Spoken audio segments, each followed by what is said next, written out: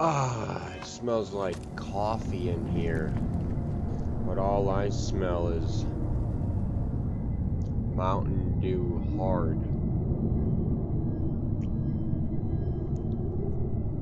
Ah.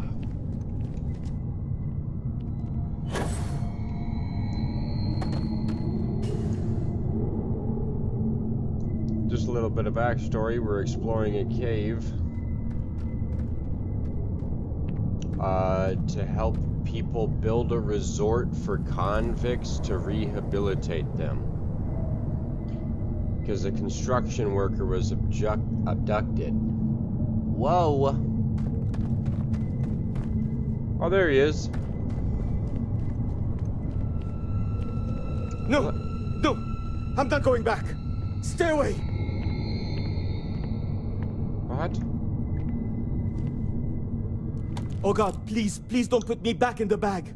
I'll do whatever you say, just please, not the bag.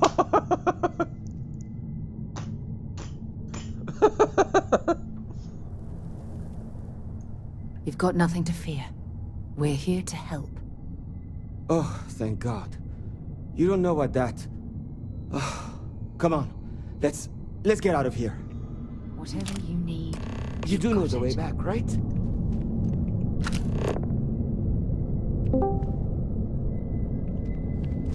Oh yeah.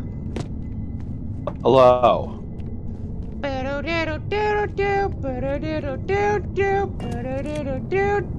She's got eyes that seems to me to remind me of childhood memories. Memories. Where Dude. everything was fresh as the bright blue sky. Oh, I've been dodging fucking Canadian farmers like in pitch blackness on country roads. Oh really? Oh my god. I don't know what the fuck they're doing out this late. Like I'm literally this... I have to take about a 30-mile road that's a single lane highway that weaves, but it's just all flat farms everywhere. But all these cocksuckers have their fucking combines and shit. They're out running right now in the middle of the night trying to get their harvests in. And they're dodging and weaving and shooting out of nowhere. I'm cruising down this road at extremely high rate of speed. And every fucking 2, 3, 4 minutes, like, come around the corner and there's a fucking massive house-sized tractor in the middle of my way. Oh Jesus. Oh, scary, man. It was like I almost had an accident with one of them. I was like I didn't see a damn thing. Oh man, it's great to be here, but it's sometimes on a Friday when you come up and you've had a long week and you got to make the 3-hour drive, you got to fuck with customs and you got to open everything up and stuff. It's tiring, man. Oof. Are the kids there? No. I got fucking abandoned again. Cameron really has no real excuse. His excuse is kind of bullshit. My mom asked him to do some yard work and he needs to make some extra money. Oh, please don't tell me you're going to eat that. He's like, I gotta go to Nana's. I gotta put the porch furniture in the garage. I can't come, sorry. And then Charlie's got work tomorrow. So I'm going to try it. I got a Wagner power sprayer. I'm gonna wake up tomorrow. I'm gonna try to stain this deck. There's a way through here. And it's sprinkling right now, so I don't know what the rain situation looks like, but... Alright. You must pause update. No updating Baldur's Gate. Baldur's Gate. Must pause. I think I finally realized why Sarah was so slow behind me. It's because I accidentally took away her boost pack. Did you? Nice.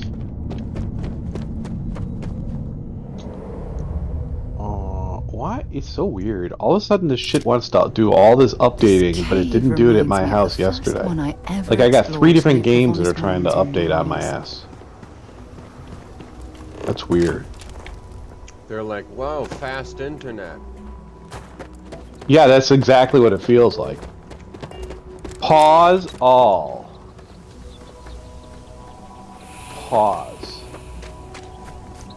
I finally got the, I got a bunch of gravel down, almost enough. And I pushed my weight limit in my car. I actually did 450 pounds today. Ooh. How was your rear end suspension doing? It was riding pretty low, but I only put 150 pounds in the trunk. And then I just put a tarp in my back seat so I wouldn't get it dirty. And then I put the rest, 300 pounds up there. And I was like, well, that's basically like having 2 humans in the back seat. Yeah. Or 2 obese people. Yeah, that's fair. That's probably accurate. So I think 450 pounds is the limit on that car. That's a lot. I mean, still, that's a lot of that's concentrated weight. Yeah. Like you got, were they bags like 40-pound bags or something? Yeah, 50-pound bags of the sand and the gravel. So you were able to stack like 2x2, or how did you? I just spread out the weight. I put some on the floor. Yeah, I put some on the seat. That's good. But I've been like slowly gathering the paver sand as well. The problem is if there's even one leak in those bags, it'll just keep coming out because it's so fine. Okay. But I have probably like 3 inches of gravel down and it's just so flimsy, so I just tried pouring some sand on it and like pushing the sand into the gravel, and that made it like much more sturdier. But I'll probably have to put like 1 inch to 2 inches of fucking sand on top and then level the shit out of it before I put the pavers down. I also like did a rough calculation, and it's gonna be like 1 ton of pavers. So I'm just gonna get that shit delivered. I don't fucking just bring a pallet to my house, put it in the driveway, and then I'll have my friends help me. Because my friend was like, I've got a truck, I was like, yeah, but that's a ton of fucking bricks, literally. It's literally a ton of bricks. So, yeah. I'm just gonna get it delivered. You're rambling, kid. Come on. I told Akbar to hop in and say hi. I want to get the dirt and what he's up to. Welder's gear. Mr. Halftown, I have some medical training. I'd be happy to. You stay away from him. I got a feeling I don't know, he might chime in. Found and dealt with, understand? Yeah, it's 70 degrees out. It's very balmy here. Fucking ghost. But when I open the door to come inside here, it's like 50 degrees in here. It is fucking cold. We'll do what we can. I'm in this cabin. Genuine sweet spot of not needing AC and not needing heat, and I'm gonna try to milk that out for as long as humanly possible. See, I wasn't going to see because it's 70 degrees. I opened the windows, but the cold air will not leave. So I actually bit the bullet here, and I just turned on some electric heating, just a little bit, just to bring it up to like the 60s, because it's a little nipply in here. That's what breaks my fucking electricity bill in the winter. Oh, I bet. God, it's so fucking expensive. It's more expensive than running 2 AC units. You should get a mini wood burner, like a mini wood burner, and just install the stack. Not that hard to do. It's super easy. And just, you throw a couple pieces of wood in there, and you'll be roasting. Really? You'll never need to. Just drill a hole through the roof? Yeah. You don't. Well, you don't drill it. You're gonna cut it out. Like, well, what's your roof made out of? I have no idea. Probably wood. Yeah. Yeah. You'll get a template. You'll trace on the roof a line of chalk, circle of chalk around the stack size. They come with a flange that slides underneath the shingles, so everything's waterproof. And you just slide that pipe right up through there, attach that sucker, and just put it in a corner somewhere. Good central spot. They're very small, like they're not that big. You can get them like that size of that little baby Ben Franklin stove I showed you in the Snapchat. I wish I could. Because whenever I have, it's my parents' house, they have a fireplace in the family room. He's alive. And Amazing. they never want to have a fire, but I'm like, fucking, let's go. And they have one of those things where you can turn on the fan so it just blows heat out. Yeah, exactly. You can get that for these little mini ones.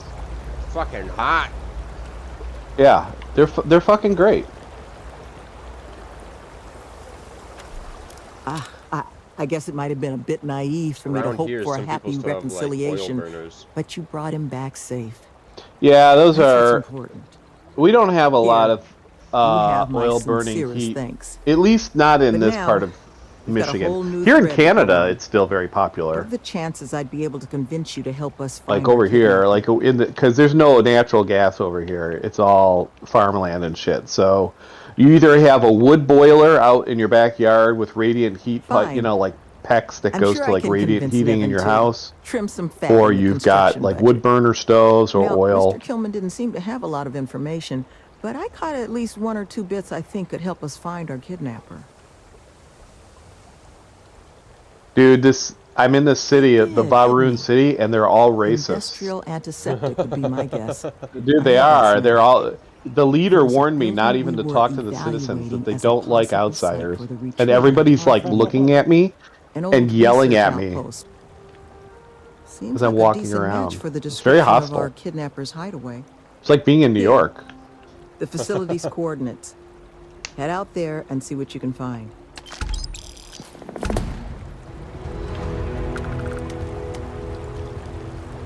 I'm helping the convict resort on, Oh yeah.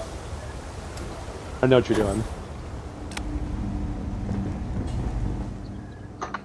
I upped my, when I hit 25, I upped my difficulty to very hard. Mm-hmm. I also made ammo have weight, and then I also increased combat afflictions. Mm-hmm. And I am leveling up so fast. Yeah, and it's more fun. Yeah, because I have all this first aid supplies that I'm not even using. So I was like, I'll take all the afflictions. Give me all of them. Dude, first aid is so cheap to buy to begin with, and second of all, there's so much of it. There's no ammo shortages and no health kit shortages in this game. Yeah. And I There is some ammo shortage for some specific the large classification of weapons. Yeah, like the 40 millimeters. Yeah, they're very scarce. So whenever you see them, you should buy them. Yeah, now I have like And 350,000 credits, so I have no problem buying out everyone's stock of like White Hot and 43 Ultra Mag, which are the Nice. two primary ones I use. I just got a fucking mag shot pistol, and then I those are put good. depleted uranium rounds in it. Golly, Yeah. this thing rips. Yep. Those depleted uranium rounds are nice.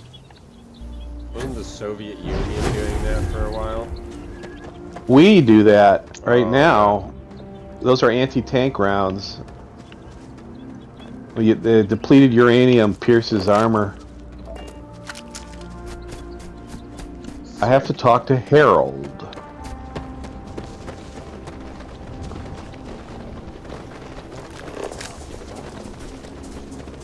Did you catch the Northern Lights last night?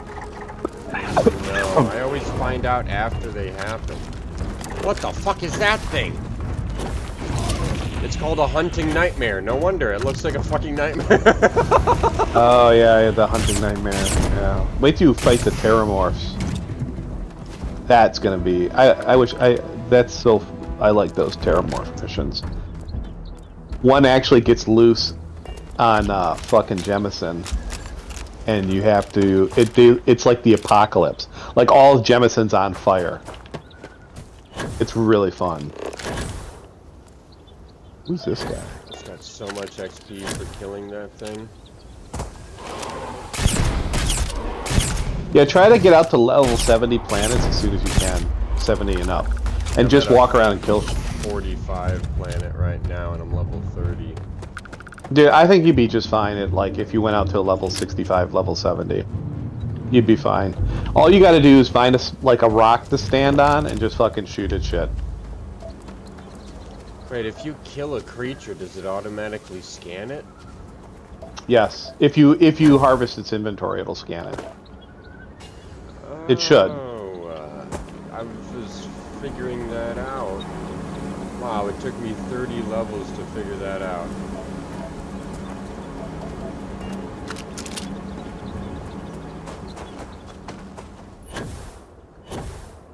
Probably shouldn't steal anything here.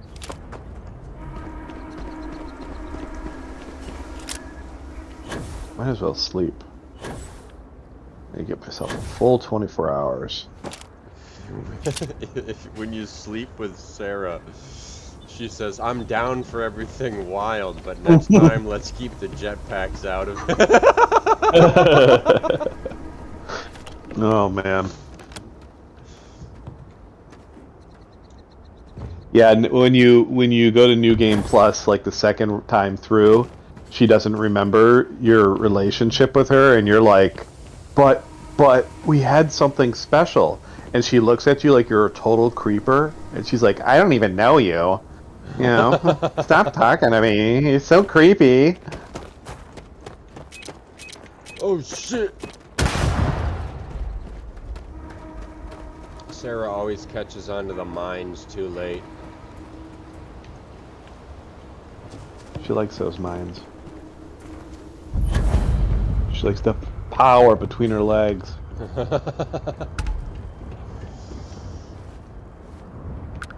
If Akbar comes in, he's going to just talk about Trump and the election. Yes. I'm not going to allow him. I want to hear his story of his travels.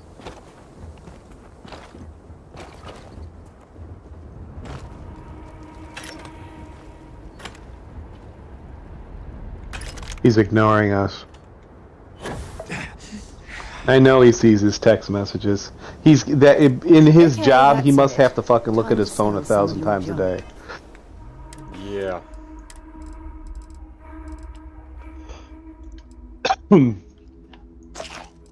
I was doing regulatory continuing ed today for my job.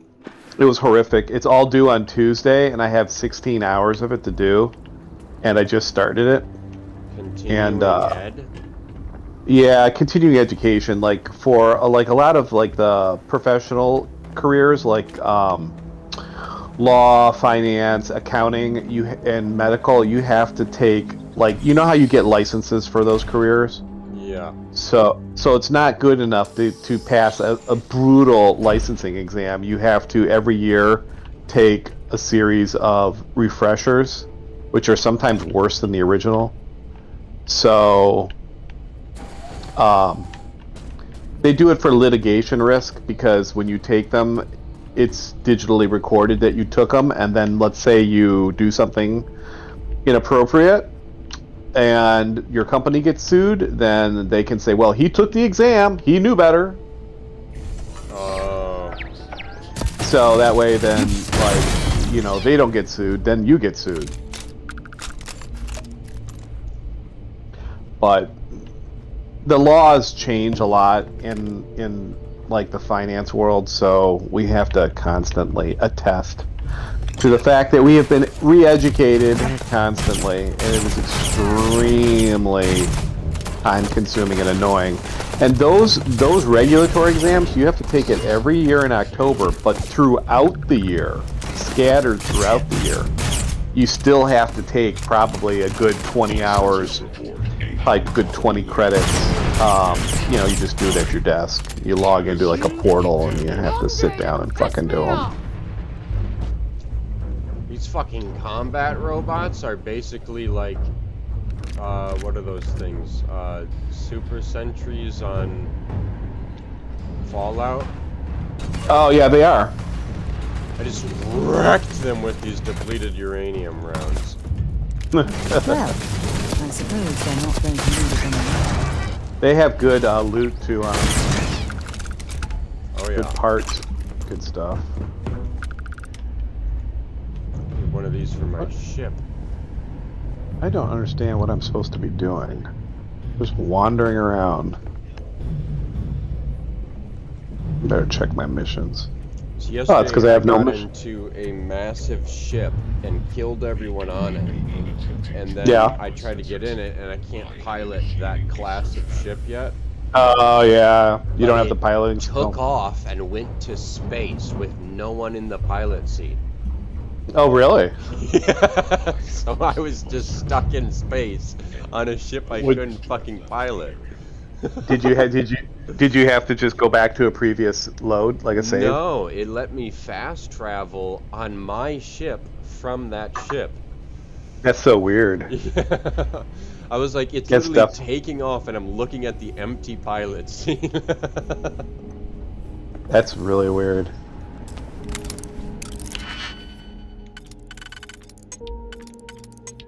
I must walk the path.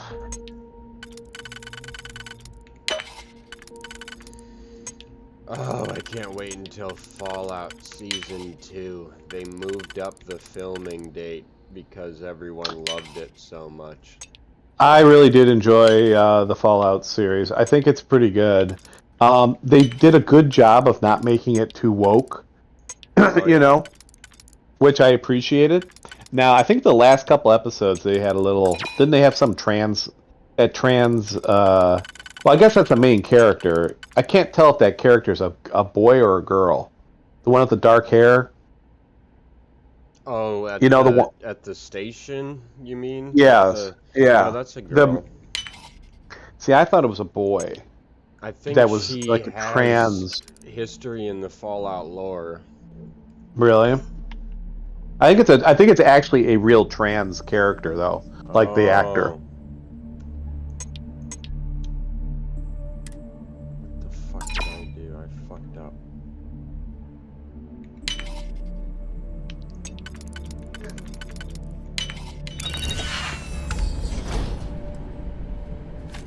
These Valroon are like half like native Hawaiian and then like half like Romulan from Star Trek. They got like the Aquaman like tattoos, but they look like Romulans from Star Trek with nose rings. Very odd. I just picked up 3 powerful combat knives. Nice.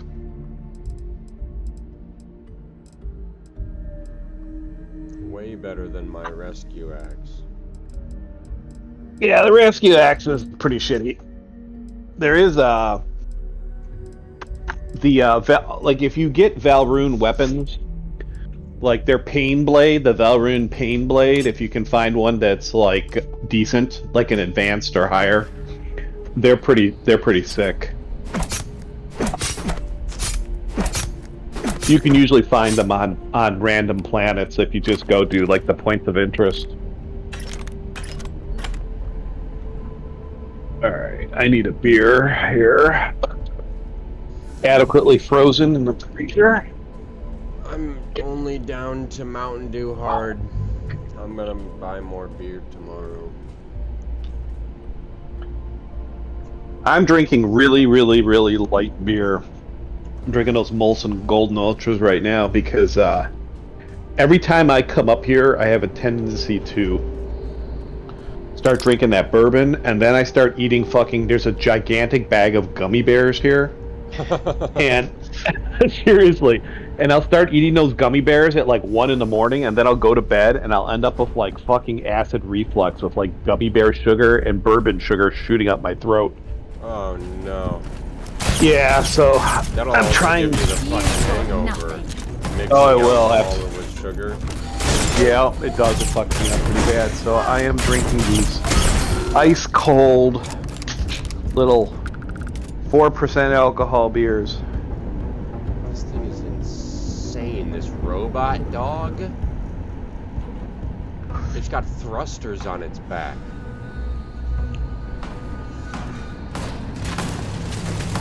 Fucking get away from the robot dog, Sarah. Do you have what's his name? The robot, your companion. Do you have him as your crew? I don't know where he went. Is he still on You the need to put him. frontier? Yeah, you can just reassign them. You can assign them from anywhere, just from your menu. Just go to your menu and choose ship, and you'll go to the crew. You'll see the crew menu, and you can just assign him, and he'll show up there. But you should have him on your ship because he gives a massive buff for your ship. I don't see him on here. He's not one of my crew. I think you got to reassign him then. I must have to, well, I haven't done the Barrett mission yet. Maybe I'll do that next. Oh, you haven't done the Barrett mission? No. Oh yeah, that's Where I a gotta main go find storyline. them. Yeah, you should do that one.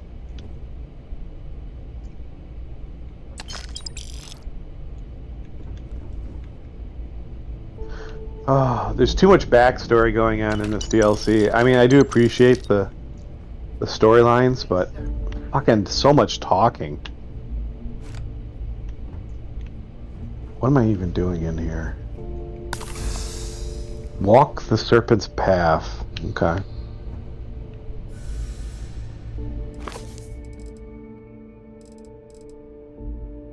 I'm assuming there's gonna be a bunch of fucking shit. Well, I suppose they're not going to need it anymore.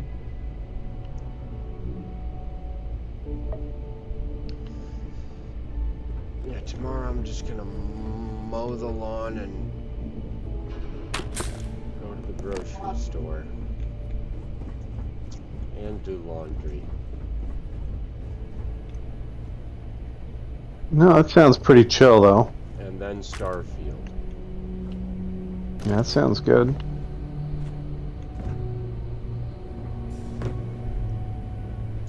I'm glad that I don't have a guy fucking riding his riding lawnmower across my fucking lawn now and mowing half the goddamn lawn. Oh, how did that work out? I fucking called the park manager and fucking complained. I was like, I'll do the fucking lawn. Okay, well, if you're willing to accept responsibility for the entire lawn. I've been mowing the entire lawn. Don't mow half the lawn, it looks like shit. And then he gives it a fucking buzz cut where it's like 2 inches high and the grass can barely survive.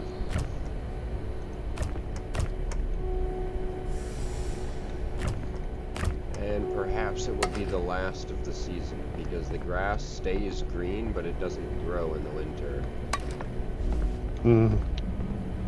So it's kind of like timing it perfectly because it's hard to find it dry this time of year. It's either dewy or it recently rained. So it like sprinkled this morning, but then it was 73 degrees. So it should be dry tomorrow because it's not going to rain.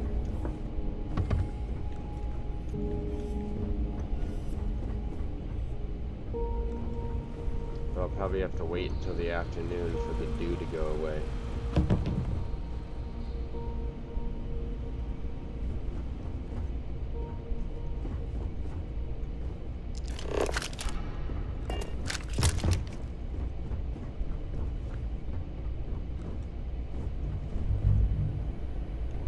Chunks cheesecake. Cheesesteak.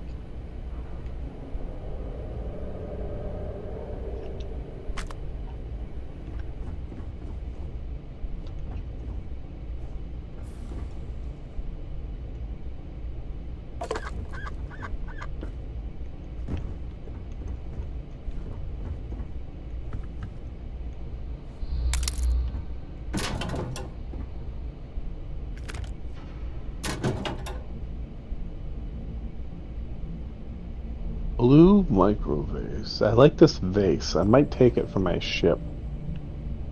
I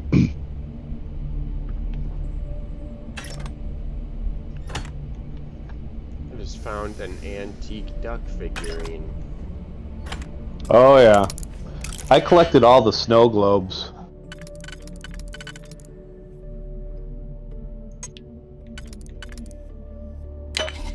I think it's either the Earth or Mars mission you get a special snow globe.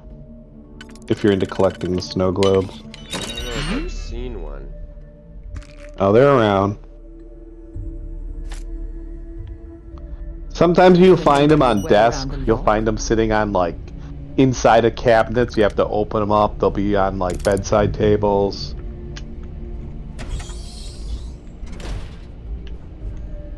Bethesda, never find a useless bathroom.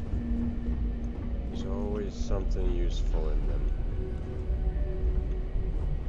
Actually, this one might be useless.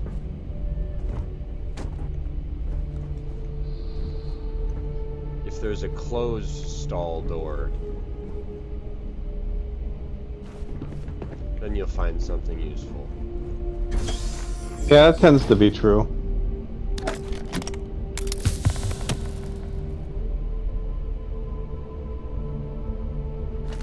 Ooh, a key. Okay, this fucking gun must be glitched out, because I can't pick up what I'm looking at. Different gun. Oh, look at that, I can pick up what I'm looking at.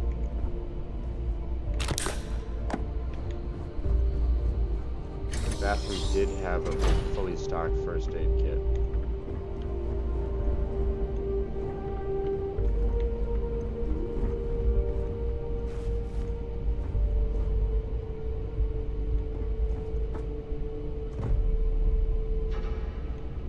Zani Lux and the Luxites.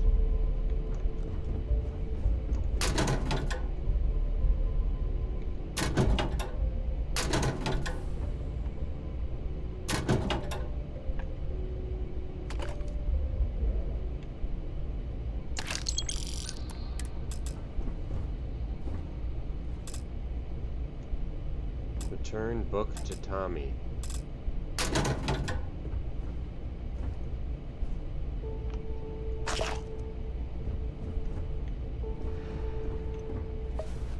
Bop.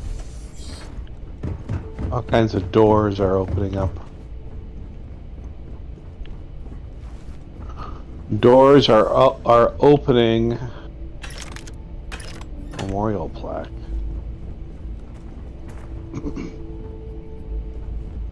Yeah, do you have weighted ammo on? Yeah, I believe I do. I think so. Hold on, let me look. If not, I would highly recommend it because it still doesn't even touch like 0.1 pound. Yeah, it's on.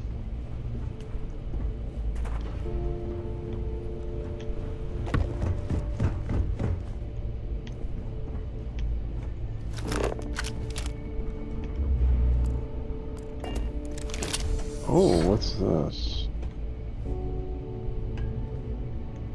Oh. Right. Oh, it came from here. Find deep recon pack. Garbage.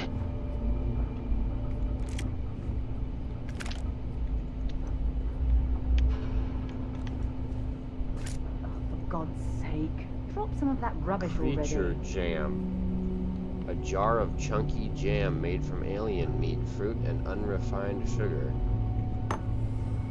Delicious.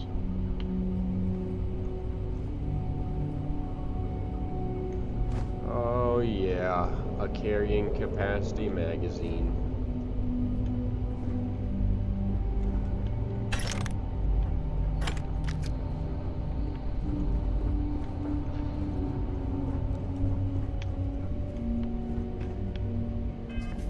I still have a fucking burn affliction. You gotta be shitting me. Prognosis stable.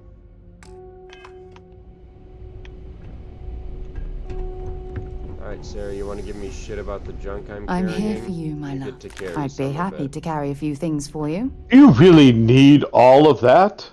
Yeah, and then when I drop like a weapon on the ship, she's just like, why would you drop something that valuable? Oh, I don't know, I don't want to carry around junk, right? What does she say? She says that you say like, I think we might need that later, or some bullshit like that.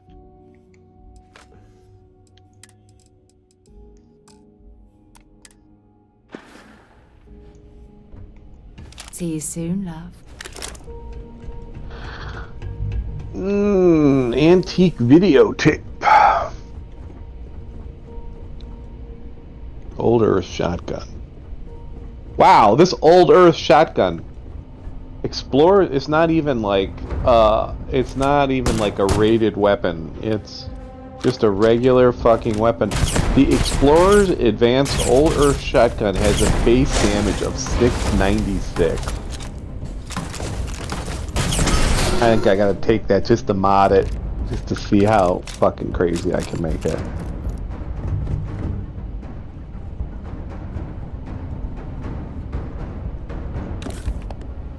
I don't really like to use shotguns in this game, but sometimes they're fun.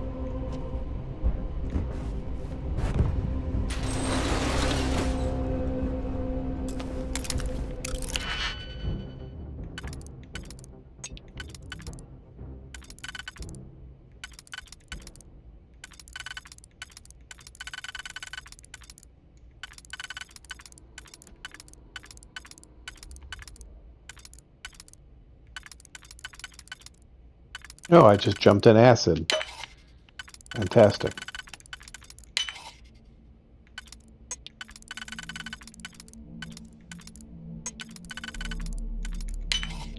Oh. Shit.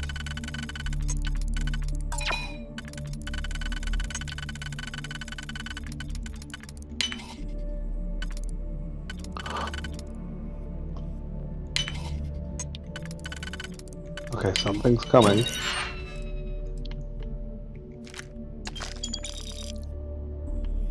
Golly.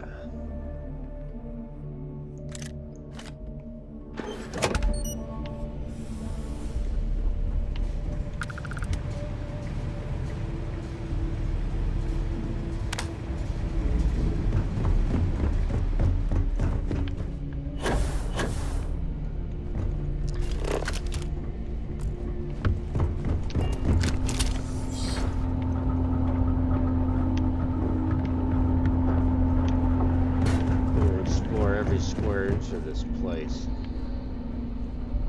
Oh, I was already up here.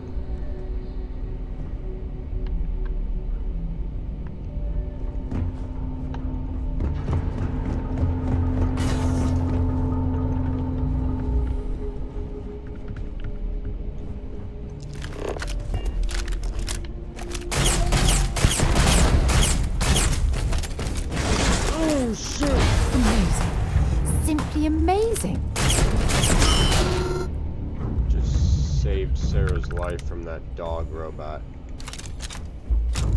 Sure, she appreciates it. I was about to smash right in there, and I fucking let a shot go, and it just slid to her feet. I have to sacrifice a goat? How do I do that? Kid goat. It talks? I'm supposed to talk to it. Okay, sacrifice it. What do? Do I shoot it, or do I use my blade? Maybe I'll just kill it with a blade for fun. Inky Skeleton, welcome back. Oh, it's Inky Skeleton. Bring it on. Alright, I'm equipping my pain blade.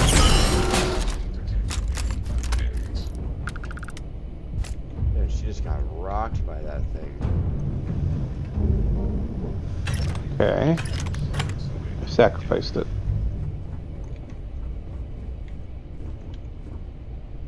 What if I go this way? Bleeding.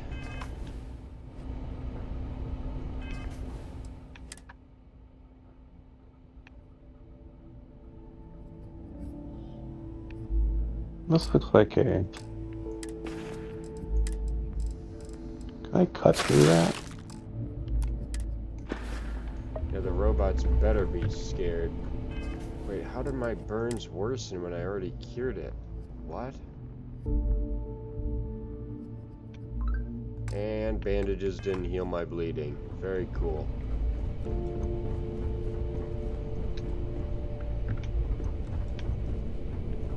What is this? What is this all about?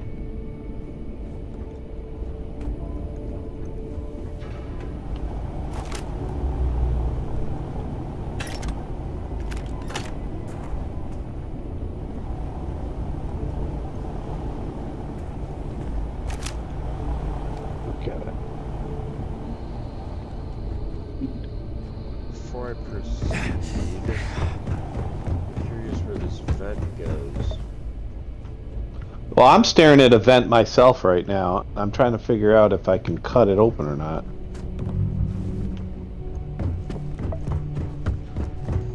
Farewell, Inky Skeleton. We lost Inky? Yup, Where's Vortek? I know. Where is he? I'm very disappointed in Vortek. I have not seen him in many moons. Apparently, he's working a lot. But still.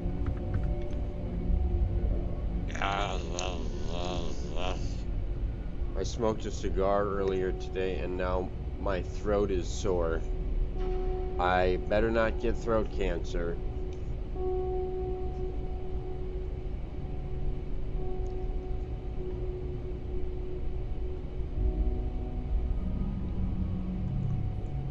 You have cell damage. God damn it. I can't fucking sprint. I thought I'd cured my burns. Prognosis poor. Alright, let me use another fucking aid.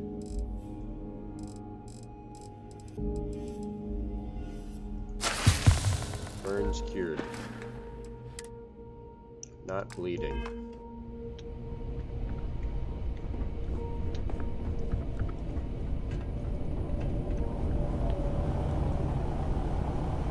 Whoa, oh, oh, sweet child of mine. This is what my brain does when I lay down to take a nap.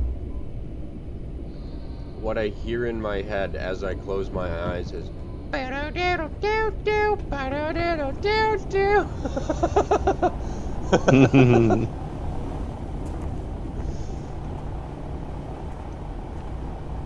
just was partaking in some kind of very, very strange ritual.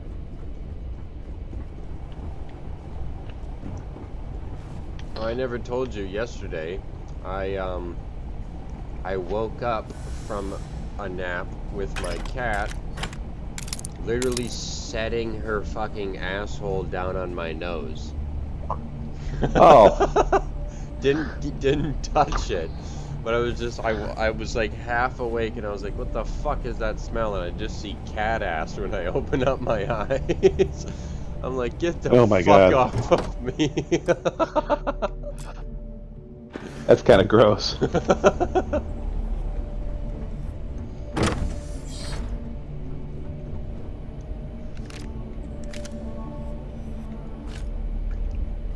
I've been given a Valrune title based on the sequence, like this a randomized sequence to this ritual that determines how you play this DLC. So it's unique, and I have been given the title Vindicator. Yes. I like that. That's a good title. They did a good job. Now, are there any goodies hiding over here that I could maybe stealthily remove? Throw this fucking mag shot right through this unsuspecting robot's back. Massive damage. Wrecked!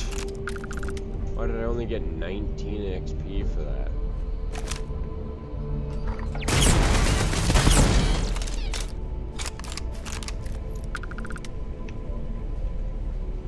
All these environments are so cookie cutter.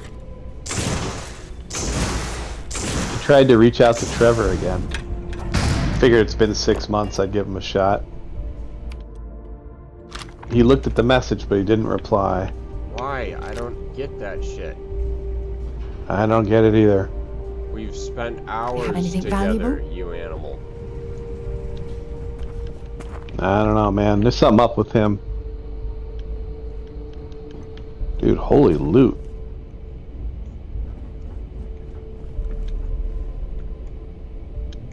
I'll take... Ooh, here's some 40 millimeter.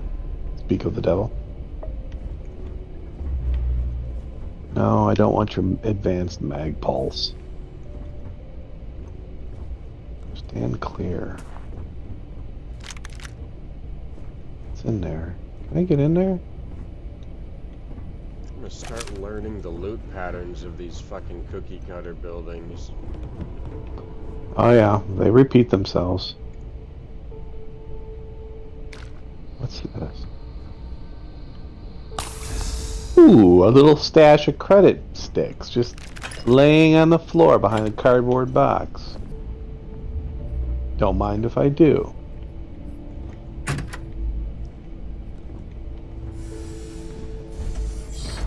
Can't go wrong with credit sticks. I feel like this is a cuttable door.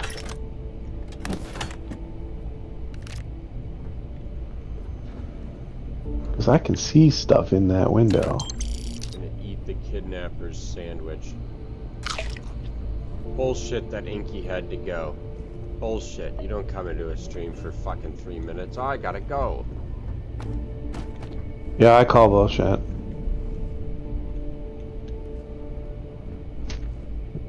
Oh, synth Warning. steak.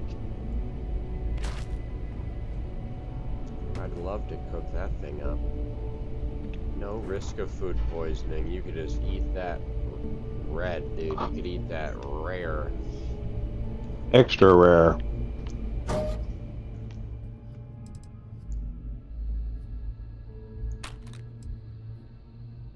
Corrupted slate and 3 adhesive. That's what I like to see. Can you craft adhesive at all? Yeah, I believe you can. Can't remember. I haven't done it in so long. I usually just buy it every time I see it. But yeah, I believe yes, you can make adhesive. I think so. Probably takes sealant or whatever. Yeah, I think it does take sealant.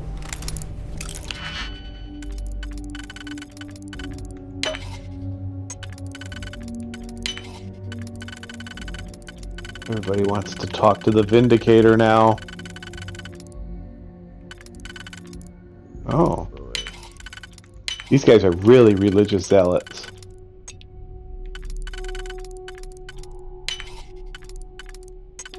Yes, I will talk to you in 1 second. Wow, that lock Let's see didn't what last kind of very goodies you long. guys are hiding over here.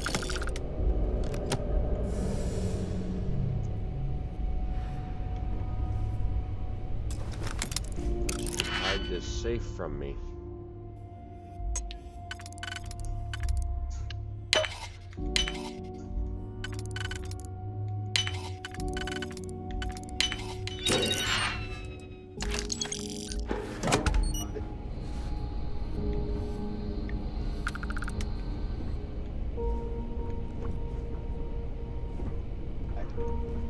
Anti-ballistic. Not very anti-ballistic. Wait, what the fuck? Oh. Sarah closed the damn door.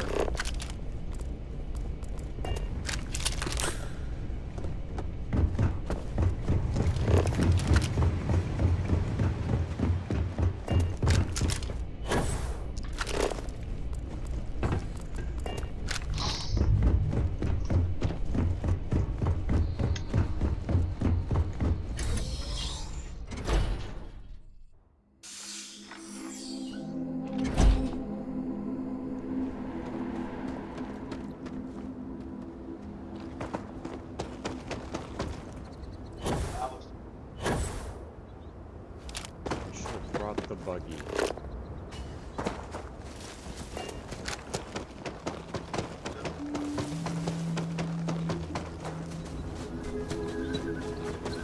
also took me a while to realize that the buggy had a turret on it. Do you have Apple TV? No. There's a fucking great show, based on Arthur C. Clarke's books that he wrote in like the 60s or 50s, called Foundation. And it's got like it's almost like watching a video game kind of. But it's a really, really good show. If you ever get Apple TV, you should watch it. What's it called? It's called Foundation. Takes place in sometime in the future. Earth is a distant memory. It's actually a myth. And there's like the galaxy is run by 3 men that are all clones of each other, except they are all like whenever they rule. So basically, it's one man with 3 individual minds. But there's a child version, a middle-aged version, and an old version. And every time like the old one dies, the middle one progresses to the old, and then they go to the cloning vats and they bring up a young version, and they just cycle through them, and they rule as like a family. And If something used this place as the shelter, empire has there become could be completely secondary corrupted. food It's source just nearby. their control is so expansive across the galaxy. Now the fringes of the galaxy are starting to rebel. It's really, really good storyline. If you like any kind of like sci-fi stuff, but it's like very political, and it's excellently done. Oh, interesting. Mm-hmm. This cave would make You should watch the adequate trailer shelter. for it. You'd be intrigued. And the actors that they picked for the roles are stellar. And they're premium actors. These aren't like, some fucking Netflix degenerates. I actually lost Netflix because I think my brother kicked me out. Oh, did he? Yeah, I was getting around the whole separate household thing by just clicking on Netflix notifications. Oh, yeah. Because then I could just get into the app. Mm-hmm. And then stream it to my TV or something. And now I don't even get notifications anymore. I think you can get like a week trial for Apple. Or like there's like usually around this time of year there's like try it for $1 or something. You could binge the entire first season in like a week easily. That's what I did but with it's The Mandalorian. Because I got Disney Plus for free. With through, Hulu? My internet provider back when I lived in the gotcha. capital. Mm-hmm.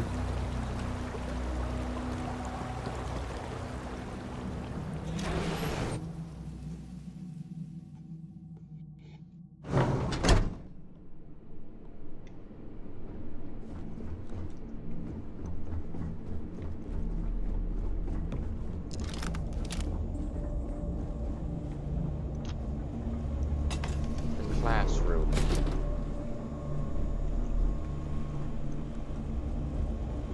Cheese crackers.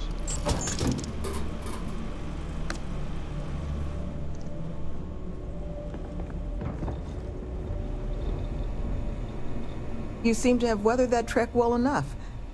Were you able to find anything at the facility? Can't tell if this chick just has a dirty face or if she has vitiligo. The girl I was just talking to has vitiligo for sure. This Valrune girl. Something like that going on. Not a lot to go on.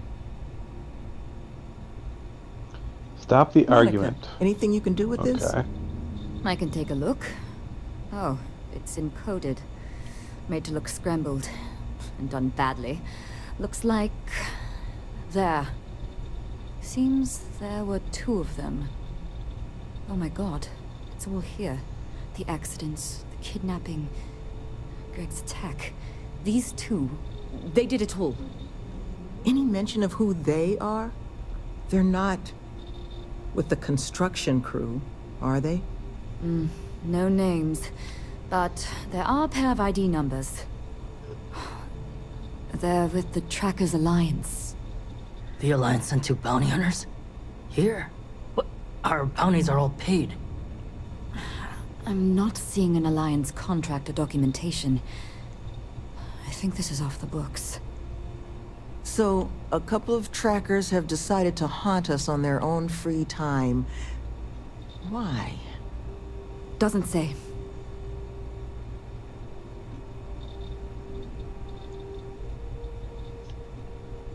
True, but knowing their motivations may make the process simpler. Their motivation is money, Sloan. We pay them, and they'll leave us alone. And make ourselves a target for every other hunter in the universe. We need to take a stand. Says the one guy physically incapable of taking one. We're not doing Oh, this anything guy just until gave we me a actually cool weapon. find them. Any mention in there of where our trackers might be now? Sounds like they're on a supply run, outside the system. Then we got a little time. Given their background, and ours, I expect you're the only person here they might actually listen to. Would you be willing God, to there's act too much as an talking. emissary on our behalf? Ever since I've got on Discord, these guys are just fucking talking. About the most exciting thing I've done is killed a goat. I'm certain we can find a way to solve this without resorting to violence. Let's just pay them and be done with it. I mean, we clearly need more manpower anyway. I'll hire them on as contractors. To hell with that. We know where they live. Let's have our friend here get the drop on them and send them to the great beyond. The last thing we need is the galaxy thinking that's how we solve our problems around here, Mr. D'Angelo. I would request you try to avoid any violence. But if you're looking for suggestions on how to proceed, well, it seems we've got opinions to spare.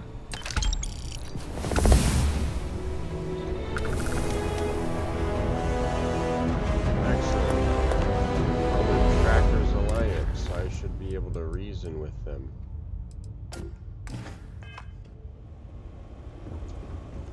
Are you reasoning with them? I will. Do you ever get more bounties at the Trackers Alliance? Because there's still no new bounties for me. Yeah, I think you can. How many bounties have you done? Just the first one where the guy steals the ship. Yeah. The Trackers Alliance? Yeah. Yeah, that's the only one on the board. I was just in Aquila City and I checked. Sometimes you have to check in other cities. Oh. Also, sometimes I notice this is that if you go do a different faction's mission or another faction bounty, it'll allow you to progress with the one you were working on before. Like, it's weird. Oh. There's no rhyme or reason for it because it doesn't always pan out like that. Like, sometimes it does, sometimes it doesn't. It's very incongruent.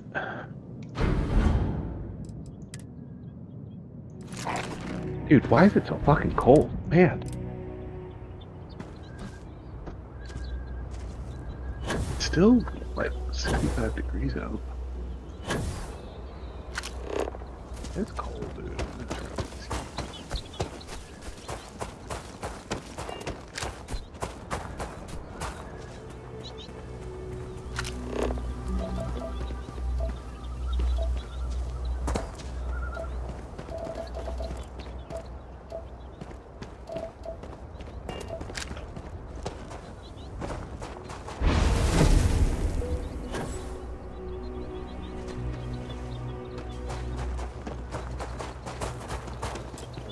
This, I'm taking the buggy. Oh, my day just got a whole lot.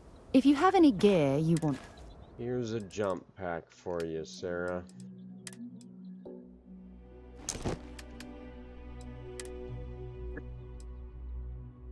Forget who. I think it was Sam Cole. Yeah, it was. Oh, do you know if you give your player, if you give Sam Cole, any player, just one grenade, they have unlimited grenades.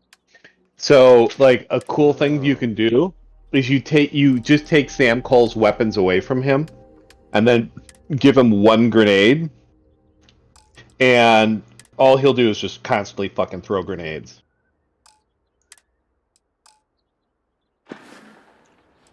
Yep, I just gave her a grenade. So she has a pack. Have something for me? It's equipped, and she's just not fucking using it.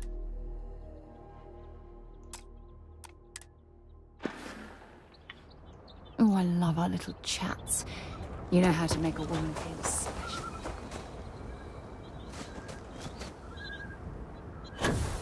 Remember I was telling you about that skill isolation? That's why I fucking got rid of all my companions, because they just pissed me off. Oh, yeah.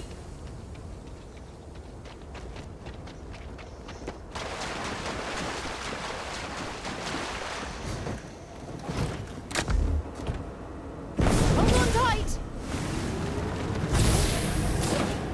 There we go.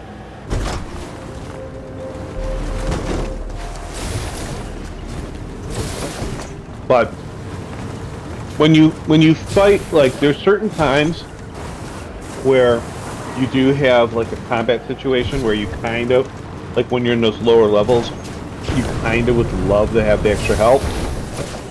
And so the grenade tactic is actually quite nice.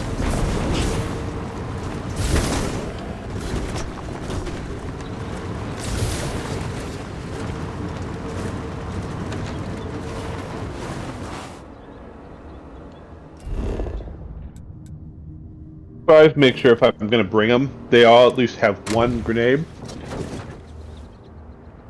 So they can use them. But if you take all their weapons away and they have no choice but to use the grenade, that's all they'll do is just keep tossing grenades.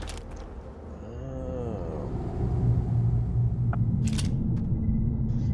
Well, I have it equipped. She's got a gun equipped and a grenade equipped, so she should use both of them. She will, but some of them will never use it. Like, some of them will use it quite frequently, but then some of them will never use it. And most of the time, you gotta be real careful, because they'll fucking throw. If you're fighting something and it's right in front of you, they'll throw the grenade right at you. I'm serious. They'll fuck you up.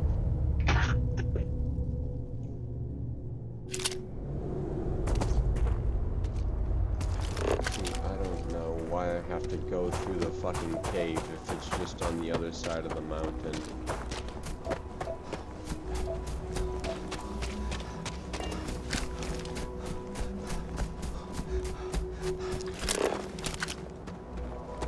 That's a bunch of bullshit. Going back to get the buggy.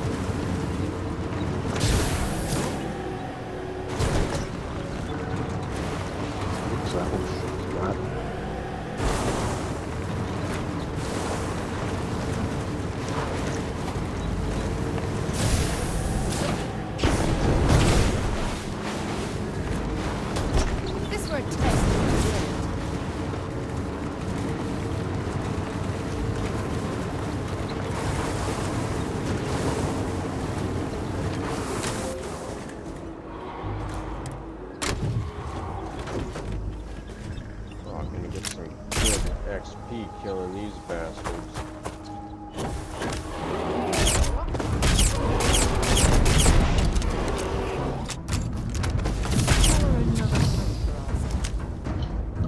God, the dialogue is I'm drowning in dialogue here.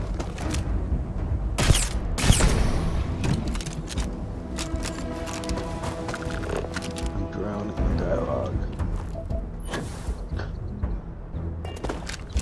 Oh, now I've lost my appetite. Need some action.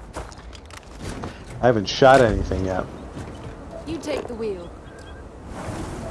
Notice you have a much larger scan radius when you're in the buggy. I never noticed that. I don't use the buggy too often, but that's a nice feature.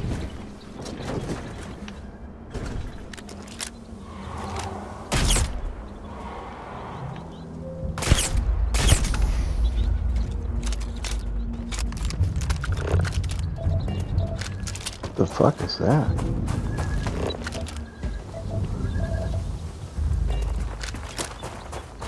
Could use a sleep on this bed here for a minute.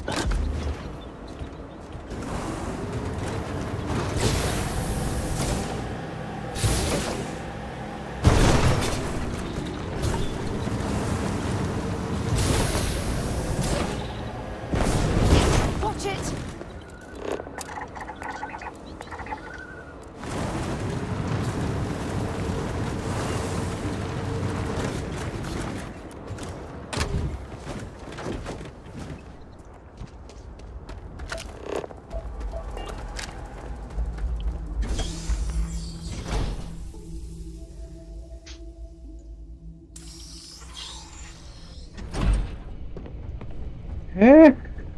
Getting a little warmer in here. What's going on with this?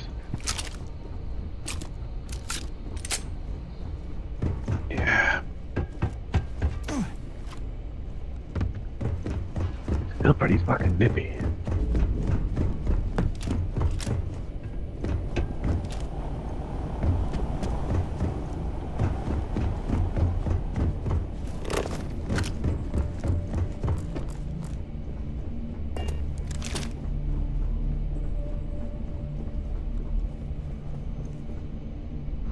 Wait for the trackers.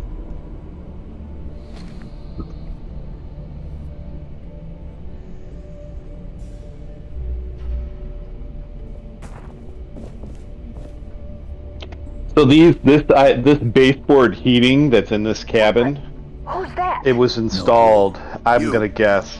Who I'm are gonna take you a and what the stab in hell the are you dark. I'm doing gonna here? say probably late 1950s, early 60s, And just who maybe the holy hell are something you? like that. This fucking heat is like unlike anything that you could possibly buy today. See? And I as far told as you like Bill was electric gonna leave heating that is to us. concerned. Should have slit his throat when we had Like the it chance. turns on Quiet. and it's like Listen, scalding, unless you're it's here to like tell us those burn your convicts have flesh decided to off, close up hot to shop, the then touch we in got like 10 nothing to seconds. discuss. Jesus. Yes, and you can see the red wires like heating up inside There's no this need baseboard for heater. unnecessary bloodshed. These things are probably so. 6 feet long maybe, and they run along the wall. And when they turn on, all the lights go dim in the house because of the fucking amps it pulls. Last But thing we need man, is trouble with the Alliance. They Well, they put out some more trouble. serious heat. And when I'm here in late November, sometimes very early December, I'll close it up somewhere between Thanksgiving and the first week of gotta assume we December. might have closed It down can be business fucking by cold, and I come up here and everything's cold. And even with those things, all of them on, like it takes Listen, all night to heat it's this not like place this up is because personal. it's so poorly insulated. It Fine. just doesn't hold the We'll heat leave the well. retreat alone. Can't make Wasn't no designed for promises about that. us being the last, though. Just get out, all right? Okay.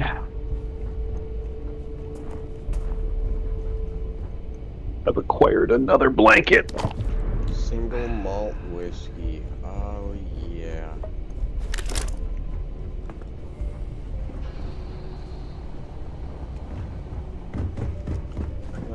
fly through this building because I know it's fully looted.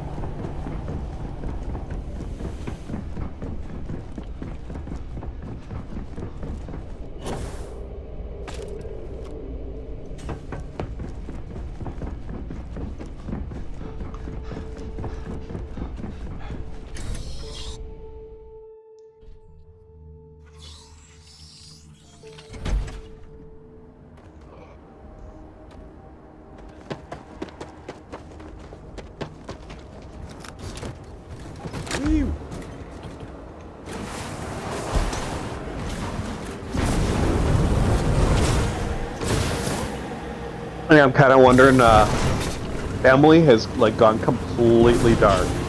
After, like, weeks, actually months, of nearly, almost daily posting. I have not. I don't know, dude. I'm wondering if that she was working.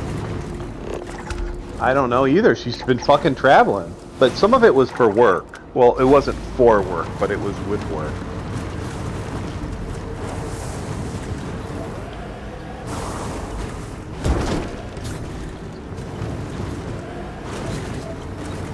Persuasion failed. Need some of that Hippolyta.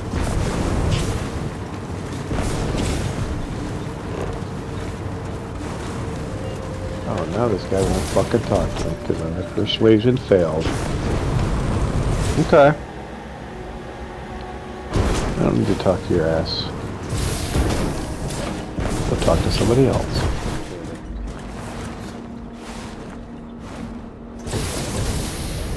I'm gonna talk to the black lesbian.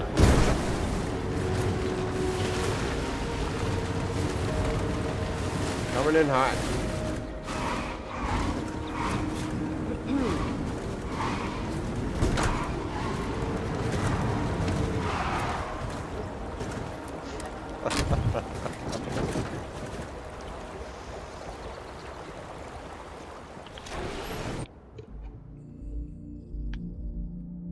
They pay well. Who's that? These Elio's retreat folks. There you are. You were gone for quite a while, love. Are you all right? Were you able to find our trackers? Oh, always short on Digipex. That's the best news I've had in quite a while. Should have stopped to From pick the some bottom up. of my heart, thank you, love. This place, all of us, we are in your debt. There is just one last piece of business, though. Nevin asked to speak to you, in private. He's waiting for you up in the office. Nice.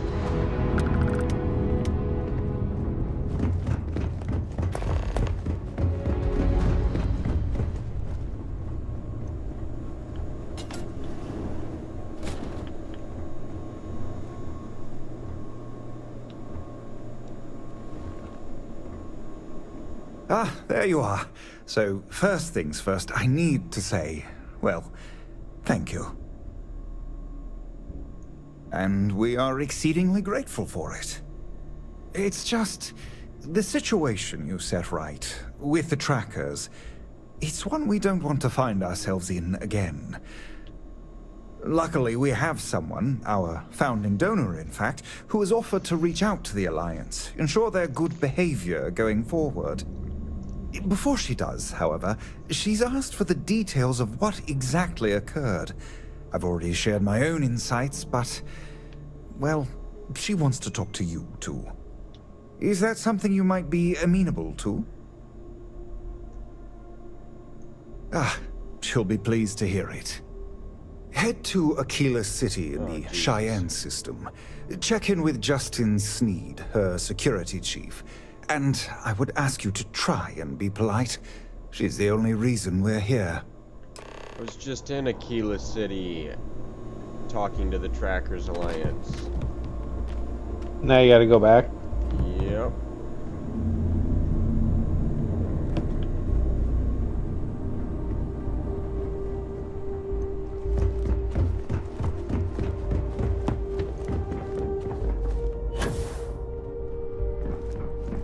Cat. What the fuck?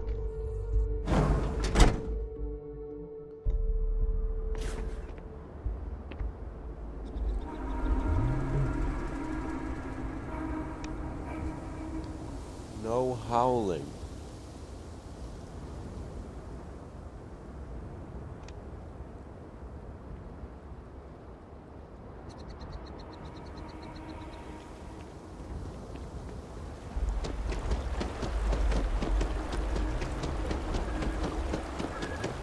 I knew taking this job was a mistake.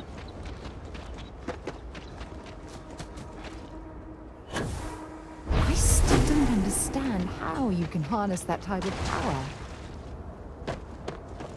Okay, I got competing interests wanting me to do multiple different things. I got people wanting me to lie, pull, and do all kinds of stuff. Always a pleasure, Captain.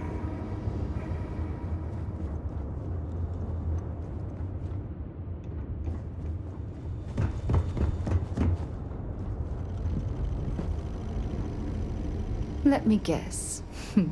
Want to see what I'm carrying?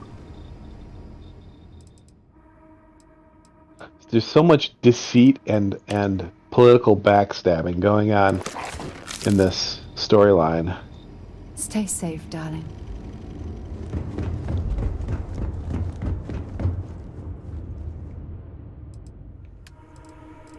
If I don't max out the fucking cargo hold.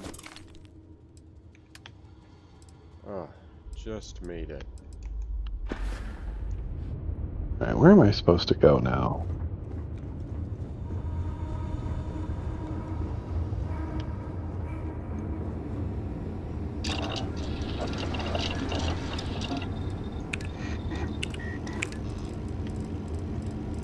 No research left. No research you can do? Yep, gotta see if I can spend another skill point.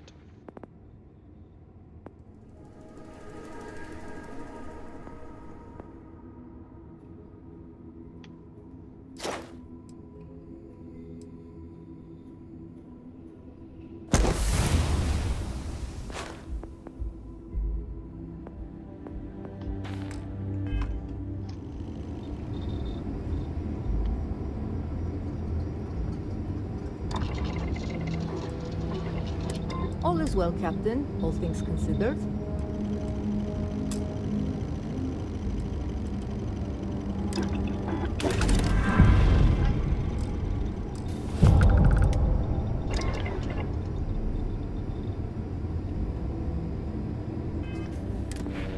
Okay, great. Hello, Captain.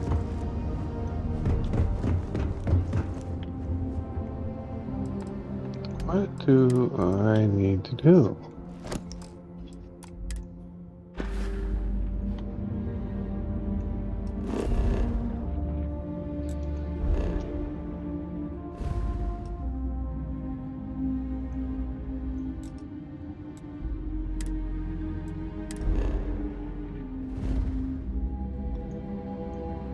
Okay.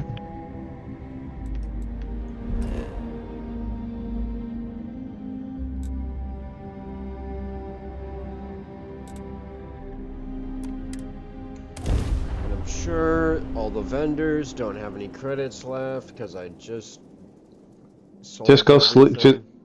Just go sit in a chair and sleep for 24 or 48 hours. I might just do that.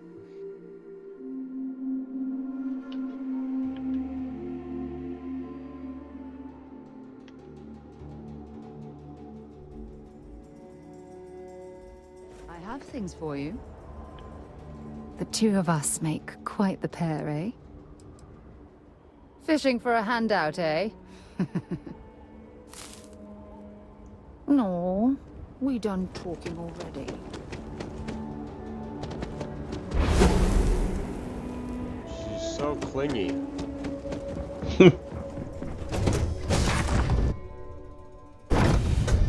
Guess I have time for another.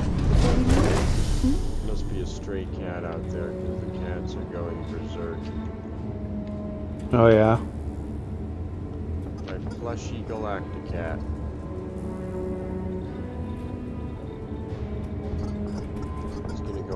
top bunk, because no one sleeps there.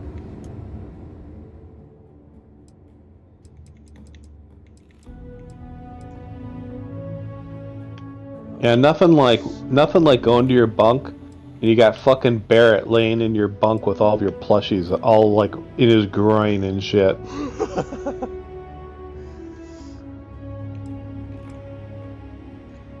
While it sleeps, I'm going to get another beer. Alright.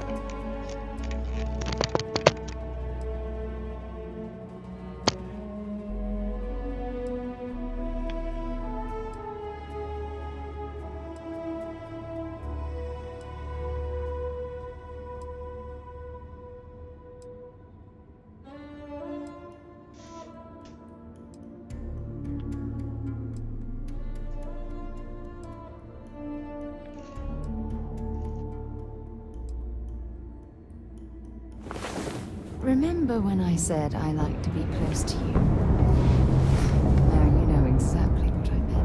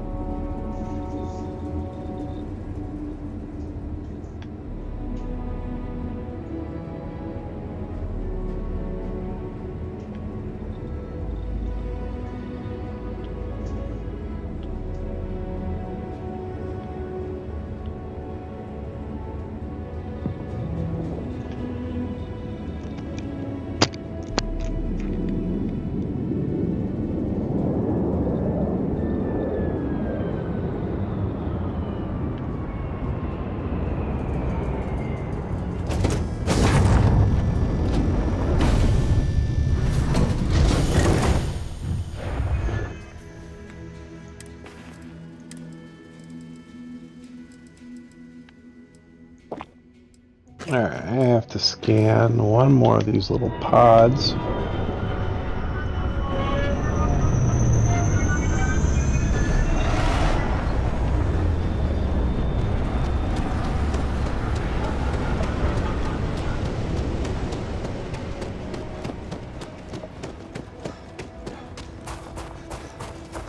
Got a freighter coming soon. No time to talk.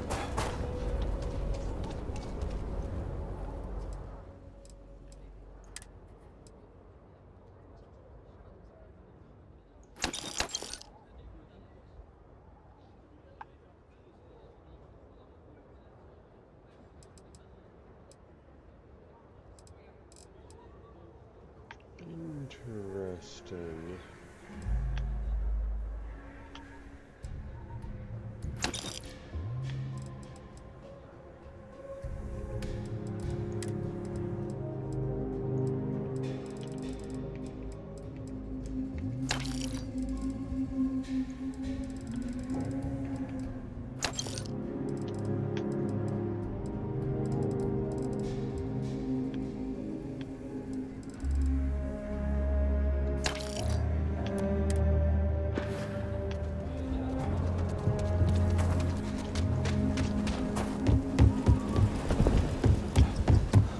Just keep your gun holstered. I get all. Everyone needs supplies. Feel free to look around.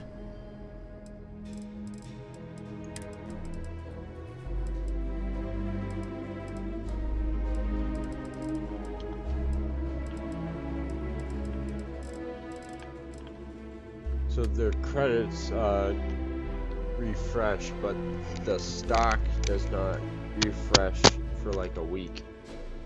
So if you go to is it Mars or Venus? Time is accelerated there. Like if you sleep, is it Mars or Venus? Fucking A, I don't remember which one it is. I think it's Venus. If you go to that place and you sleep for like 2 days or whatever, it's like 4 or 5 days, like on Jemison.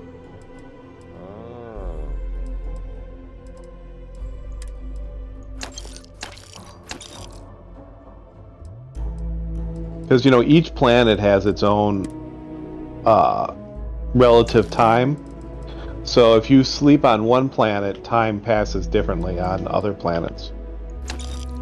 So like it's very helpful to go to a planet that's got a where the ratio of the sleep cycle is different than can I steal that? Than the planet that you're waiting for shit to refresh.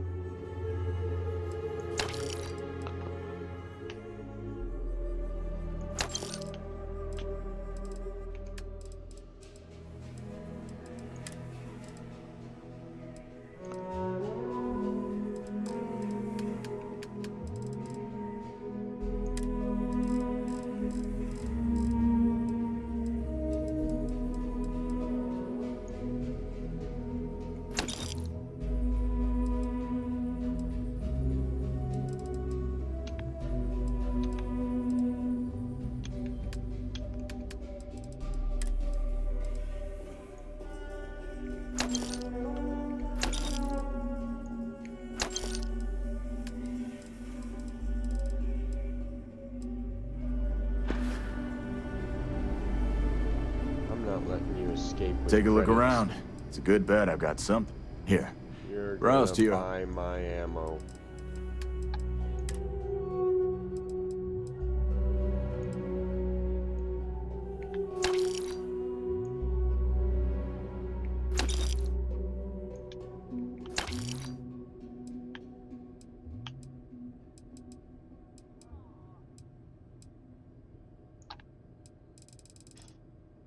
So much ammo I'm not using.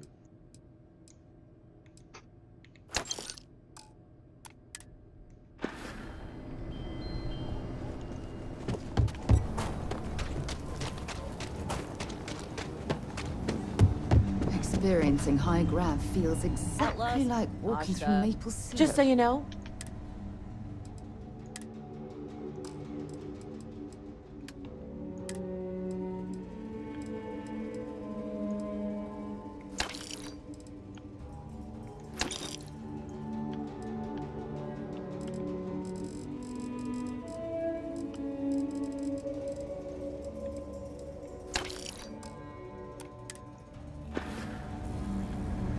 Ein share as samanas.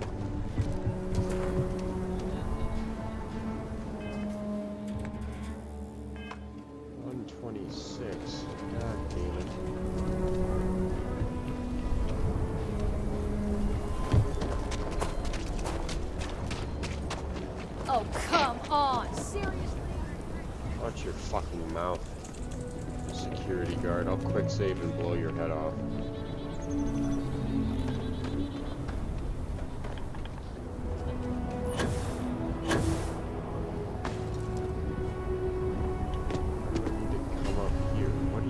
Tower's closed.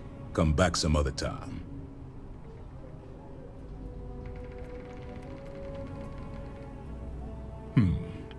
You're them, huh? I've got 2 rules for this little meeting. Rule number 1, you're not to share anything you discuss up there. This is a private matter, and we're going to keep it that way. Rule 2, you decide to get playful with that weapon, we're going to have serious problems. Think you can abide by those? Good. Miss Lance is waiting upstairs. You can go on up. This white guy has... I'm almost positive that the voice actor is black. Sounds like it.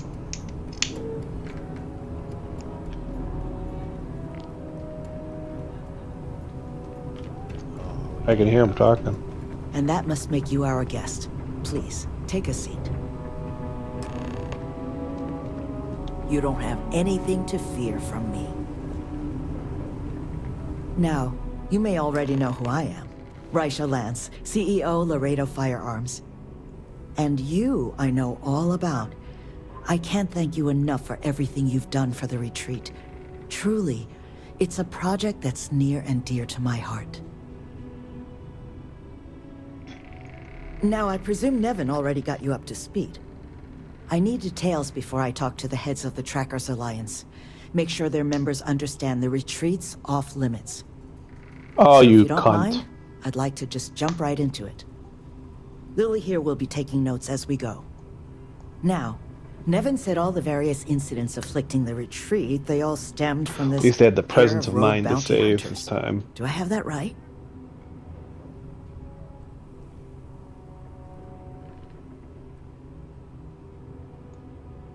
Good.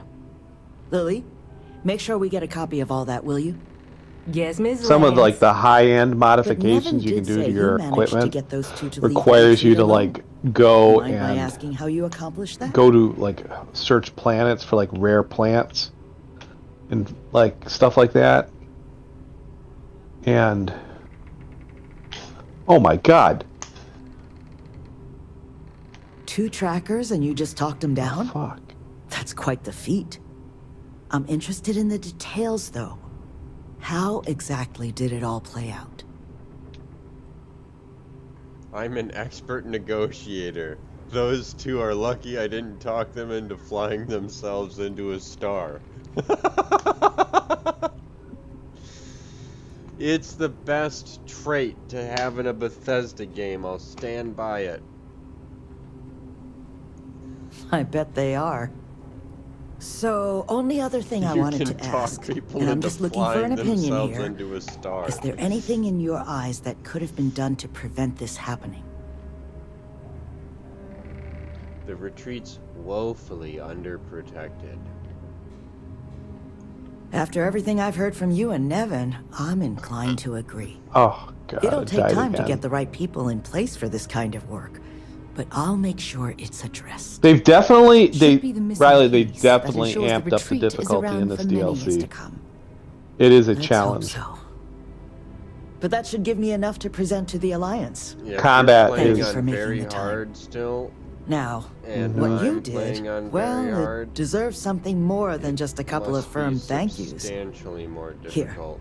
I want you It's to have significantly. I They're a think rare make. there's but I definitely think been you've some earned improvements to like the AI. Was there anything else you wanted to talk about before we went our separate ways? Shit. She just gave me a wicked fucking spacesuit. And a gun. And ammo. No money though. That's kind of you.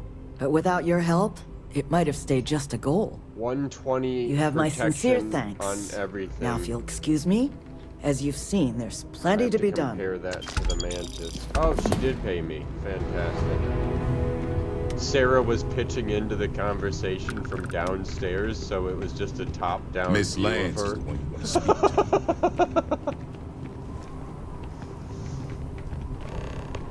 I don't know if I told you about this, but I have Discovery Plus, the subscription, and I've been crazily addicted to Expedition Unknown and Expedition Oh yeah, I love that show. X. Have you watched Expedition X? It's like the ghost cryptid version. It's Josh Gates you're talking about. He's like the host, but he doesn't actually go on the expeditions. Oh, he just narrates those ones. Yeah, I have seen them. Oh, I'm not a ghost show guy, but if any of them are fucking real, this one's gotta be fucking real. It's genuinely fucking terrifying. And the nice thing about it is that they're not all just like, did you hear that? Because one of them's a skeptic biologist, so he's never believing anything, and then the other one is like a girl with paranormal experience. It's such a good show. I'm literally like getting goosebumps in my bed when I'm watching it. Yeah, I have seen it. I have seen what you're talking about. It is good. Harley walked. Yeah, it trumps all ghost shows by just having a skeptic on there. They're like, did you see that? Well, it could have been a bat. Yeah, right. But they go to like the basement of an insane asylum, and the girl literally just starts like throwing up, and then she goes outside and she's fine. Crazy shit. A lot of it is white people shit, like, why would you go down there? Why would you go down there? Yeah, a lot of white people shit. That is definitely it. Don't go down there. Hey, we just heard footsteps up there. No one's up there. All the crew's down here. Let's go up there. Let's not. Apparently Matt Rife, the comedian, that's what he does in his free time, is he goes ghost hunting. Fuck that shit. I'll watch from afar. And I just gotta make sure I don't live near here, right? Fucking lock the door.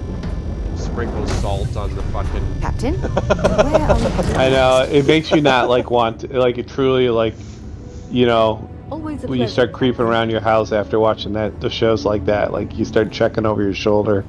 I'm lucky that my house was built in 2017, so I don't have to worry about any ghosts.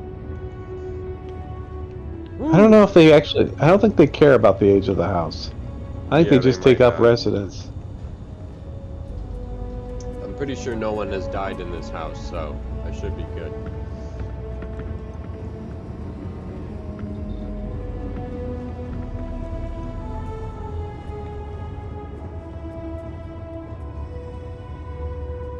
Man, this fucking space shoot that she gave me. She gave me a legendary peacemaker.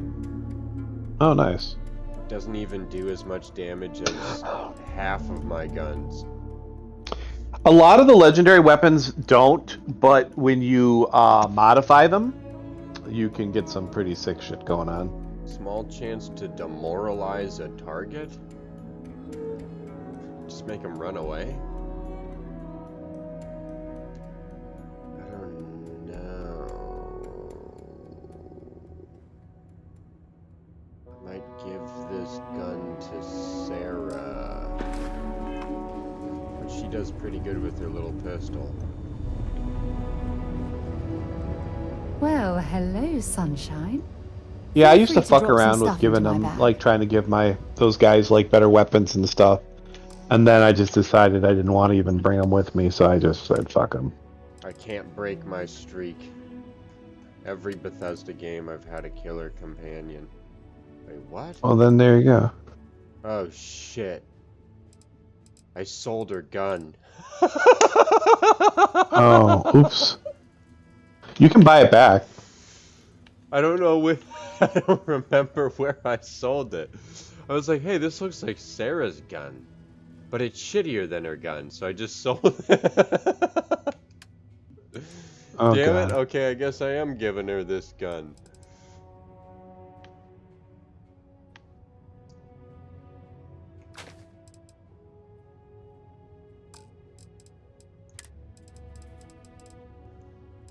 That's okay, she'll do fine with this.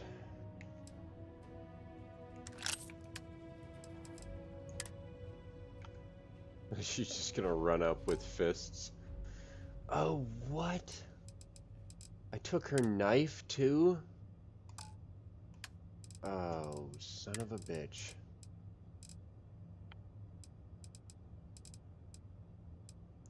Fuck.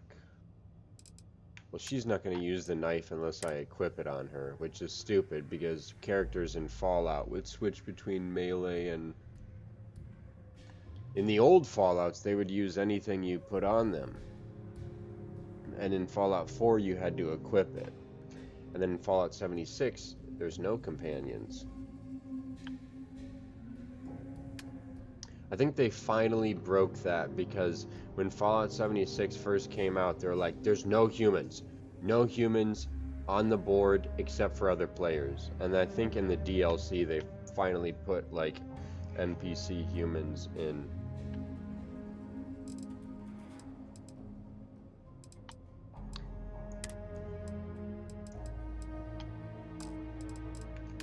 Okay.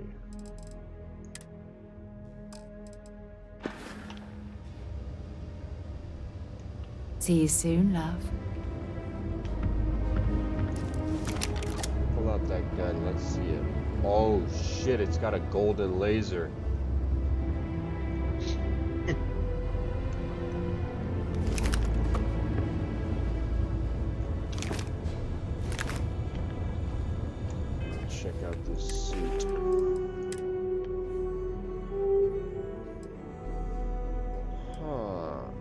has more energy and EM resistance than the Mantis.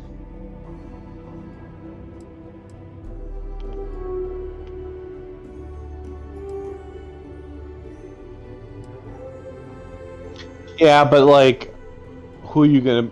You have to keep in mind, like, when you're using. See, it's always good to keep. I usually keep 2 suits, but 99% of the time, to be honest with you, I keep the same suit on. The only time I ever change suits is if I have to do a mission and the environmental damage is so bad. Correct. I'll put on I'll put on a suit just for that purpose. Yeah, this suit has great thermal and radiation resistance, so I'll keep it for that. The pack has great thermal,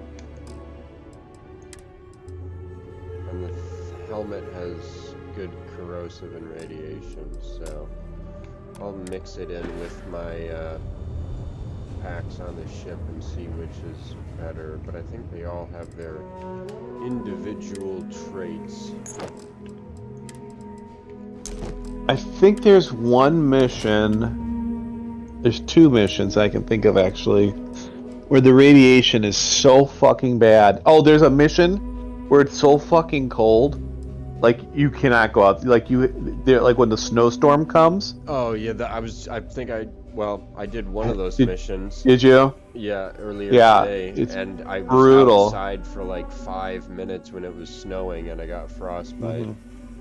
Yeah. Yeah, see, the trucker spacesuit that I keep in the ship has 35 corrosive environmental damage or protection. This one does radiation and thermal, so I hate taking up fucking weight. I might just add another cargo container to my ship. Yeah, but the more cargo containers you add to your ship, the less like agility your ship has in combat. Yeah. Have you noticed how you let off the gas and then you brake and then you can turn real hard? Oh yeah, I just pull back on the stick and then do like all the way down to 0. You know what I mean? Then I slam on the fucking afterburners. Oh yeah. Then pour on the engines. I love it. I still haven't gotten this ship up to be able to turn up the difficulty. I'm still getting wrecked in space fights. I'm alive at the end of it. Yeah. Barely.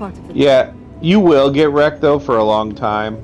I mean, I think it took me a good while to like really get my shipbuilding skills up to a high enough level where I could have a really survivable ship. I can now fly Class B ships, so I'm hoping to steal one. There's a couple more ship missions, where you can get chips.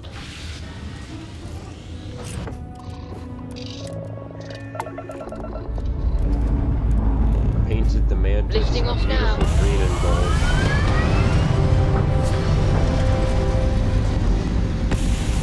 So elegant. Strike fear into the spaces. You know what I did earlier today as well is before I went to Home Depot, I did that farmer help mission where they got spacer problems and I had to go to all these different planets to kill spacers. Oh yeah, is that the one with the satellites too that you have to go to? Yeah. Let's see if these fucking people want to trade. What have we got here? Don't look like a fellow homesteader. It's always willing to help another wanderer. They always got a bunch of like 2 resources. Titanium. There you go. I'll take some of that.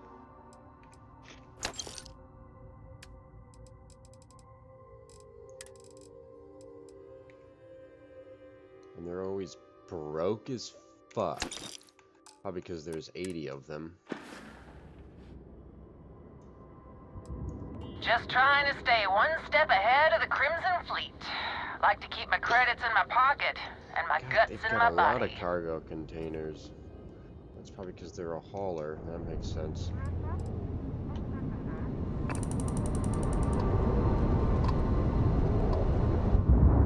These gal bank fucking ships are such cunts. Get off this channel. Trade authority at your service. Looking for Gal something? bank. I've got I have no some skill cargo points. that I could use a really good want a home. skill point right now. How far do I have to go? Oh, God, I got so far to go. Aluminum Hey. and water. Useless. So much XP. I'll probably play this entire DLC and not get enough fucking XP to go to the next level.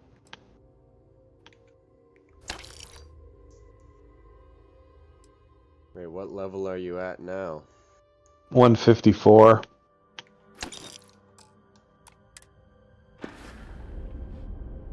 Like the progression, XP progression at this level is insanely slow. Yeah, I'm getting a whole lot more XP, like, exploring planets and killing creatures than I am from quests. Yeah, creature killing on like level 70 planets is the best way to get XP. That and fighting pirates and bounty. Doing like killing bounty hunters and like in space and stuff. It's a good way to get some XP up. Let's see. Fine.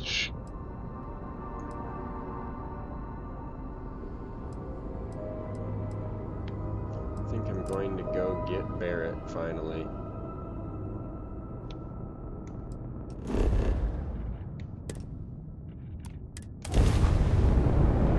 Altair. They named the first Assassin's Creed character after. Oh, really? Yep. Assassin's Creed 1, 2007. Altair.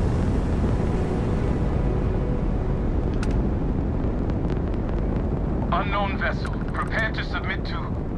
Wait, I know him. He's the one that helped on Altair 2. Oh! This is Captain Young.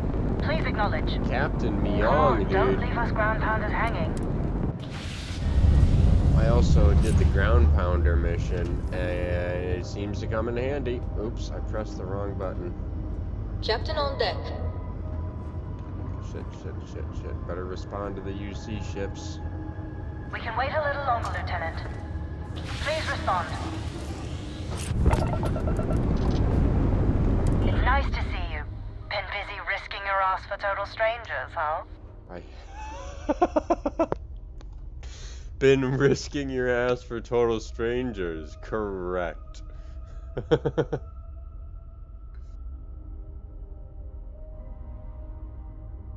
You are one of the strangest creatures I've ever met.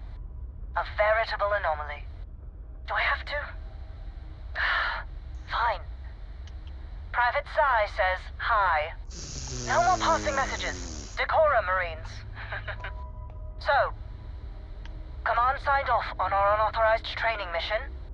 Sadly lost some men, but training accidents happen to the best of us.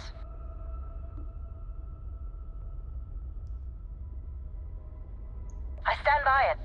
You'd make a hell of a Marine. But, damn proud to know you too. Command's shipping us off to parts unknown.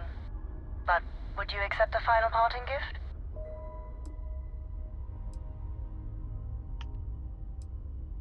Oh, she's gonna give me another gift. I'll take it. It's a nice thought, but the galaxy's a big place. A lot of good people owe you their lives. Maybe one day some of us can return the favor. Myung out. She gave me another lawgiver. God damn it.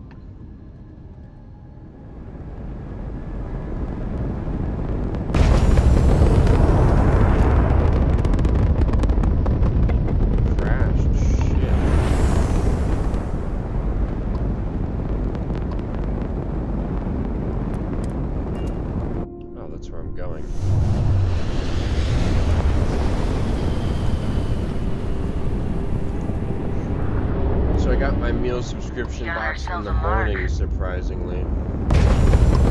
Oh yeah.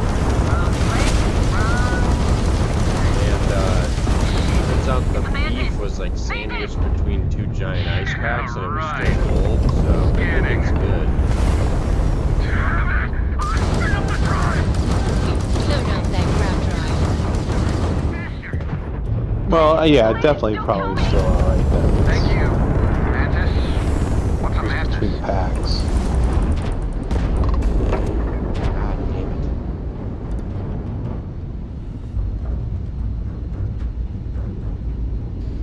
You're 300 credits and be on your way. I thought we were dead, but I can't believe it. Everybody keeps going on about this. It's the same dialogue every time. Okay. I can't believe. So the mantis never takes a reward. I can't believe we were. Wait. So this is free? Not free. Give me 300 credits. Happily. So damn classy. You're my hero, man. Well then, thank you. Now I'm all alone and I'm so lost without you. All alone in space.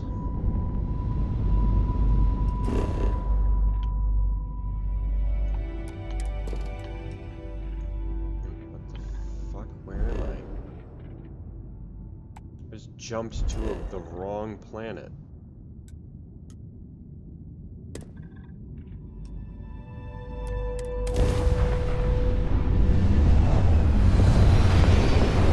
It's so fun to see some of these planets. They're named after like scientists' kids Oh, yeah.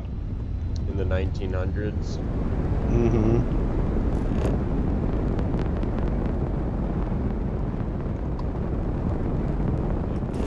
Fuck this up again.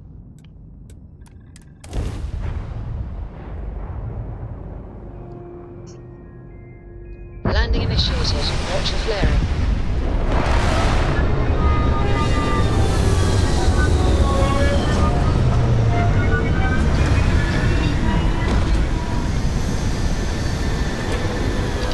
Moon feels like home. Our suit seals hold. Otherwise, we won't last long in this environment. Except it's too damn cold here. My moon's better.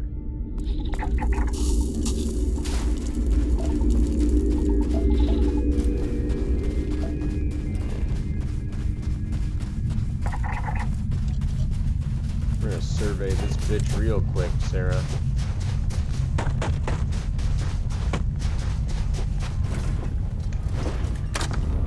You take the wheel. Skeet! Oh my god. The rover's basically useless in 0.11 gravity.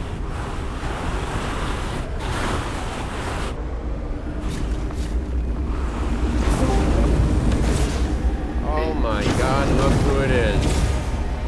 Oh my god. Akbar.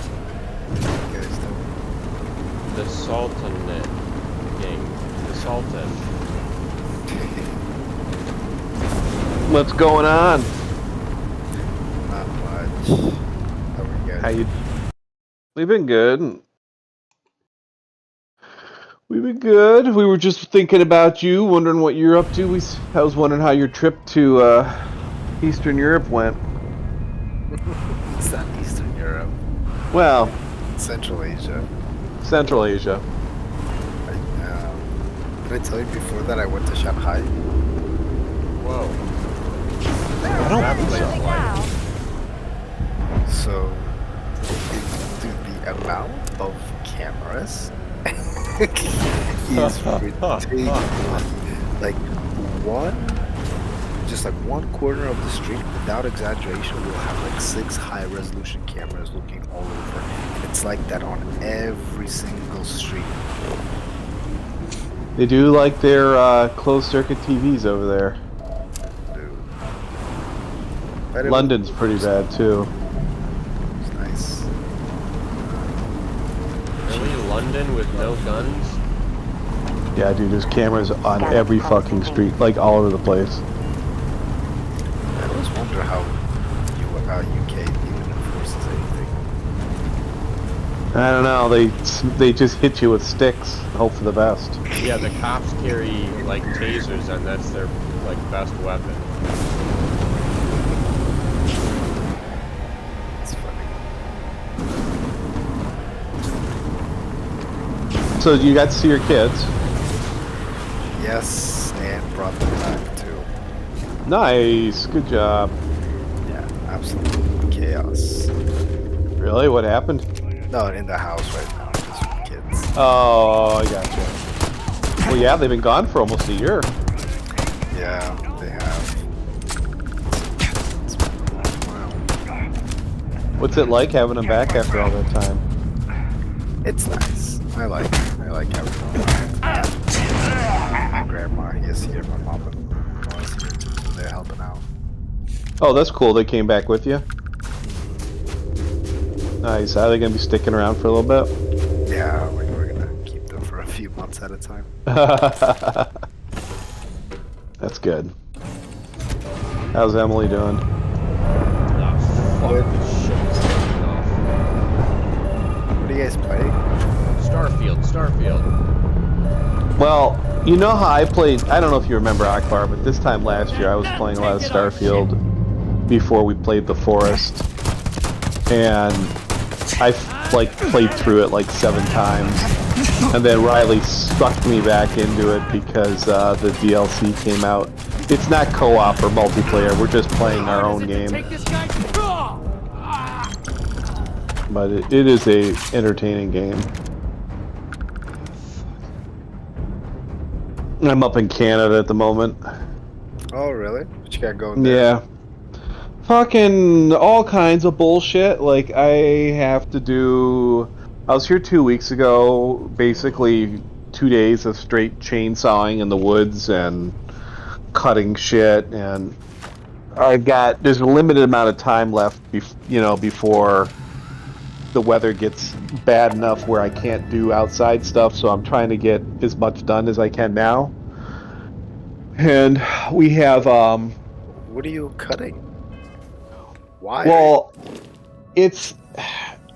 I probably don't have to do. Well, there are some trees that are very close to the house that are completely dead and standing, and they need to come down because it's only a matter of time they're going to hit the house. So I've got to deal with those. One of them is a little too big for my skill level, so I'm going to have somebody else come and take care of that one. But the other 2 I'm working on. And then there's so we have an extra lot that's attached to our lot that's like another acre, but it's all heavily wooded, and there's a lot of it just needs to be cleaned. Like there's like 50 years of fallen trees back up in there, and I just want to try to they're leaning on other trees, and some of them are half down, and I'm just trying to get them cut up so that they can decay on the ground instead of just being ugly looking, so that when I look out into the woods I see beautiful woods, you know what I mean? I see. Yeah. Do you rent that place out? No, not at all. Visit? Yeah, I just I try to come up every 2 weeks on the weekends. But it's because my kids are older now and they have jobs and school and shit. It's hard to get them both to come up here. So I've been coming up a lot by myself, which is kind of nice, but to be honest with you, it's very lonely. It's like you get here and after the first day, you're wishing there was other people with you. Yeah. Partially because there's a lot of labor to do, but really just because, I mean, there's a lot of fucking shit to do. But part of it's my kids grew up here, coming up here as little kids and stuff, and so you kind of miss them, running around and, making breakfast for them and doing all that kind of stuff. So it gets really quiet. And, my dad, before he passed away a couple years ago, he would spend huge chunks of the summer up here by himself, and I never really thought much of it, but now that he's gone and I'm kind of starting to do that, I'm like, man, I don't know how he fucking did it, because it gets lonely. You guys have different personas. Yeah. I mean, he liked to sit on the deck and he wrote, in his journals, and he enjoyed that, and he had some people his age around here. I'm still kind of making some Careful, friends, but that's not a lot of people my One age. serious You know, puncture, most of and the you're people are kind of, well, I guess they are my age. They're 50, 60, but I kind of like, I hang out with more like the 30-year-old crowd. So, yeah, so, you know, I did hang out with a bunch of fucking 20-year-olds this summer for a couple days. That was fun. But right now, like most of the residents that live in this area, they are pretty much not going to come back till the spring because they kind of close their places down. So it's very quiet and very peaceful, but definitely a little tinge of loneliness. That's every day for me. I've been Yeah, living but you get alone for 3 years now. Yeah, but you get comfortable sometimes being alone. Like, you know, when you live alone for a while, like my whole life has been like that. Like I've gone through periods where I've had that, but you get used to it because you get your routine, you know. Yeah. And everything, and like when you feel like you need to, you go interact. You find somebody, you go do something. But here it's a little different, just because it's not like I'm here enough to really know people that well. So I can't just go like knock on someone's door and be like, "Hey, you want to come over?" Yeah. But I do that. Like sometimes I'll set up, like I've got a nice fire pit, you know, and I'll get a nice fire going outside, and I'll get some chairs out, and I'll invite some people over, and we'll sit around. And the Canadians are like Greeks. They're like Greek people. All they talk about is politics.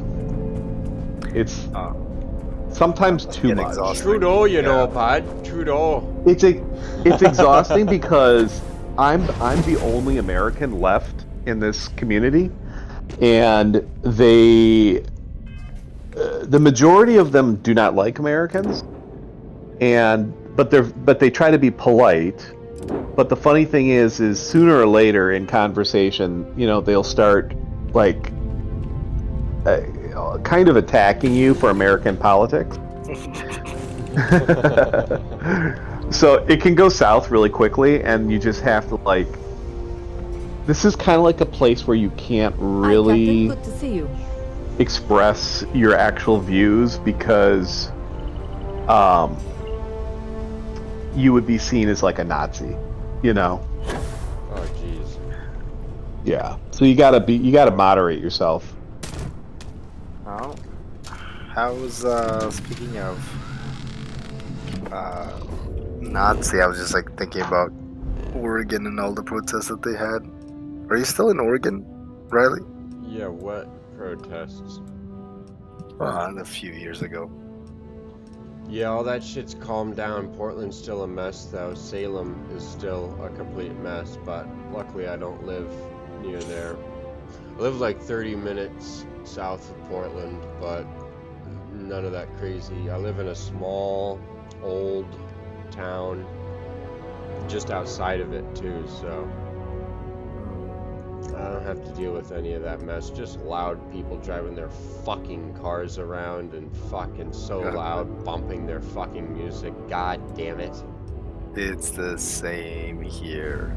Like in Nashville, there's like a racing community, and they got all these stupid little It's cars. the worst on Friday and fucking Saturday nights. They all come, woo, woo, woo, and then their fucking music, boom, boom, boom, boom, boom. Cut it the fuck out. God. What's funny is in my team I got a guy, he's there's apparently the Formula 1, Formula 2, and Formula 3. Correct. So he's a Formula 3 driver. Oh, fuck yeah. So he's like a legit professional, and he recently moved to Nashville. I told him, yeah, like there's like a racing community here, so like you can look out for them. A few days later, he comes back. He says, Hey, what can I do not for you? racers. They just got loud cars." Okay, no problem.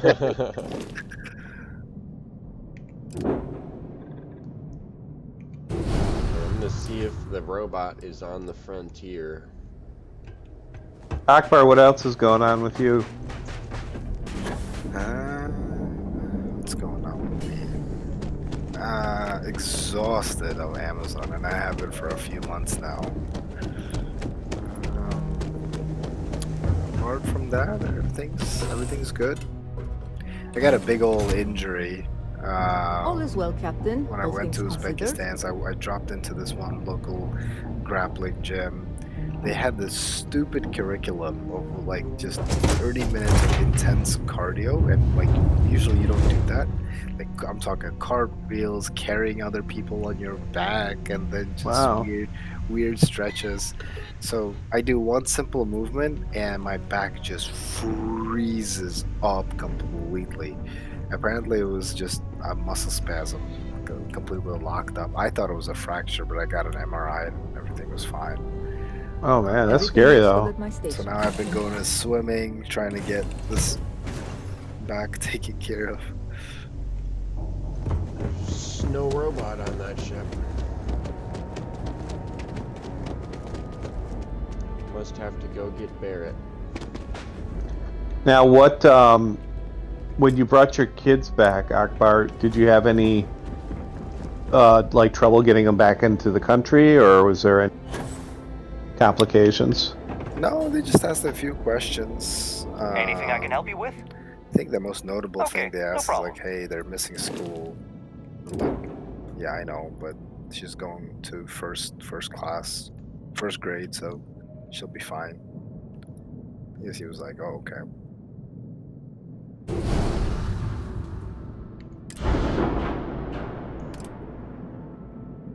Apart from that, it was all good. And like the kids excited to be here too? Oh yeah, for sure. That's good. Well, I bet they got fed a lot with all those grandmothers.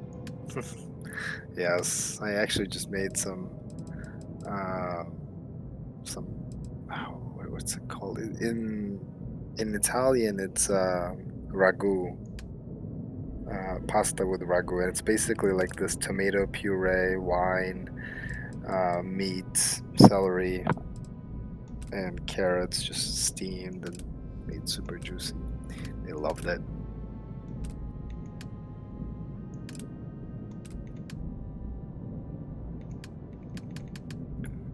What have you guys been up to?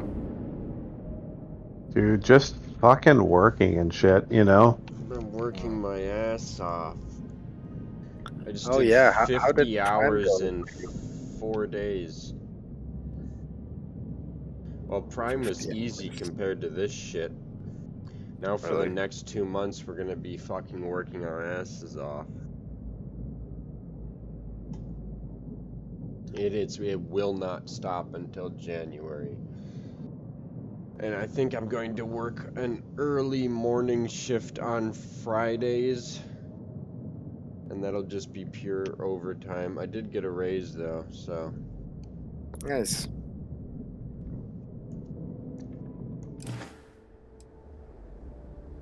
How's Emily's job going? She's also exhausted. Is she? That company is very, very exhausting. Just constant problems with new complexities every single time, and it's never ending. Correct. Like, I don't know. I honestly, I'd like to say I don't know how we survived up until this day, but I very well the strategy, which is you lose some people, you pay more money to get more people in. That's it. Yeah, that seems about right.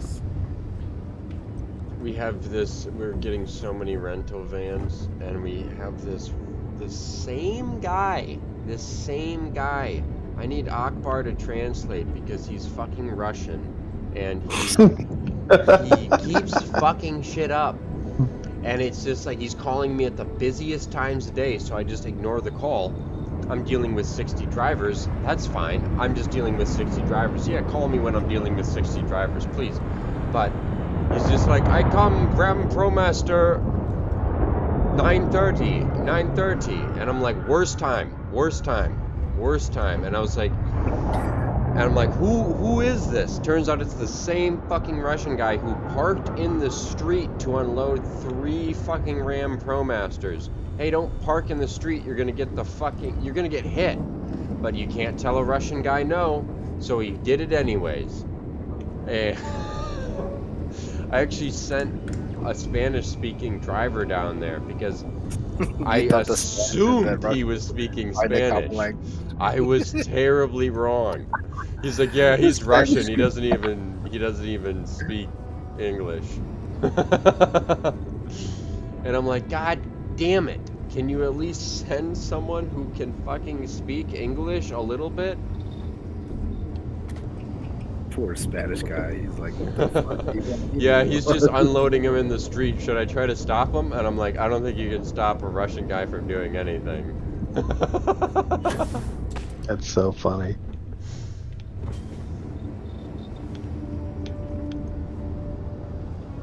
Okay. Yep, no robot. Akbar, you been playing? Had any time to play anything? I've been playing Warhammer 3. Not Space Marines? Space Marines? The new one. Space Marines 2? You haven't heard of it? Firing. There's a whole new thing. Riley's been playing it pretty aggressively. It's fucking testosterone amplified, dude. Oh, it's so good.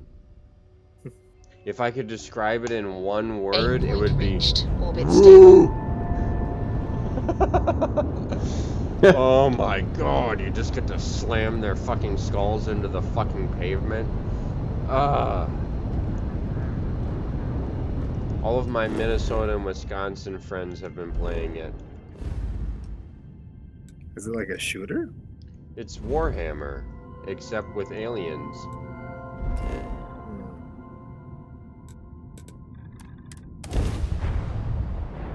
It's incredible, and the graphics are insane. Settle down. For the Empire.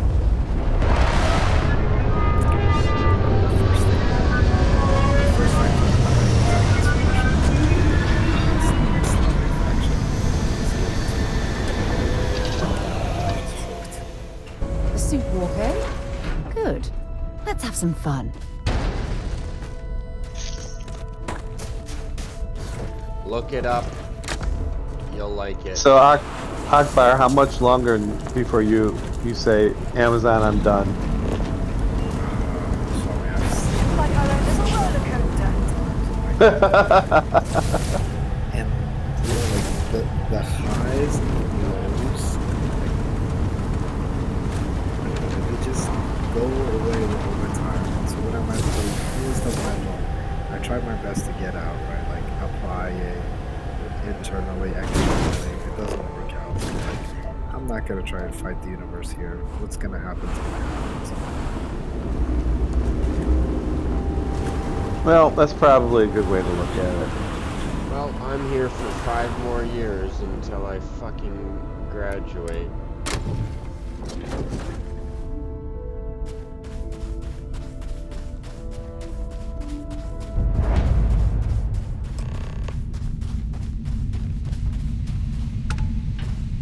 Oh, hey, it's you. And here I thought you were some pirate coming back to kill me. Lucky me, right? Do you like where you're living, Akbar? Oh yeah, I do. Considering the spaceship really wreckage, nice you mean? house. Yeah. Well, quiet you missed the worst street. of it. Pretty sure we ripped through all the emergency meds that were salvageable. Definitely. Hey, for that. you know, when I pulled you to the I med used to bench always back be on a free Vectera, spirit, free bird. I honestly until thought, I bought this shit, house. I think I just saved Oh someone's yeah, life. now the house owns you. Proud moment. Yeah. You know? So, reality has I guess I'm saying, glad I paid it forward. Indeed. Without your help, we wouldn't have ever gotten this worthwhile addition to Constellation. Man, I was so terrified when I got pulled on board that pirate ship. Do you have any was all. fun plans for like the Sorry, next, brother. you know, I'll this get next us out of like this. the last part of the Trust me. year, or are you? I spent a ton of money this year on travel.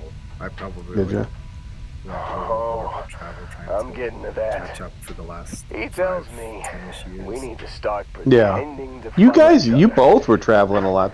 Trick the Yeah. pirates into thinking they need to come in before But, one of them Fucking- gets killed. I was thinking Emily was like all over the place. Remember him shouting, Yeah, "This she kid is a actually- killer. she went How am I overboard, supposed to too. defend myself against these pearly whites? He's gonna bite my face But off." no, I mean, I wanted to do like a I didn't cabin think it ride would and- work, but they came in. All of a sudden, It would be too much of we a were hassle wrestling bringing the with kids two of over them. for like a 2-hour Barrett reached for trip, one of their guns. getting settled there.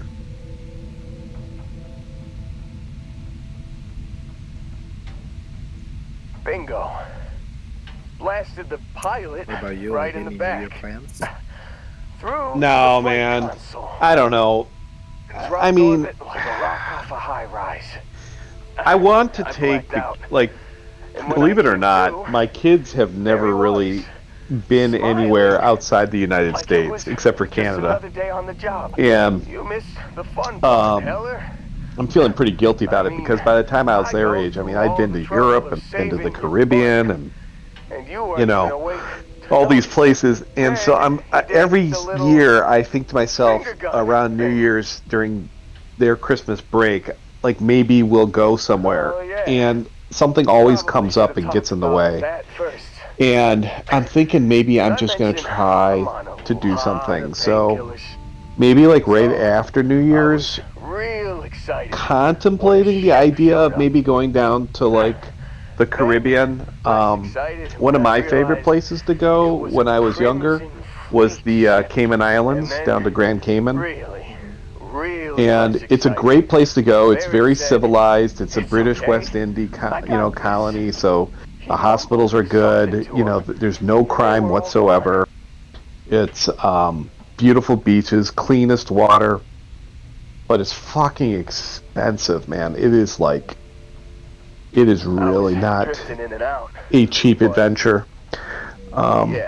But nonetheless, you know, you don't get to do these things often in your lifetime with your children. Guessing So it was Barrett. I'm Haven't thinking, really been in a good because I really want to expose them to like scuba diving, because that's where I got my scuba diving licenses and stuff like that, certifications.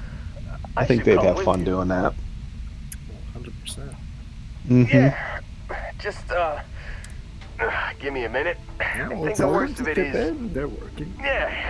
Yeah, well, yeah, but they fucking spend more. Dude, their money doesn't stay.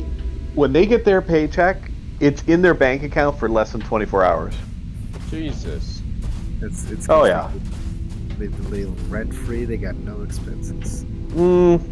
Still think Well, no, I make them pay for some shit. Like Charlie, Charlie has to pay his car insurance and maintenance and upkeep of his car and gas and all that kind of stuff. And Cameron's about to get a car, so he'll have to pay his shit. So, but the fucking, you know what they both spend money on that is ridiculous? I think it's absolutely the worst. Is fucking DoorDash and Grubhub. That they like order food from? Yes, that like I cook great food, okay? And both of them, well, Cameron is still eating my food, but Charlie, because he works at a restaurant, so he gets free food, and then when he comes home and he gets on the computer for like 8 hours, he just DoorDashes the shit out of his fucking wallet. Like, I was looking at his bank account, like, I think it was like his August or July statement. He had, I think it was close to like $600 worth of DoorDash. What? Yes. And I'm like, bro, what is up with this? This is ridiculous. He'll get like Uber Eat delivery from 7-Eleven, you know, like a slushie and a fucking bag of chips for like $25. Doesn't he have a car? Yes, and the 7-Eleven is literally a half mile away. Unbelievable. But he plays ranked, like he plays a lot of ranked tournaments and stuff like that. So he gets, like, he can't fucking leave the computer. So, and he's hardcore. Like, he is hardcore shit.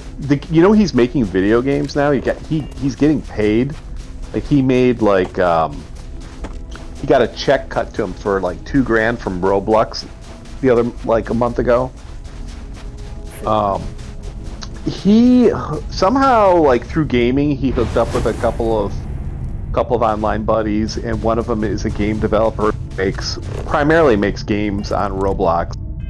And there is a business model. There's a system, like a strategy, basically, on how to make money making games, and he's kind of figured it out.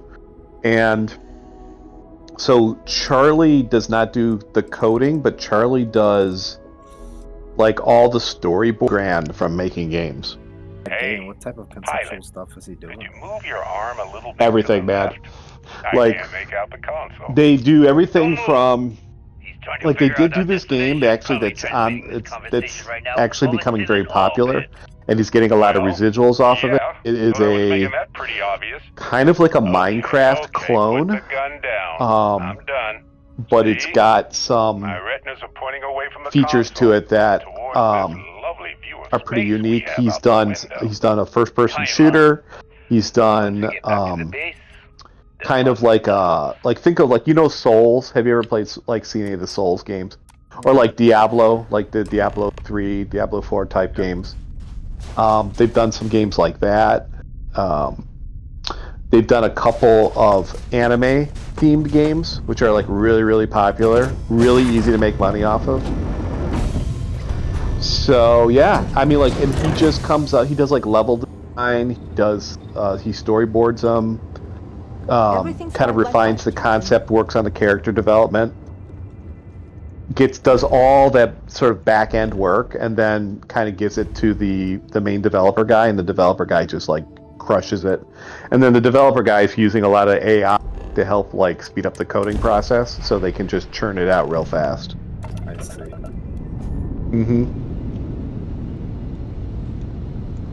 So yeah, so he justifies his $500 DoorDash bill because he's like, well, I'm gonna get, like, a $2,000 check this month from Roblox, so it's. Is it that crazy?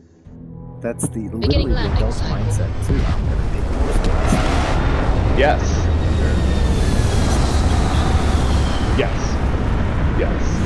And so, but I've gotten to a point with him right now where, like, so I'm forcing him.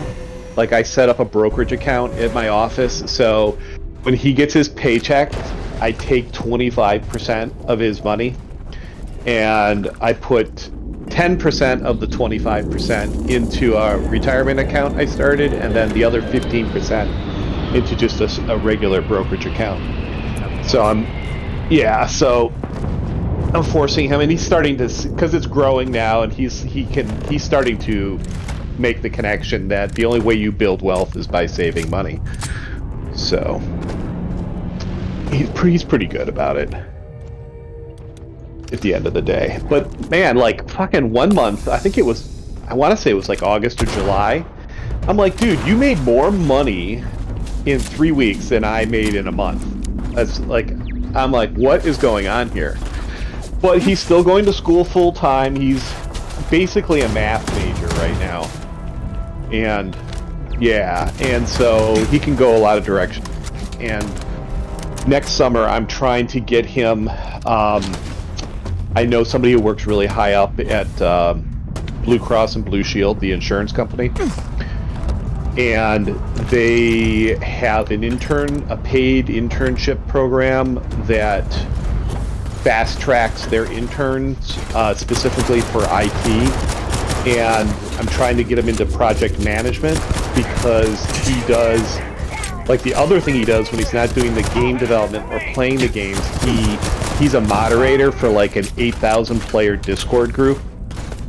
And so he manages people really, really, really well. And he's very good at coordinating and organizing, and it's very unique to have somebody who's kind of like a math techie kind of person, but also have like people skills, because usually those don't go hand in hand. Gotcha. So ideally, if I get him, you know, this internship when he graduates, just so he has something right out of the gate.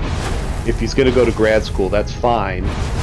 But, you know, that insurance company will pay for his grad school if he commits to, you know, working with them for a couple years. And he could go into actuarial sciences, statistical analysis for the insurance company, and then work like on the back end with the IT people, and then kind of just do project management and delegate. Yeah, like, well, the thing is, he'll probably have some really good, like, if there's any, like, tech sphere that he can get into, science is really well sought after. Mm-hmm. It definitely is. And, you know, I've tried not to put a lot of pressure on him as to, like, picking something to do, because originally he was going to go into engineering. And I think he's pulled away from that. And I'm like, just stay on the math, and, you know, eventually you'll find something you wanna do with it.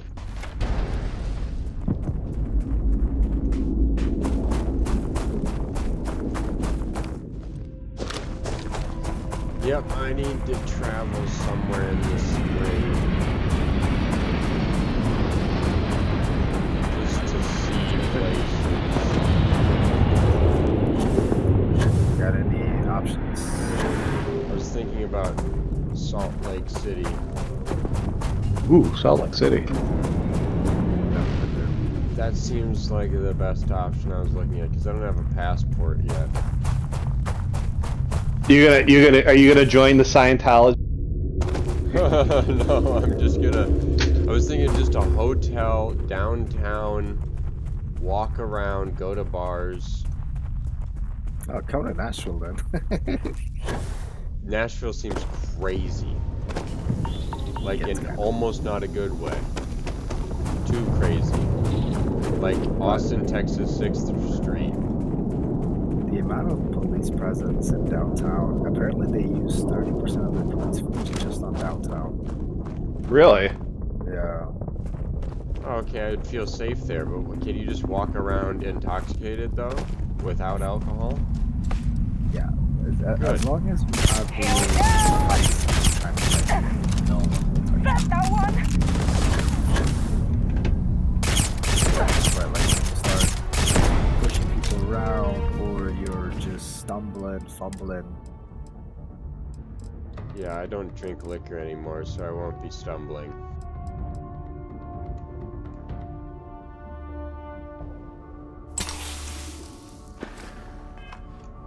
So Akbar, when are you guys gonna have number 3?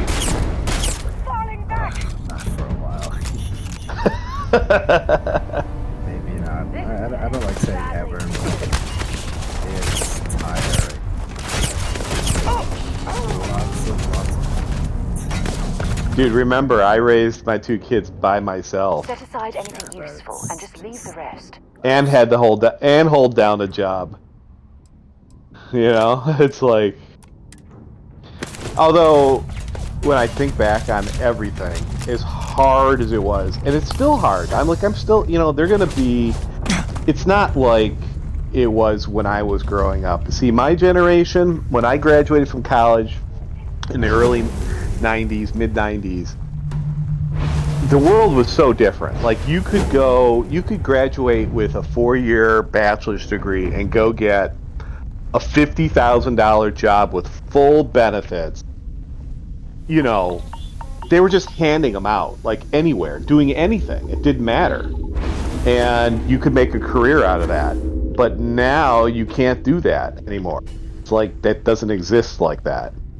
And everything is expensive, and it's very difficult to buy a house and to live when you have to pay thousands of dollars in rent in expensive cities. And so I've come to the conclusion that you know, even though I'm against it in principle, it's likely that I'm gonna have to support them for a lot longer than it was for me.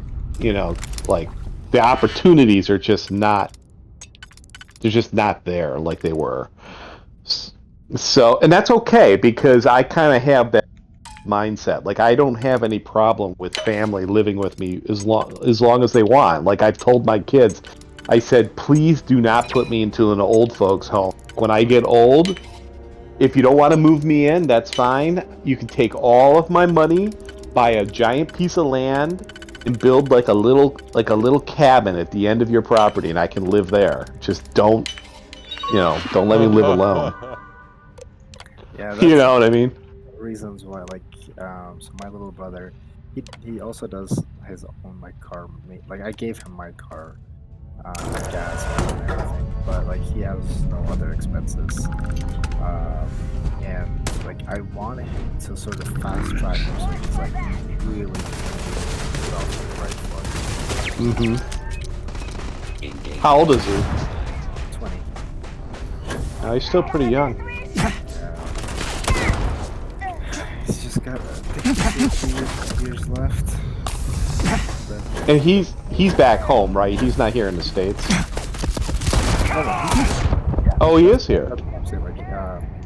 He lives with me, expense free, just so I can fast track him to success. So he's not spending $600 a month on DoorDash? No, he actually does DoorDash. Oh, he has a dash. He has a job, he does DoorDash, and I used to do that.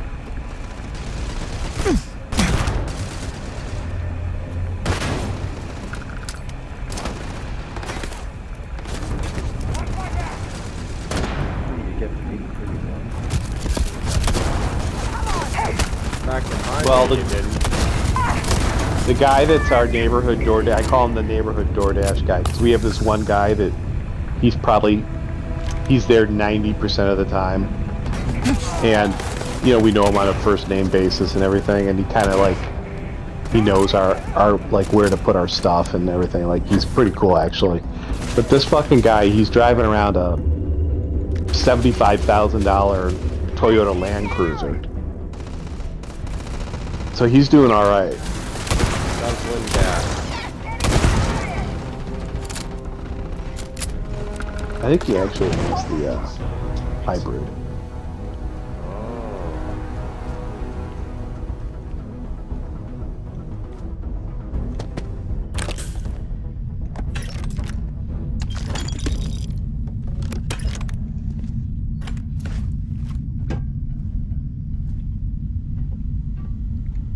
These pirates are not easy. So Akbar, you're not playing any other games? You're just sticking to Warhammer? So what I was checking out is this You can't hide from me. police game that you can play with multiple. I think it's multiple people. It's co-op, but I'm not sure how many people that is. Riley and I have played like a couple of them. Which one are you thinking? You're literally just a policeman, and there's like always random events happening. Are you talking about Contraband or whatever that game is called? No, you're talking about. Nothing. It's like where you're a Russian border patrol agent. Yeah, no, not that one. I'm talking about. Let me find it.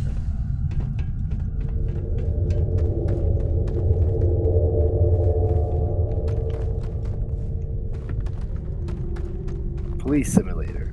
It's in the freaking name. Well, that's a very straightforward sounding game.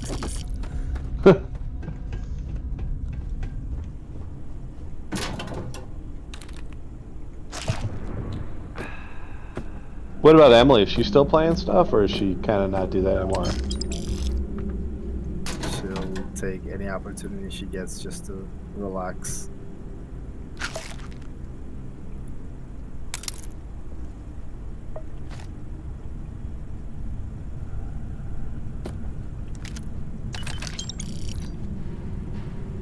you would have loved Pal World. Pal World was actually a fun game for... It got a little repetitive, but it was a decent game. It was kind of a fun, chill game.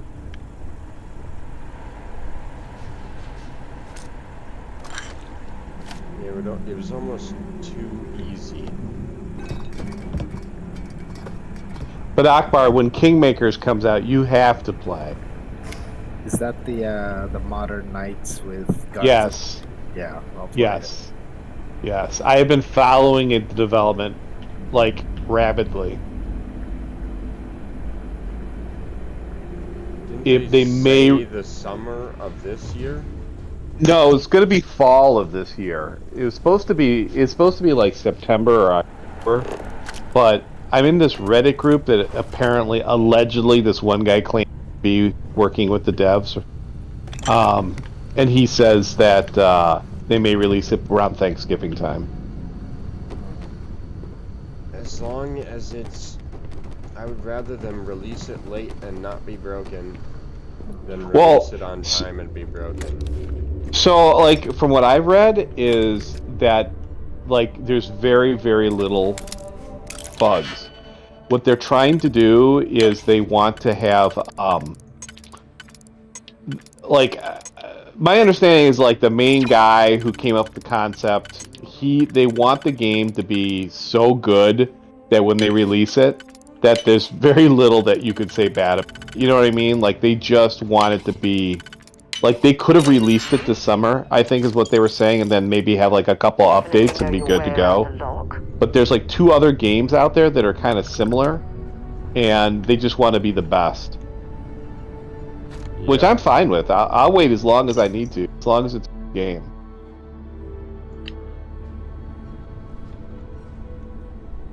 I just wonder how repetitive that game is going to be. I don't think it's going to be as bad as you think. Like, the way it's been described that I've seen them talk about it, like, the variety of like, combat and, like, how you basically fight together as a team, it's very unique. So, like, it's, like, originally, you know, the game was not even going to be co-op. It was going to be single player. And then kind of like midway through the development, they kind of started over, and they're like, well, let's make this like let's make this actually a pure co-op game. So it's very, you can't play it single player. Like, you could, but it'd be a struggle.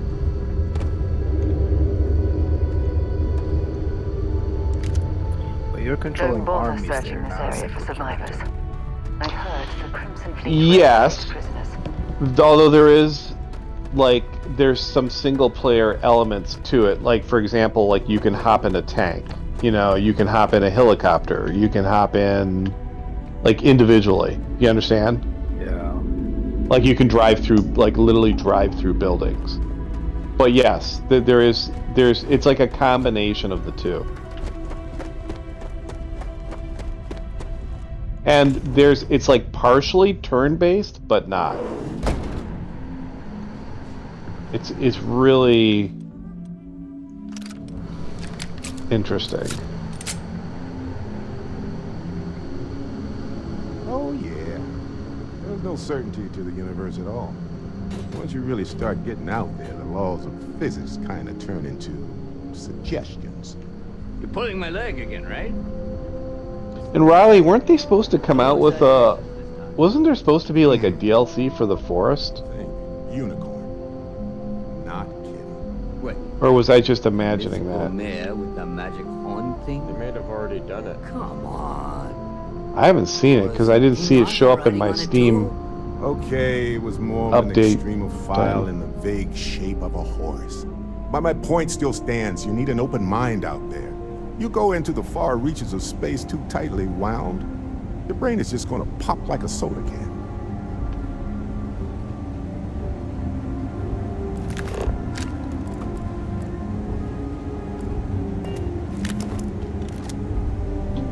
No, I told Riley I actually reached found out to Trevor again. I wish I could say this is the first time Really? this You know, has I saw happened with him Barrett. and Well, like it play some isn't. game. But that's like the only thing that I noticed. Well, this is turning into a What'd regular you say? constellation party. I isn't just it? said, "Hey Trev, This just should have checking brought in on drinks. you," and he saw the message, but he didn't reply.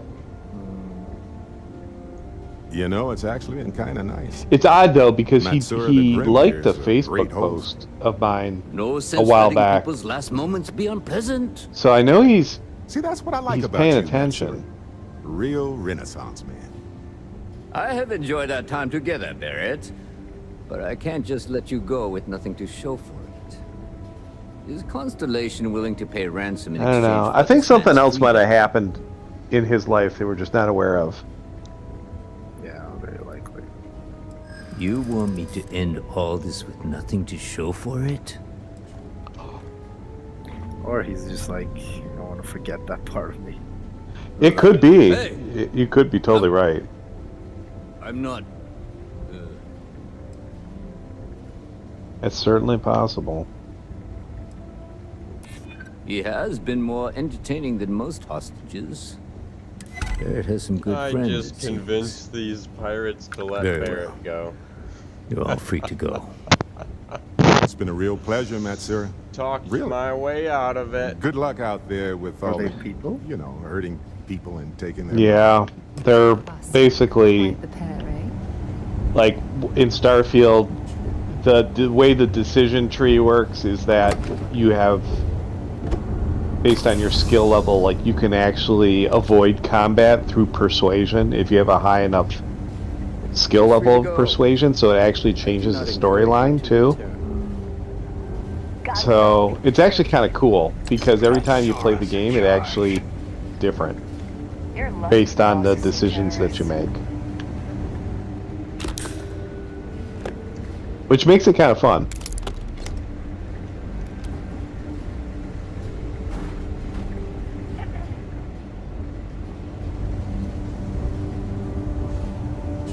And I drank their beer.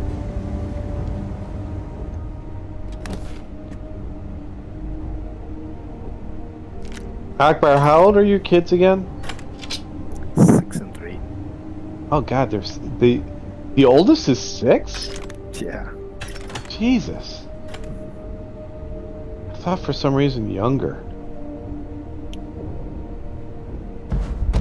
They're 6 and 3. I took so Gallup apparently has this 200 question questionnaire, and it gives you like your psychological analysis of who you are as a person, right? Into 5 dimensions. And I took it, and like everybody in my team and my wife at work took it as well. My number one trait is harmony, and Really?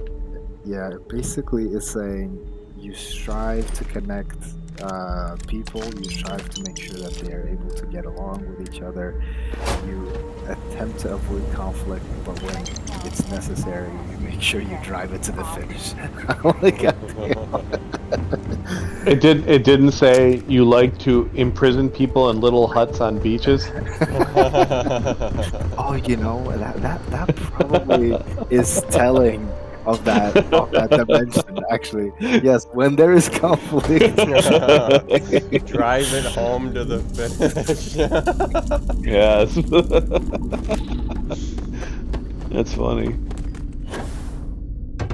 A bunch of people in my team were basically described as ruthless in like nice words. Like if there's a goal that you want, you absolutely make sure that you strive for it and take it. Yeah. We had a couple of savages that was actually surprising. So a couple years ago, we were all sitting around drinking one night. We were talking about psychopaths because we have a friend of ours that we think is. We always knew he was sociopathic, but we're starting to, at that time we were like, thinking like maybe he's actually psychopathic.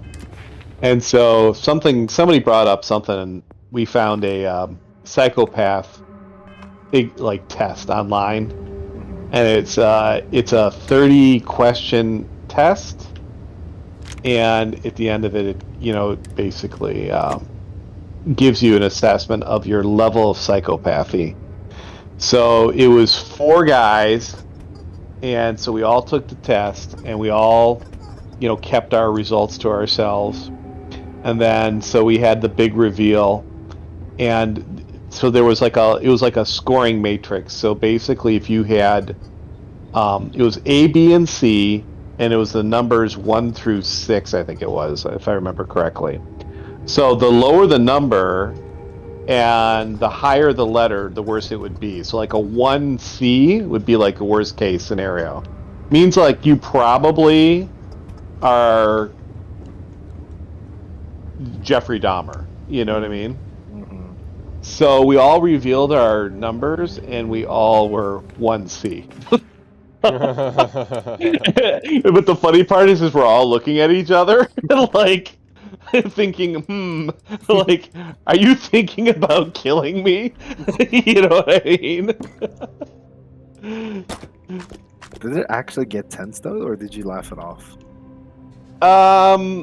One of our friends was like taken awkwardly. No, like he felt like his secret had been revealed. It was like weird. He's out of all my friends, like I think he might be seriously psycho. He reminds me of the character. Did you ever see the movie American Psycho? Oh yeah. Oh yeah. What a good movie. He reminds me of that character. He's very charming, very outwardly put together, but if you knew him and knew his background, you would know that it's all fake. Like, you would know that he has perfected wearing a mask. It's like just think of like the most evil devil of a demon that has perfected putting on human skin and convincing everybody he is nope. You know what I'm saying? Because this guy, he is ruthless in everything he does, and the reason he's so ruthless is because he's so calm and quiet and controlled. But then, if you catch him when he doesn't think anybody else is paying attention to him, you see a lot of strange body language and tics and like sudden changes of facial expression that you would not really maybe pick up on if you didn't kind of know that he was a little to begin with. And you can just see like he's trying to control his inner thoughts so that they don't, emote like in his facial expressions. He's a very, very odd guy.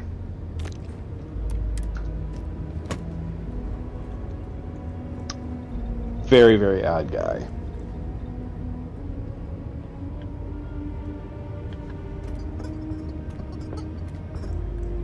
Now, I can understand maybe why I would score a little high on that, although I can't believe that I scored the highest, because there's no way any of that's true.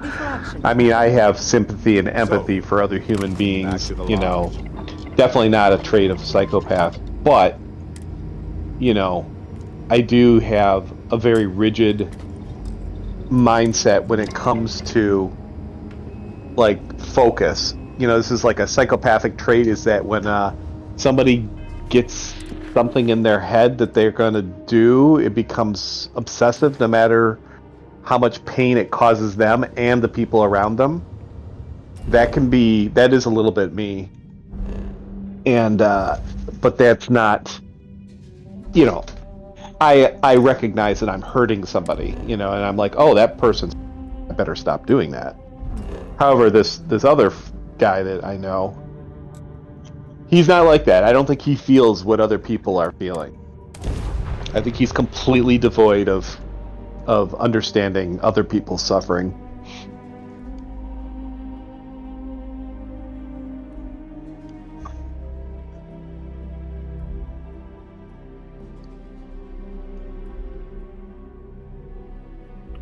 My younger son and I have been arguing quite a bit And While we're here, I'm trying to figure it out wouldn't if it's hurt just if we normal checked in at the teenage lodge. angst or something else. But he is disturbingly intelligent and manipulative and very Spends a fortune to maintain the lodge, but I'd say it's worth every credit. good with knowing what motivates other people and using that against them, almost to an extremely high level. Now that you are a member of Constellation, also, given the likelihood that you will be out in What do you think? unsettled What is he trying to do just for the fun of it? I know you've been secretly crying. Captain Red, He's actually very I will frank about it, proceed to which is my another assigned kind of post. disturbing thing. I think some of this is stemming from residual trauma from his childhood of not having a mother. And I think he feels abandoned, and I think he feels betrayed. And, you know, one of the things he was never able to understand is that somebody with a substance abuse problem or addiction, they cannot control themselves. They are literally lost in that disease, and their behaviors are a manifestation of that illness. But for him, he believes that willpower can overcome any issue, and so he sees it as a terrible weakness in her, unable to pull her shit together and to be present in his life. And I think now that he's 17 and he's going through full testosterone and a lot of emotional waves and trying to learn how to balance his feelings, I think that that trauma does drive a lot. So he's a very cynical person, and he has developed a strong interest in human psychology. He has a 3-inch book next to his bed titled Human Behavior, which is extremely dangerous book for a 17-year-old to have, because at 17, what you're doing is you start to diagnose your family, yourself, and the people around you. And you think you know it all. And you think you know it all. And so when you argue with your father, you know, you start saying things like, "You're the reason why I'm this way. It's all your fault," you know, or things like when I say, "Cameron, you're behaving completely out of line. You're being irrational, and you're being, you're being close-minded." And then he'll say something like, "Well, the apple doesn't far fall from the tree," right? Wow. So those comments, though, they're designed to do two things. They're designed to deflect my, the power of what I just said to him. It deflects it back to me. So basically it shows me that whatever I say to him has no impact. And then at the same time, it's designed to hurt. So it's weaponized language. So he has figured out very artfully, probably because he's seen me do some of this in the way that I manage my relationships, but I don't do it in a malicious way. I do it because I have very complicated relationships with people that have very different personalities, and I know how to manage each one of those people based on their personality. You have to wear a little different mask for each one. But that's very nuanced, and he's too young to understand that. So he sees it as straight up manipulation. And he sees me being able to be successful in business and successful in relationships by using these kinds of tactics very, very nuanced and very sparingly, and he's just going full bore with it. So he's arrogant, and he's disrespectful and insulting and intentionally hurtful.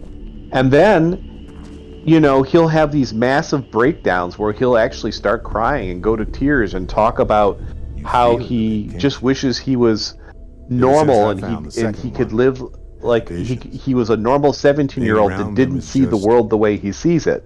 And that's part of that is my fault, because ever since my kids were young, I started explaining to them how the real world works. And so, you know, sadly, I think Cameron is extra sensitive to a lot of the bullshit in the world, and he's not old enough, wise enough, and experienced enough to let it kind of roll off his back. And so it's very difficult for him to see the world as a place of hope when all he sees is deceit, lies, and manipulation in the real world. So it's you know just what I mean? as much yours as mine at this point. And so it becomes almost somewhat obsessive compulsive for him, because his perspective on reality is based on like waking up in the Matrix and realizing the whole world is fake. And I just have to constantly remind him. I said, Cameron, just because a lot of what we call reality isn't what it's presented as doesn't mean it's not real. It just means that that's the world we have to work with. You know, it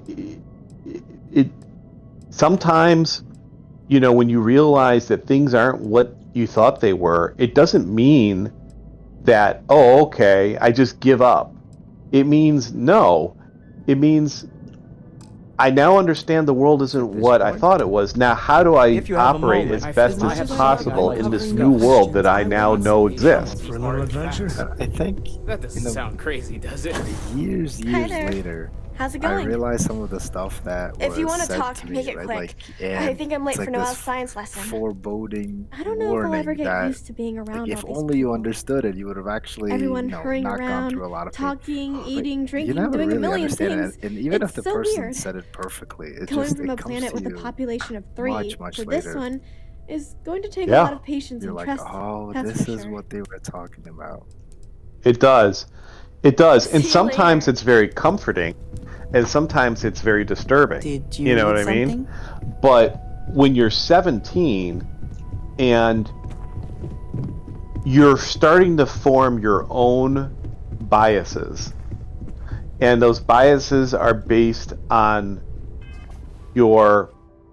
Because when you're young, your experiences are mostly emotional experiences, you know, because you haven't really actually gone out into the world and been part of things, like part of working for a corporation, or part of living by yourself with somebody else as a roommate. Or, gotten something you know, from you don't us. have those. But I So was your wrong. experiences are emotionally based.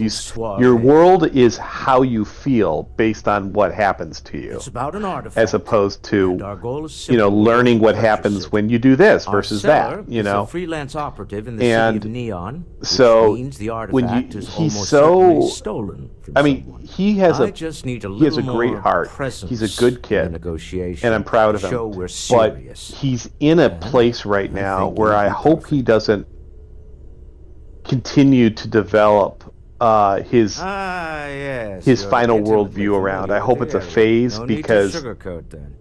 he's putting himself Going to be into treacherous, such a but I'm small hoping our box combined talents will that be able to handle it. people will not want to be very around own him. local guy They'll for see him as a, Makes a you know what I world of mean? difference. Because they'll see him as a curiosity because he's just so need a ride to contrarian. Neon. We talked to a few of But your fellow eventually Neon it'll become citizens, annoying. and then we're back for And drinks. because he's so rigid in his mindset, he Keeping doesn't you away. really, like, on the surface level, Very if well. it's a first-time introduction, he's extremely diplomatic and polite and very good socially. But if you start to get into a subject matter that he has a strong belief about, he can be very abrasive. And that's because he doesn't allow for flexibility in his thinking because he thinks he knows everything. Yeah, I deal with that. Probably not to that extreme, but my little brother has some of that as well. And I just... Does he? You just go learn from your own mistakes. I tell that to him straight to his face. Yeah.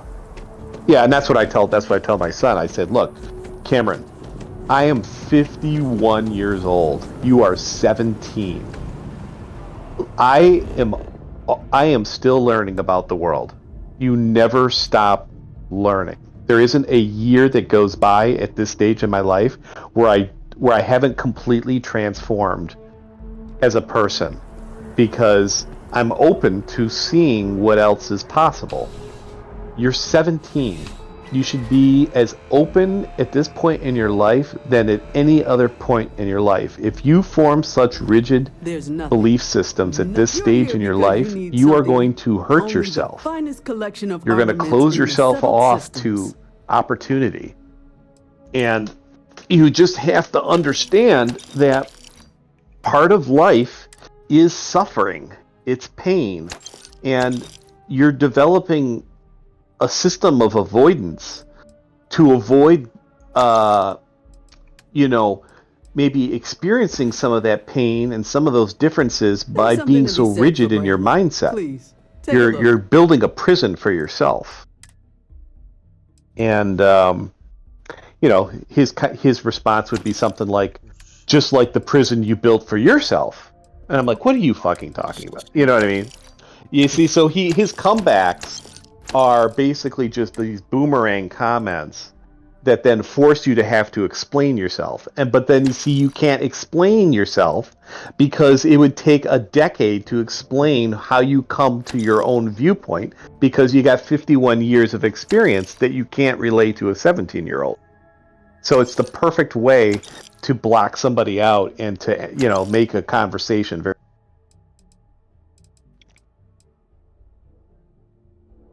Yeah. Tough. Hey, we're working on it. We're working on it. I think that's the only thing you can do. He is going to be a very successful young man, and he kind of reminds me of like an Elon Musk. It's the closest example I can think of. Elon is a little, for lack of a better way of describing it, kind of autistic, and he is, and Cameron is very much the same way. Elon is very arrogant, but he's also very confident, and he does make a lot of mistakes, and he does do a lot of things in ways that other people would say, Elon, what are you doing? Cameron is a lot like that, and I think that kind of like a lot of people who ultimately become successful, they end up failing, succeeding, then becoming very successful, but still carrying those traits with them that got them there. And it's a validation for them at the end, because they can say, hey, look, I was this stubborn, arrogant, difficult person, but look where I am. You know what I mean? And I kind of see Cameron going that way. I'm just trying to teach him humility and humbleness and graciousness, and to constantly remember that everything you say and everything you do, even though if you don't think it's bad, it affects other people. So people can be very easily hurt by your actions or your words. And you have to remember that sometimes, even though you're right, it's best just not to say something. Because if it means that somebody else isn't hurt or is more comfortable with you without you voicing your opinion, whether your opinion is right or wrong, sometimes you just have to make that sacrifice and keep your mouth shut, and don't say anything. And that's hard for a 17-year-old to understand. Yeah, it doesn't help that this entire world is also promoting brashness. Being exactly complete opposite of humility. Charlie is the complete opposite. Charlie is very humble, very gracious, but not driven the same way Cameron is. I mean, Charlie is successful because, he focuses on his education and he tries to take what he learns in school and translate that into money. Cameron wants to fucking dig in the dirt, take a handful of dirt and squeeze it as hard as possible and make it into a diamond. And he'll keep squeezing until his hands are bloody. But eventually he'll get a diamond. but he'll do it the most painful way possible, because I think he needs that pain in his life because of the trauma of lacking the emotional Something's on your connection mind. to his mother. You can let me guess. I'm right behind you. Sarah! It's a weird Sarah, thing, human behavior. Good to see you but again, my dear sometimes friend. it's very I predictable, expect to hear some exciting tales when you and two- sometimes it can I'll try, totally lead but you I in the doubt wrong any of them will direction. compare to the spectacular tales that we hear you Hopefully spin. he comes to his senses. You're handling this. Well, whole I'm captain thing starting really to get well, to the you know. point in my own mind, because I did not have a great my father. It wasn't until the very end, and sadly I see a lot of me in him, and I was a lot like he was, and I think I don't want to make the same mistakes that my father and I made with each other, which was both of us kept like two rams butting heads. I think I just have to accept him for who he is and let him do what he's going to do. He's going to, whatever mistakes he makes, whatever suffering he goes through, he seems to want it. Like, he wants the pain, he wants the suffering, he wants the struggle. And maybe that's something that he needs deep down in order to validate himself. I don't know. But if I just get in the way and try and, the more I say things like, Cameron, I am here for you.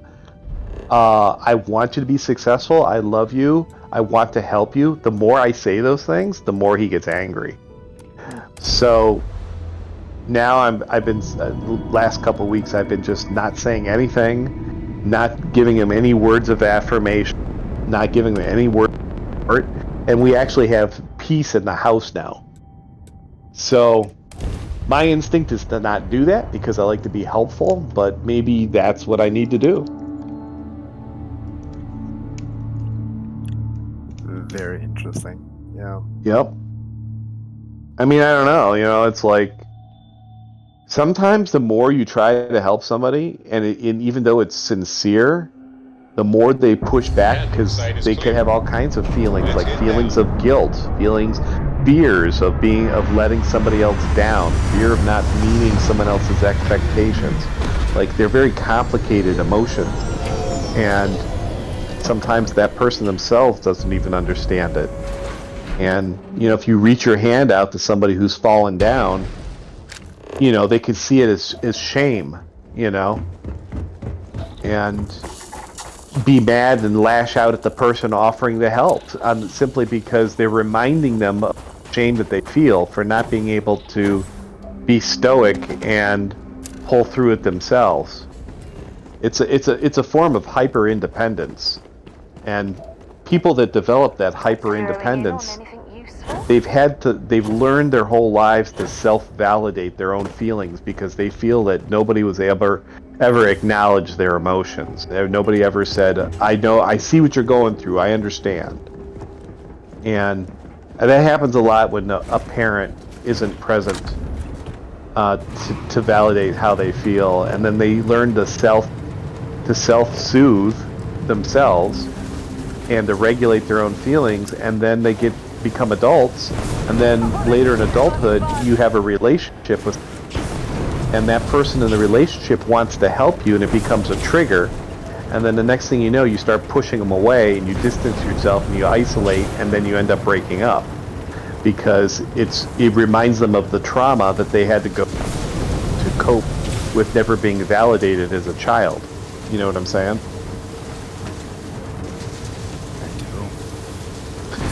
So it's a difficult thing because I'm watching it play out, and I'm trying at the same time. I want him to be able to have a normal relationship with a woman one day, and not have the scars and trauma of not having a female present in his life be an excuse not to have a relationship out of fear of abandonment.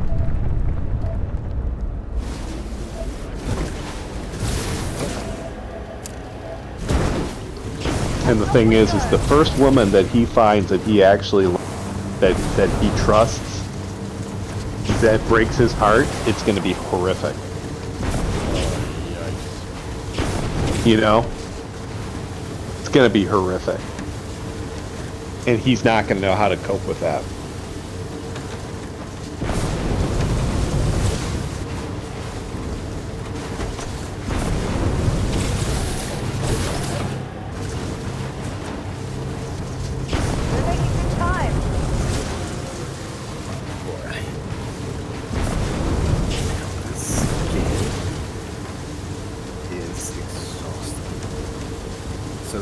They placed the Russian style faction in the middle of the map. You're surrounded by chaos dwarves, chaos warriors, demons, rats, and just straight up barbarians, and you're expected to be the bastion of humanity and just continuously take a fucking beating to try and keep these demons out. That sounds stressful. Very. Already 40% wiped out. My capital is long.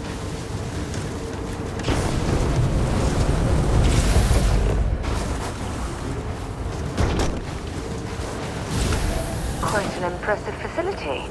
Obviously built for scientific I just landed the rover on a bunch of landmines and it flung me into space. Nice. Have you guys ever heard of the game Fear 1, 2, and 3? No. I've been watching the trailers for it. So listen to the description of this game. Okay, so they're talking about the main character. Alma is expecting a new level of terror. A new level of terror grows as you and your cannibal brother battle through a hellish nightmare. Fight together or die alone on a deadly mission to confront Alma and discover if blood runs deeper than fear. Your cannibal brother. Is it like one of those jump scare things?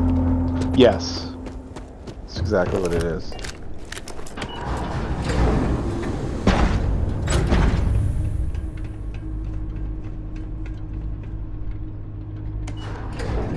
Ooh, Sniper Elite 2 is remastered.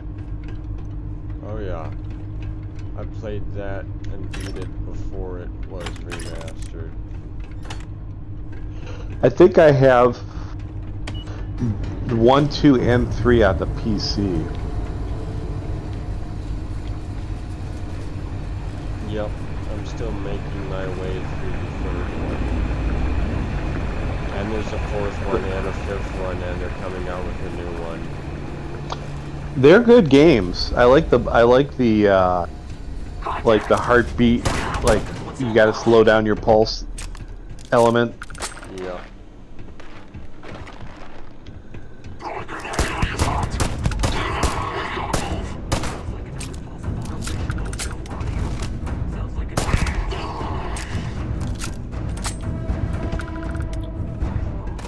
You can play it as a bunch of really nasty demon factions.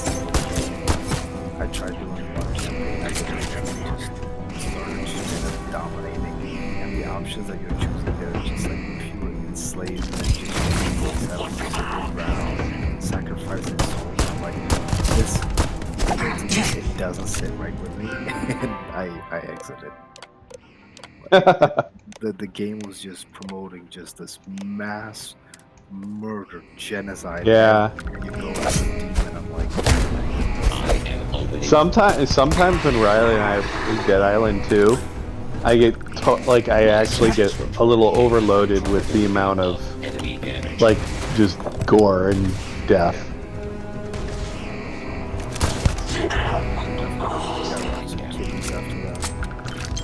Oh, for sure.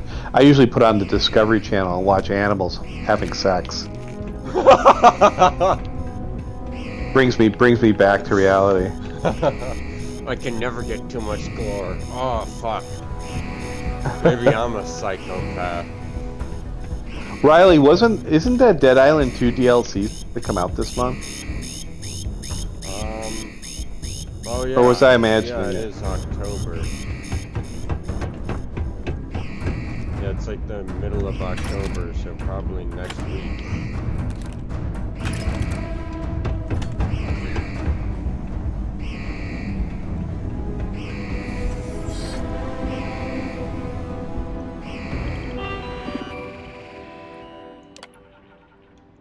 What's coming soon?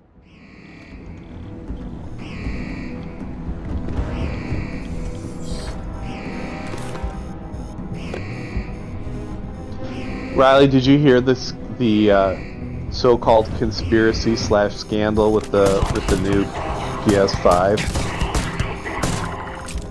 Are they restricting Something? No, it has to do with the improvement in the graphics. So apparently somebody got a hold of one or something and used some benchmarking and some other like testing tools to look at how much better or how improved it actually is. Because I guess one of the main things is the the display technology for the console. And so the accusation is that they're using some kind of video compression algorithm to create like a smoothing effect, but it's actually it's not like an actual improvement in quality. It's literally like a software algorithm that makes like the old quality look better.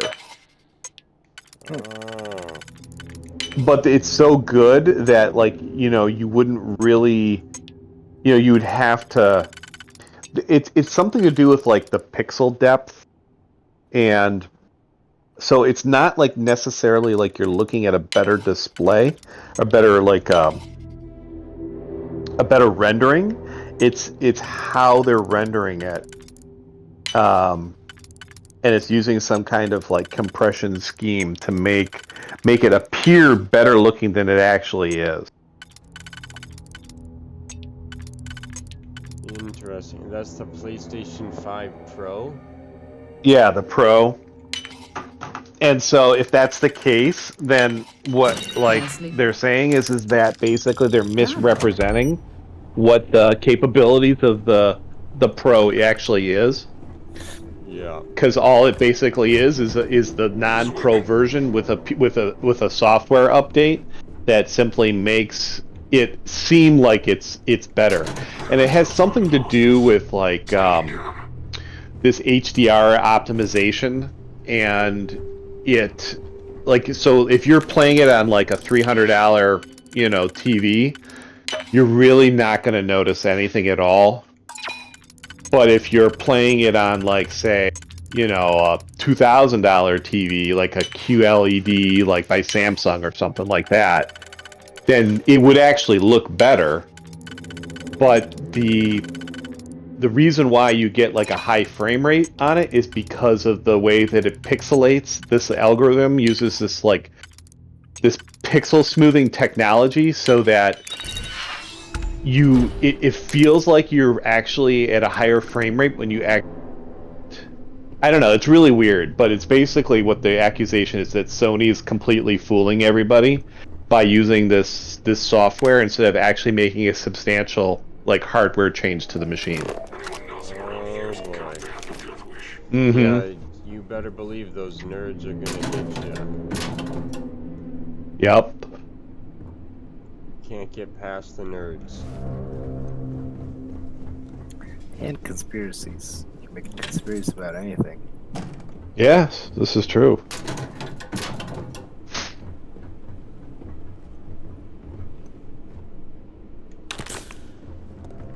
I'll be right back.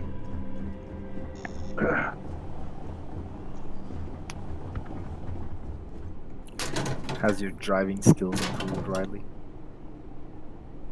I actually don't usually, well, on Wednesday I was in a massive Ford E350. Oh. with a huge V8, which was quite fast actually, and I moved 80 35-pound boxes to a drop shipper.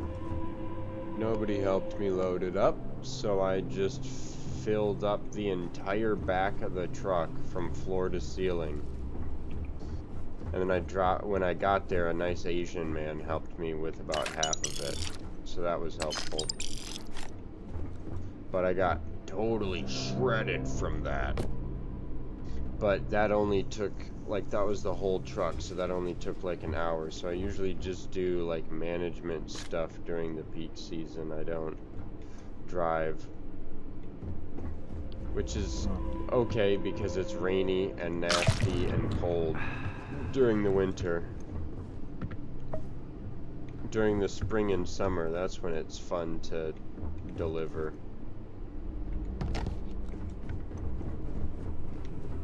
Yeah, the one thing that I learned about cars is anything that is 250 and beyond is fucking massive. Oh yeah.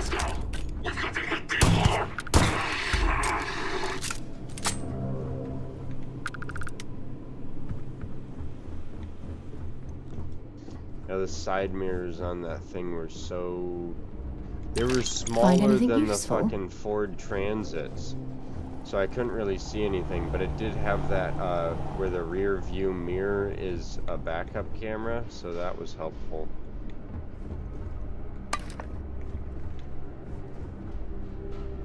Yeah, my friend owns one. It's called a King Ranch. Oh it's yeah. It has a lot of nice things.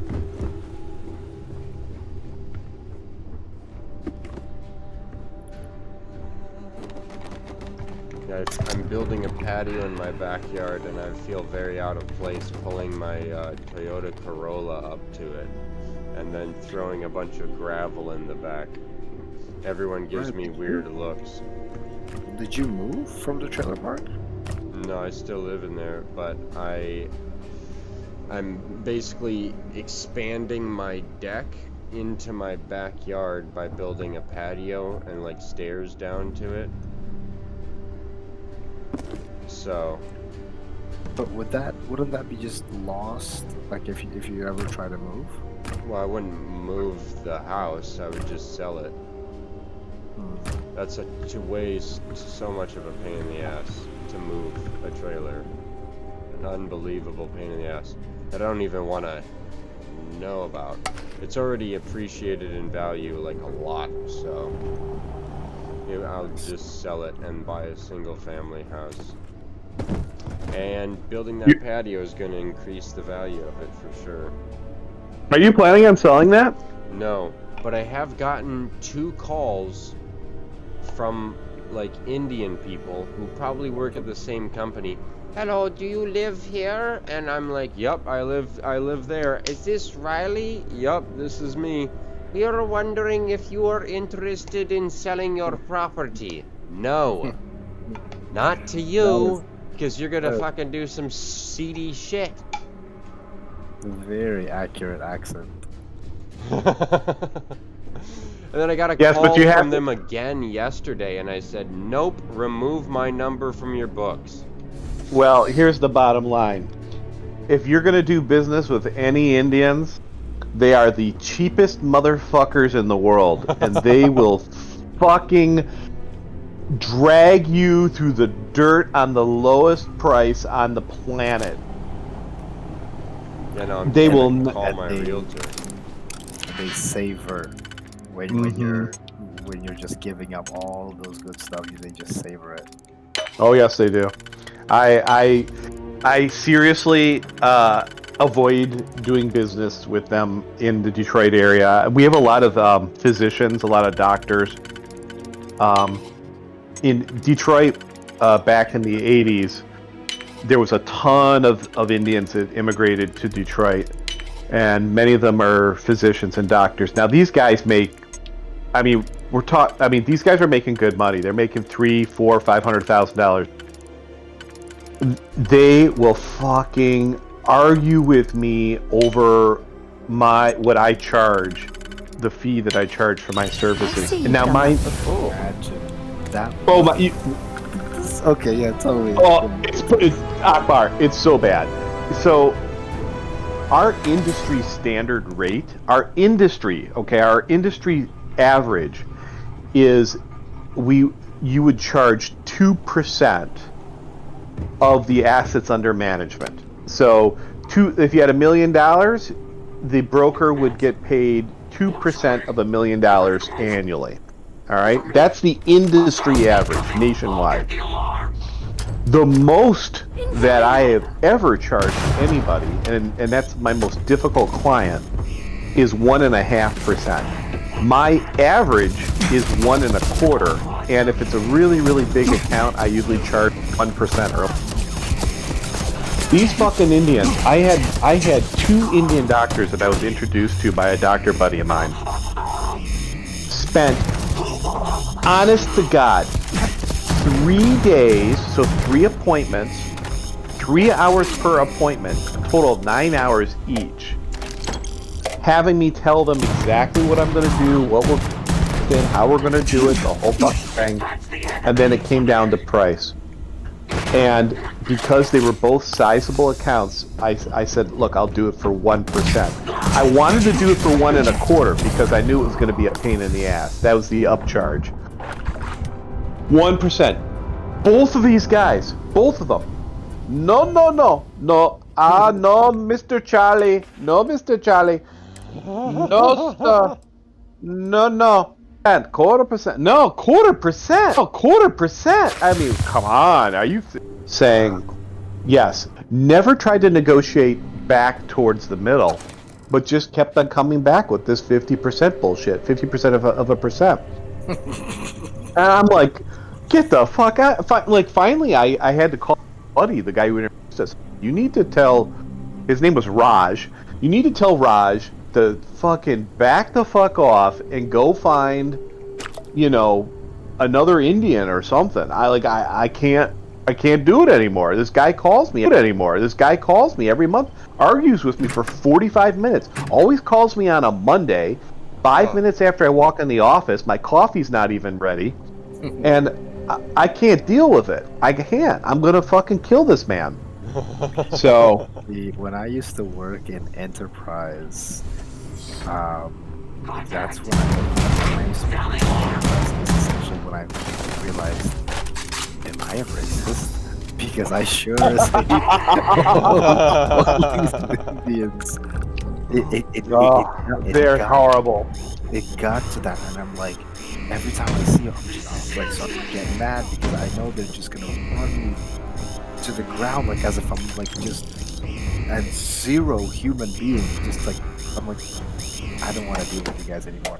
And then when I joined Amazon, I think because there is no customer relationship anymore, and they're like just talking like normal beings, that resentment just started gradually going away. Now it's like, but man, there used to be a time when I'm like, I hate all of you. Well, I still do have a very hard time with them because they are all the same, at least in the Detroit area, and they are extremely difficult. They're very rude, and they want everything for free. And they accuse you. This is the worst part about it. They accuse you of being a cheat, like you're cheating them, right? And they're not stupid. It's a tactic. It's like this is how they fucking haggle for food for like on the street, like the street vendors. Give me the deep fried chicken feet. Okay, pays. You know what I mean? And it's like, no, I give it 2.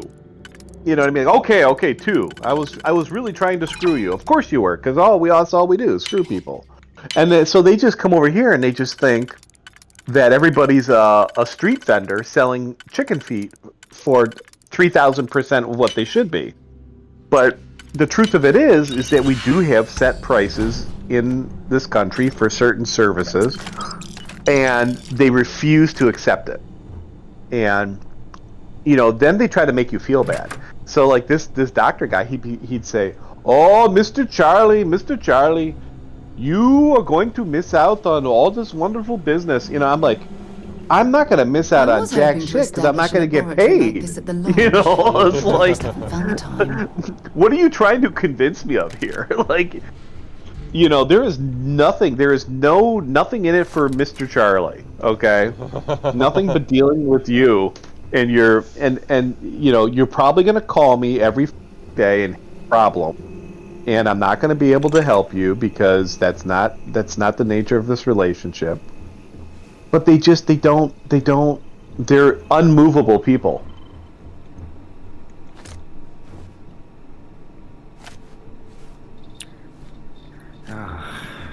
You actually brought back some kind of bad memories.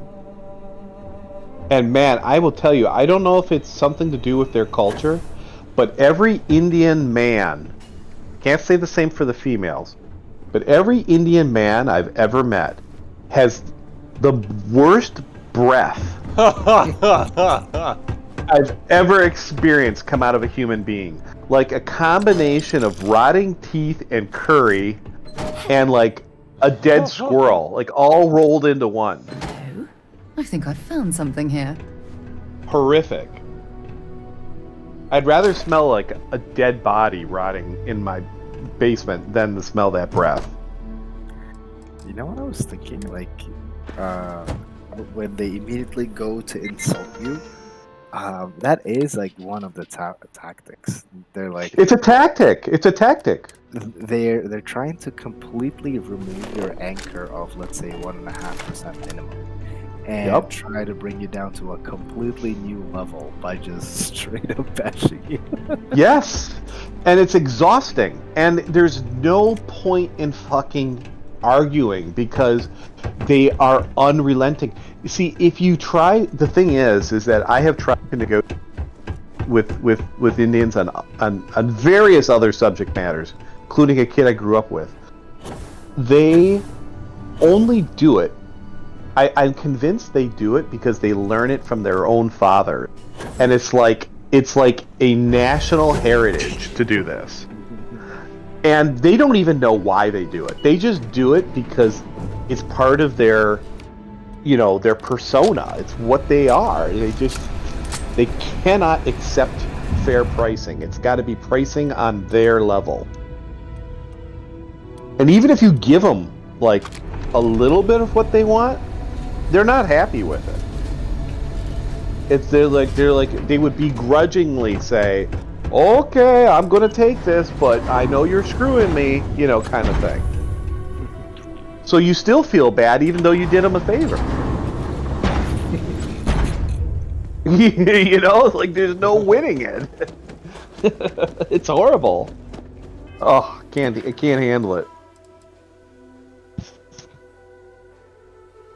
Cannot handle it. You know, Akbar, you know who my favorite people to do business with are the Syrian population in Detroit. Like actually favorite? Yes, hands down. I don't know what it is about the Syrians. See, there's your Christian Syrians and then your Arabs, your Muslim Syrians, you know?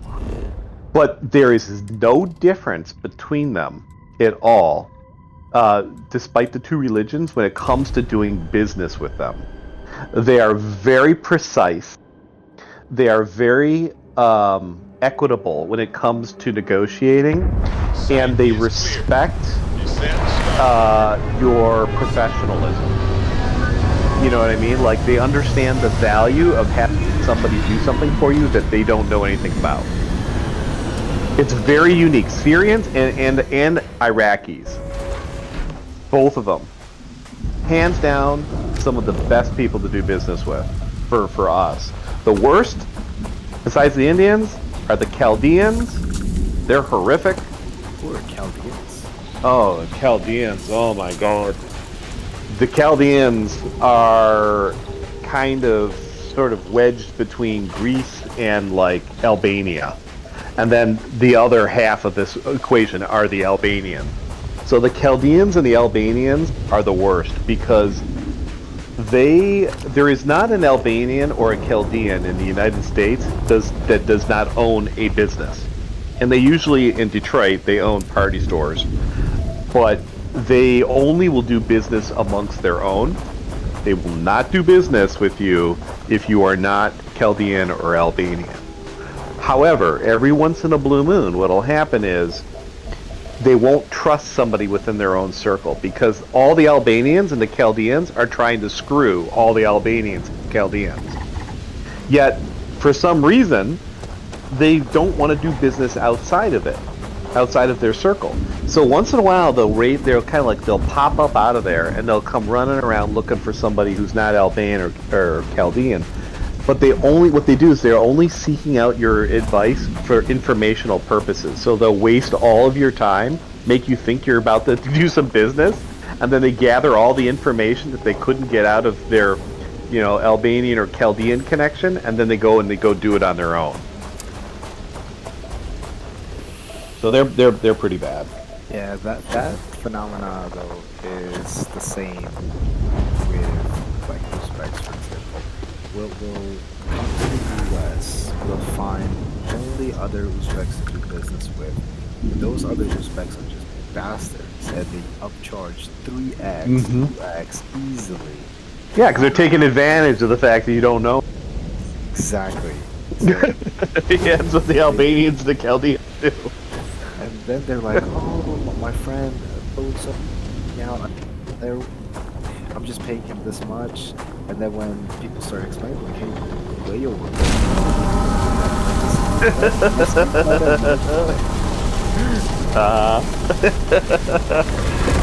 Oh my god.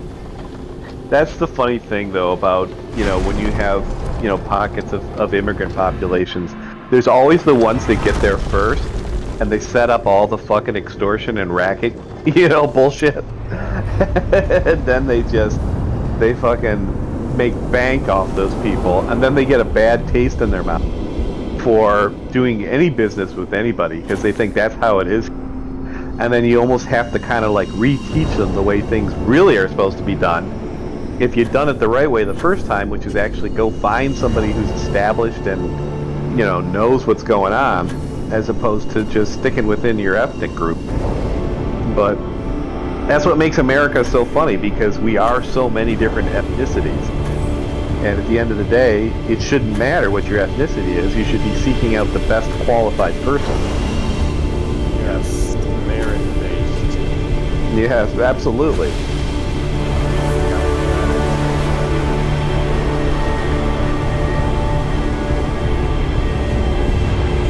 See, the funny thing is, though, I have to say, I'm a little bit hypocritical, because if I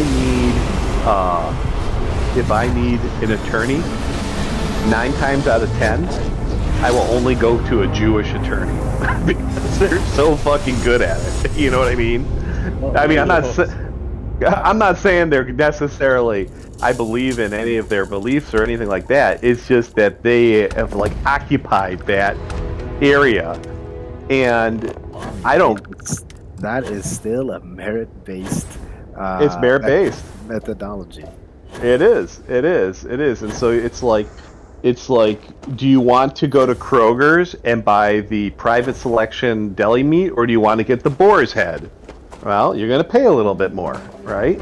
But your meat's gonna be like real meat, not some freaking nasty shit that they brought in from the Philippines.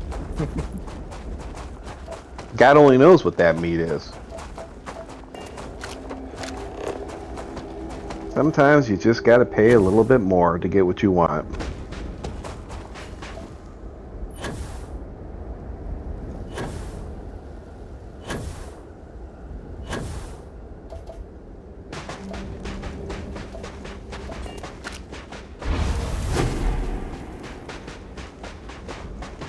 The newest CPI.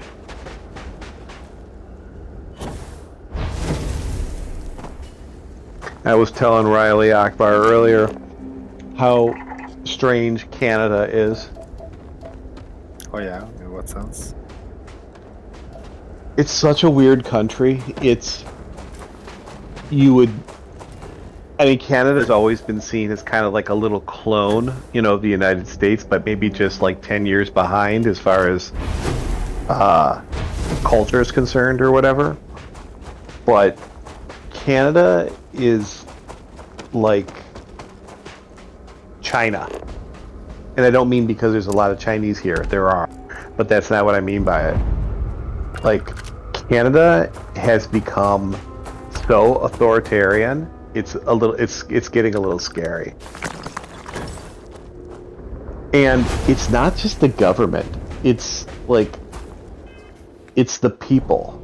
It's not like the people are going along with it. Now I'm not saying everybody's going along with it, because there's definitely a large contingent of Canadians that are, I guess, very American-esque, in their ferocity for freedom and independence. But the majority of Canadians are like censorship of speech, teetering on more of a communism sort of theme as opposed to socialism. It's very, very prevalent here. And it's interesting because I've been coming here my whole life.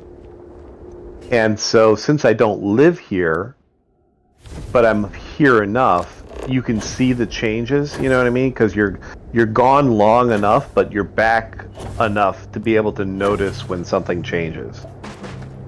And I have never in my life coming up here witnessed the speed of transformation that is going on in this country. It's really, really, it's a little scary, to be honest with you. But they keep voting for it, so it's like they deserve everything that's coming. Yeah, but you see, the system, Canada's political system is parliamentary based. So, people always like to throw around that term, democracy, right? So it's democratic in their political system, but the thing is that it's not real democracy. So, in Canada, you don't really elect you, like most parliamentary systems, you elect a representative that is part of a party that gets a percentage of votes that forms a coalition or forms a unity party with a coalition of other small parties to get enough power to nominate a leader, a prime minister. So you're not really electing like representative government. You're just electing somebody within a party that you hope has a majority or has a large representative majority. And if they can form a government by themselves, which is usually unlikely, then they have to form coalition governments with 3 or 4 or 5 other parties that may share none of the values of the party that wants the control. So they have to make all kinds of concessions. But then once they have formed that coalition, then those party members, those coalition members, they then select the leadership. So you're not selecting your leadership. You're selecting some guy that's going to hopefully help their party get enough of a majority to either rule independently or to convince another party to join forces with them. But by the time you actually get to the mandate that you want, it's been diluted by concessions. So, if you're going to form a coalition with 3 other groups so you can have power, then maybe 1/3 of what you wanted is actually going to be addressed. So then when you finally pick that leader might have nothing to do with any of those other might be somebody that they all agree that they can you know what I mean? This guy Trudeau has played the game very, very well. He's been there for years. Yeah, he's been there for a bit, but I would say it's not about him playing the game well. I think what's happened is that he was able to he formed his own coalition So recently, he's going to be gone soon. So he formed his own coalition, and what worked out for him is he was able to leverage some fringe coalitions that nobody likes, and he was able to bring them into the fold by giving them some power. So an example of this is Quebec. So I don't know if you know anything about Quebec, the province, but that's the French-Canadian province. It's always been rebellious.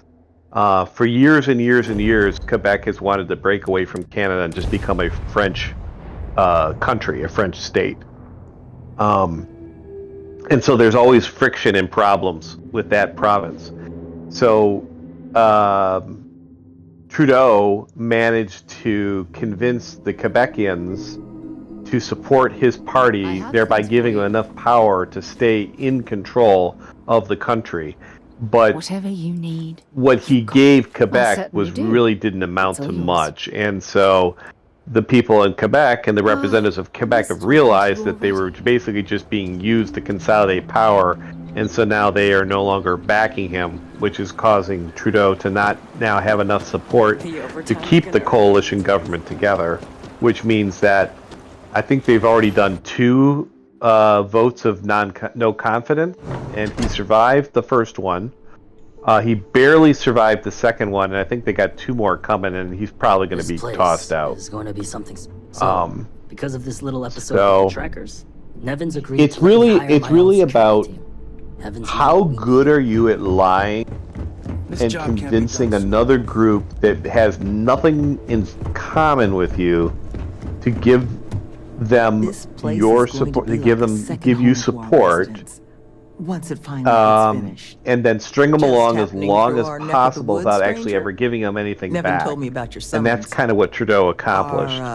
But wasn't too hard on you, I hope. That also sounds like what many wives could accomplish. Yes, exactly. That's very true. But this project holds a pretty special. So Canadian place politics so is very complicated, and unfortunately, well, when you have large segments of the country that doing everything she can don't, want to go along with it, don't like what's happening. We're in the process of vetting more they security, don't really ever get a voice because they can't simply just elect a popular leader. They have to hope that they can find somebody to elect as a representative for their province that will take their concerns and their beliefs with them. But that often doesn't work out that way, because they end up just diluting all that by forming these coalition power bases. That makes 2 of us. So Canada is kind of weird like that. It's very similar to the UK and to the EU when it comes to that parliamentary style system. Thank you again, love. For you, our doors will always be open. Imagine not being able to vote for President of the United States. Instead, you'd have to vote for somebody else that you hope picks your president to be the President of the United States. Oh, yeah, I see what you mean. Yep. You know what? I was catching myself thinking. I was like looking at a few videos. Biden just finally, if he's speaking just freely, right? Like hell of a city. Because he doesn't give a fuck anymore. Hey, dude, that guy looks different. He looks different. He looks different. That's all I'm gonna say. He looks completely different from the guy that was in the debate. Yep, because he gives no fuck. He just physically looks different. That is not the same face of the guy I saw in the debate. Yeah. So because he's not trying to convince anybody of anything. He's 5 years younger.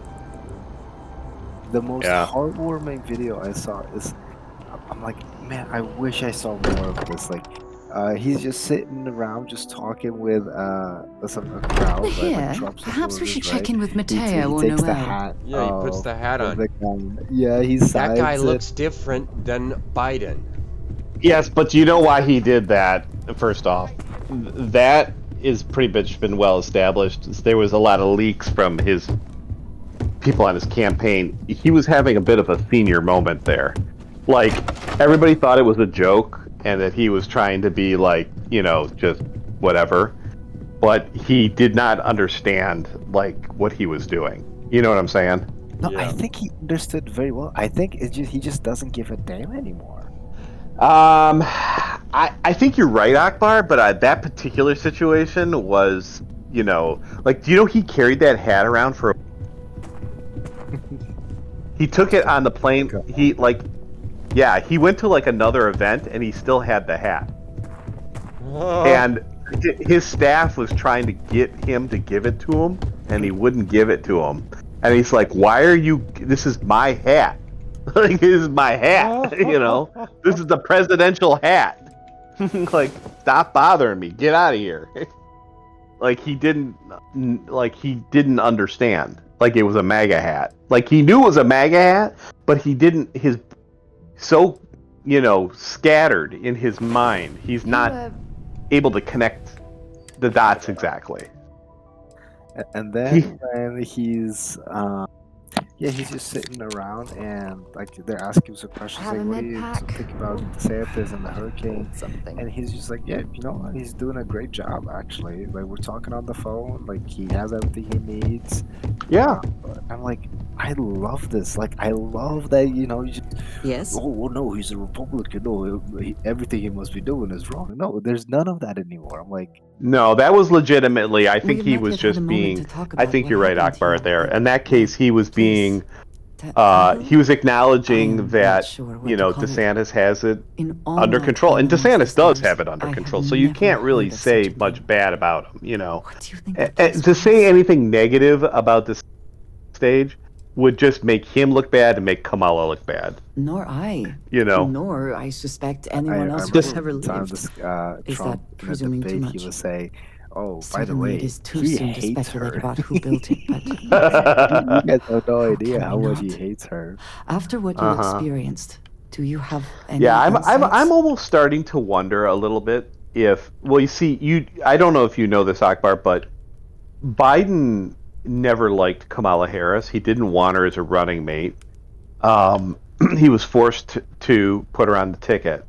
And him and Jill Biden You could just say you have no idea. do not get along with her. They I do am not sorry. talk. In the 3 years, After 4 what years you they've have been through, together, I should be there's asking been about very you. little Are interaction you all between right? the two of them. Have you felt any And side effects? a lot of people feel that Biden is intentionally cynical person undermining might her suggest that in out itself of could be a spite side effect. because he does not like her. And for he would now, rather I will throw just assume you have away been Kamala's chances of winning just to get back at her because she did collude with Nancy Pelosi and Chuck Schumer and others ability you to have force acquired. Biden to Clearly they are all not connected. continue with the presidency. So much bigger than I And realized. that was the last straw. She brought us And- guns.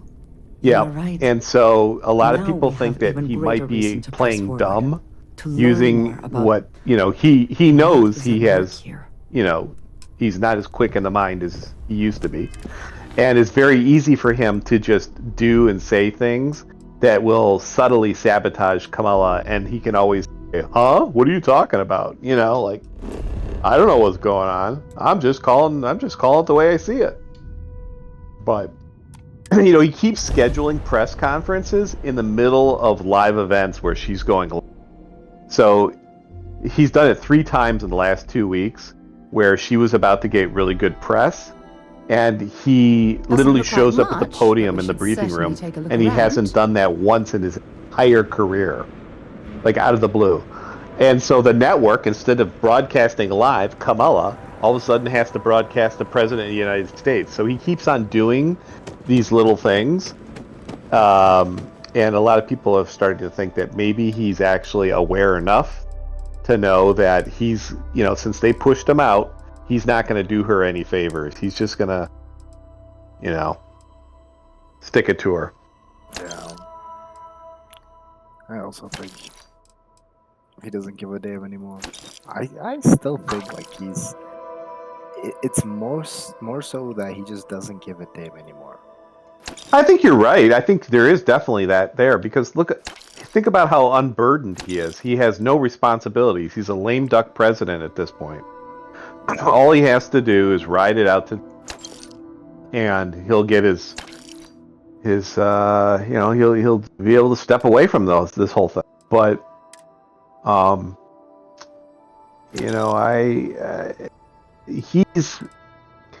don't think he's going to go down as a people could say that they really love.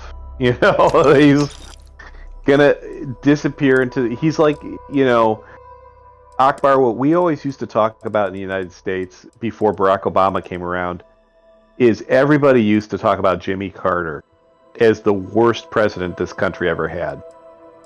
And unfortunately, interned all of the Japanese, isn't he? No. Jimmy Carter was right before Ronald Reagan. So his term ended in 1980. So Carter was a very likable, he was a peanut farmer. He grew peanuts. He was a very kind of folksy, personable guy, very similar to Biden in a lot of ways in personality. But he was a fucking horrible president, and he did his policies sunk the country into a decade of inflation. Some of the worst inflation we ever saw. Like the 1970s were literally the lost decade for the United States. And some of the things that came out of the 70s that basically changed the nature of the country, the economy,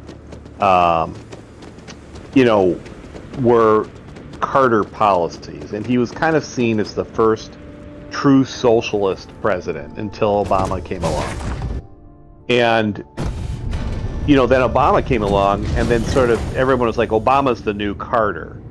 And everybody thought, it could never get as bad as Obama and Carter. But now everyone's like, Biden is like Obama and Carter combined.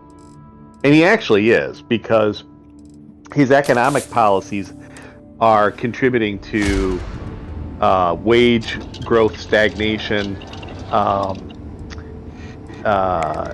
economic malaise, high inflation, government overspending, huge budget deficits, an extra $17 trillion in debt. I mean, it's crazy. And this is this kind of stuff that Carter was doing. But Carter was the same way. Like, when Reagan came in, Carter was like unchained, unburdened. And he just became this very likable, in the last 6 months of his presidency, this very likable, kind of like grandpa. It's just grandpa talk, just being grandpa. And it was like a night and day different personality. And I think Biden's going through that same thing. All I remember when I was disappointed that Biden won in the last election is he said, guys, I know I won it, but I promise unity. And I'm like, thank goodness, yes. Yeah, I knew that was total bullshit. And it could not be anything further than unity. Anything bad happens, MAGA Republicans, motherfucking MAGA Republicans, immediately. Did you hear Kamala Harris the other day? She blamed the Hurricane Helene, on Trump. She blamed it on. It was the most insane shit I ever heard. It's crazy. And then Biden jumped in on this right around that time. He was doing the DeSantis comments. Akbar, he blamed FEMA's lack of response to the disaster in North Carolina on Trump. He said because Trump and Elon Musk are out there handing out Starlinks and delivering food, that is the reason why FEMA can't get in there. It's the most insane thing that you could. I mean, come on, that the government can't function because Elon Musk and Donald Trump are delivering food because FEMA is not. I mean, it's the most ass backward, psychobabble I've ever heard. It's crazy, man. Like the amount of gaslighting in the last 4 years is unreal. It's just it's such a next level of gaslighting Like, I think people are just their brains are just so fried, like they just can't even detect it anymore. It's like, it's just so bad. Everything is the opposite of reality. All I hope, I am so glad, I cannot tell you how grateful I am that Tulsi Gabbard and Kennedy are going to be a big part of that Trump administration. Oh yeah. I'm hoping that he is. I really hope.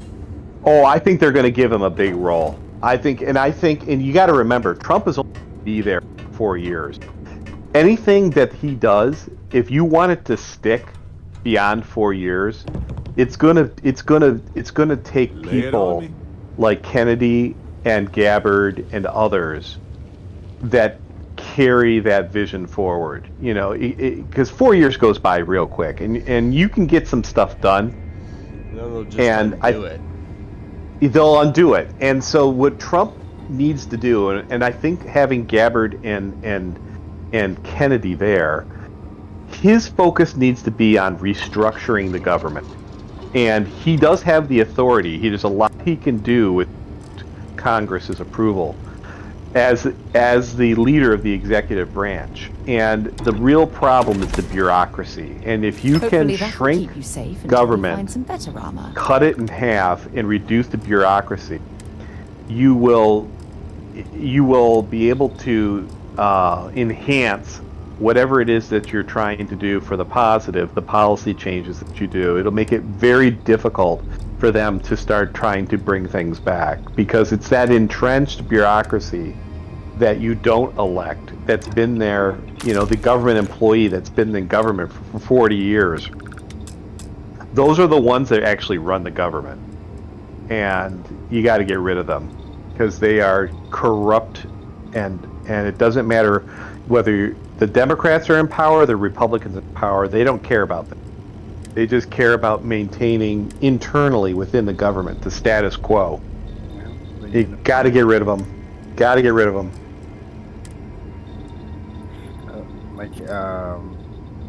Kennedy was talking like on this one podcast that he was basically saying like, hey, you know, Trump is weak on this one policy, and Kamala's actually better on this one, and here's why. And I'm like, I really appreciate the fact that he's like able to say, you know, like, hey, here's where we're going wrong, I think, and here's where we should do better. Yeah, and that's what's great about having those two characters there, because those are Democrats. And look, Trump has acknowledged, and Kennedy has acknowledged, that they do not agree on a lot. But what they all agree on is that if they don't do something now, this country is going to go down. And it doesn't matter who the Democrats are and who the Republicans are and what their issues are. When this country falls apart because the structural problems, which should be bipartisan in nature, aren't being dealt with, then we're all screwed. And this is about, I think, this unity government that they're kind of trying to form. It's to get Americans to realize that the party doesn't matter. What actually matters is what you do when you have power. And if you just keep transitioning back and forth, and nothing ever changes, then this is all pointless. Like, why even elect anybody, right? Because nothing's going to happen. It's just the same people are going to stay in power behind the scenes, and nothing changes. And I think that this is a winning formula, because those on the outside that are looking in are going to see not a traditional Republican Party. They're going to see a party that is cobbled together by people who love and care about the country and want to make sure that there's a country left that our children can grow up in that still has opportunity. And that's really what I think it's about.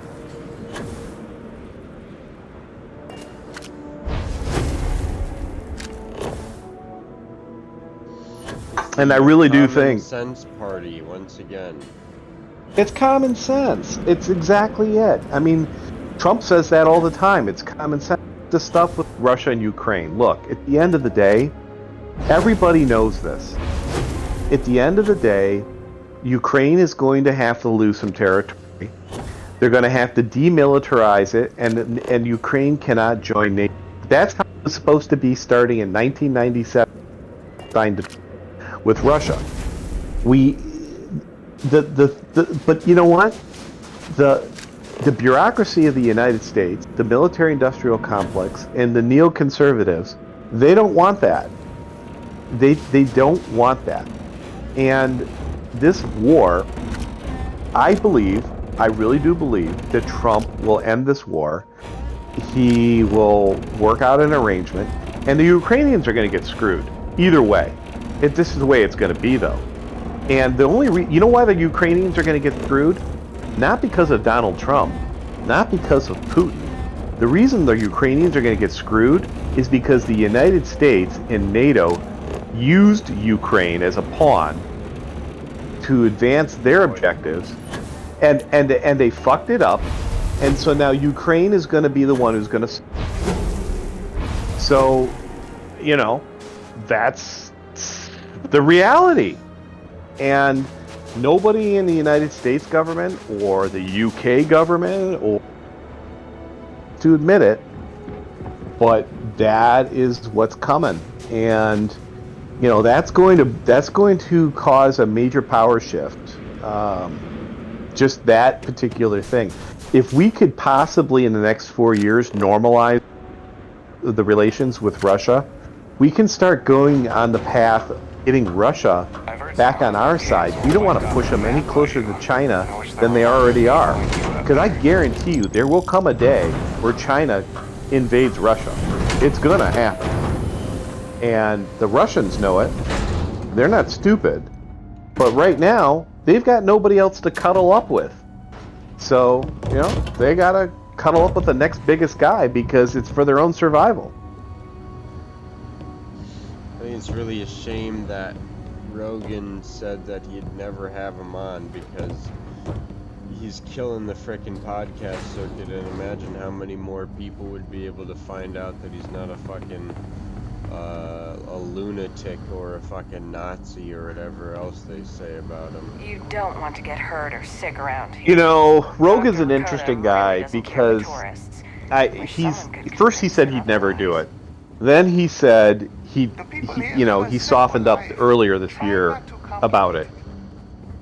Now I think he just has to do it because Rogan has become, Rogan used to be on the left. And he has become so libertarian that half his shows are ranting, and he has guests on, that are ranting about the authoritarianism. If he passes up an opportunity to have a change agent on his show that could actually fix the problems that he's ranting about and passes that up, then that's on him.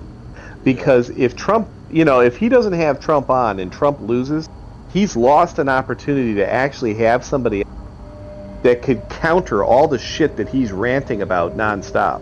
Yeah. No, and I think he knows that. I think he knows that.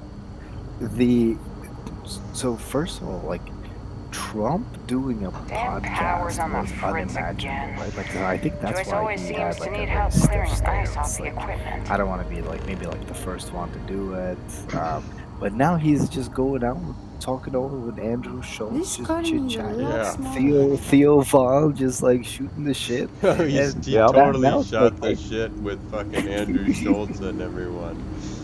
Yeah, that was hilarious. Like, yeah, why the fuck not? Would I not want to? We take vandalism seriously here. And then he told the black guy, "Don't take off your hat. You might not have any hair underneath there." But you see, this is what people like me that have been. I mean, I voted for Bill Clinton the first time around, but I grew up Republican.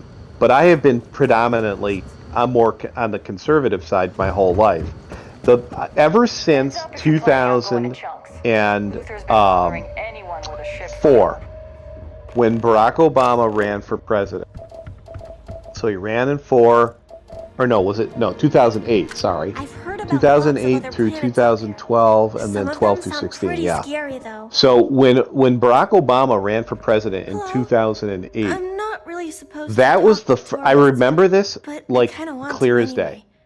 And That was the I don't think first that Papa is time paying in 2008 You're that not going to tell him, social are you? media was used in a campaign strategy. And at that time, I remember Obama campaign was aggressively using Twitter and Facebook. Those were the only two really that were out there, and YouTube. And I thought to myself, where are the fucking Republicans on this? Like, hello, My you know, says it's because he like thinks all we'd the up and leave if we anybody found who's out about anybody, the rest of the world's out especially the youth, uses the fucking internet. Like, where are the Republicans? The Republicans are like over here, like using like they're on trains, like like in the 1860s when politicians used to ride in cabooses on the back of trains, and they pull into a little rural town, and they'd have 300 people would gather at the train track at the train station, and they'd do a little I'm Taft, vote for me, There's some, though. That's like that was the are around Republicans. my The Republicans have all go to not school in the figured same out how to communicate for decades, as the Democrats have consistently leveraged I've never been to modern any other communication techniques to reach We mostly people, learn about the history and of the solar system obviously and have Earth captured and stuff like that. Google Until we get old and enough to the go big on our learning tech companies to help when we get to leave leverage to go their to school ability to somewhere win else for a few elections. years. Republicans have been running around like morons try out since jobs and 2008, not knowing Oh, I what the can't fuck wait. to do. Trump is the only one, Let me know if you have any and other he wasn't even a Republican. He had to leave the Democrat Party to join the Republicans to show Republicans how to win an election. They help the local And economy. it's so refreshing to see somebody that's not a Democrat actually go and use the same tools that the Democrats have been using for almost 20 years to win elections. And it's working. And those podcasts do reach people, and it does reach a major constituency of the voter base. And it's changing people's minds and impressions about who the candidate is. And thank fucking God, because I've been wondering when in the hell is the other party going to start using normal, modern ways of communicating with their potential voters. So I think it's fantastic. I still can't believe people actually. Hello there. It's great to see. And Trump is almost, what is he, 70, 75 or 77? Something like that. I know. He But is everything else pretty is still fucking that old. great chunks food, And he is using a venue, a form of medium that is completely outside his frame of mind. Like, the guy knows nothing about the fucking internet. You know what I mean? Like, all he cares about is golf. know it's because we Okay? never had that He doesn't know mouth-watering sauce. anything what's going on I've been anywhere. in contact with some of the other And, restaurants out there. well, and he they'll give me does, but I some. mean, I'm just But talking they as far say as they can't the afford internet to and send social it, media is and I don't have a concerned. ship, so what am I to do? And that's pretty damn ballsy, You do that. for a guy his You're not age pulling my leg. to put himself into those environments Yeah, right. where he could easily be Actually, taken just got a advantage of. message back from another chunks And before he we got owns here, it. and they got He a goes case out there ready and to he go. fucking owns it. And he's Just telling funny. you there to pick it up And for me, he's and it should be good to lighthearted. go. And he's Thanks. communicative. And he does it so well. And maybe it's because he's an entertainer too. Hi there. But Always nice seeing a new face. it's making a massive difference. There's no doubt about it. Thanks for choosing chunks. That's for sure. Which chunks would you like today?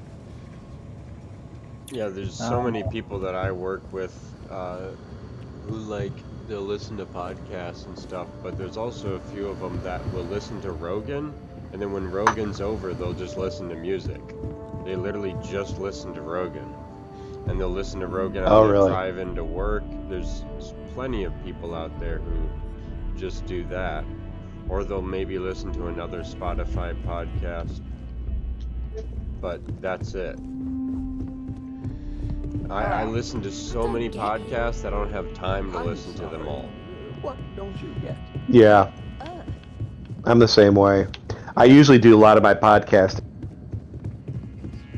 because I got a good 2.5 hours both ways, so I can usually cover at least 2 full, sometimes 3 different podcasts. If I'm playing video games without you guys, or when I'm not streaming, I have my Galaxy Buds in one ear, and then I put my headphones over it. Word of advice? Oh my god. That's how I listen to podcasts. She really sems to have a problem. That's funny. My mom, I told my mom that, and she was like, what? I was like, yeah, I just want all the stimulants just coming in at once.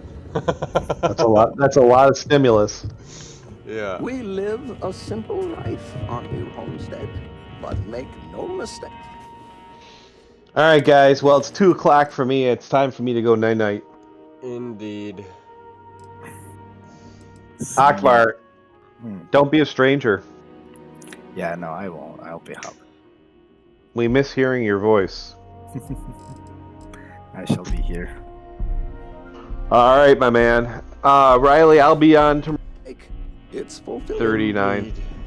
Me too. Alright, guys. Have a good night. Indeed. Farewell. See you. Bye-bye.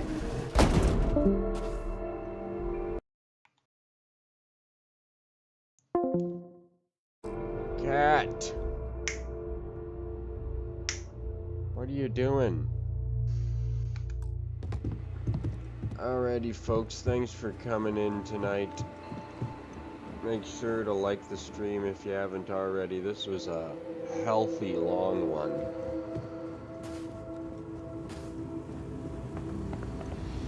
Don't stay This seems like an interesting place. That dude at the entrance gave me 2,400 credits for just helping people. That sounds like a good deal.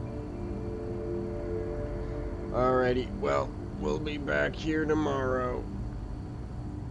Farewell, folks. We'll see you next time. Bye-bye.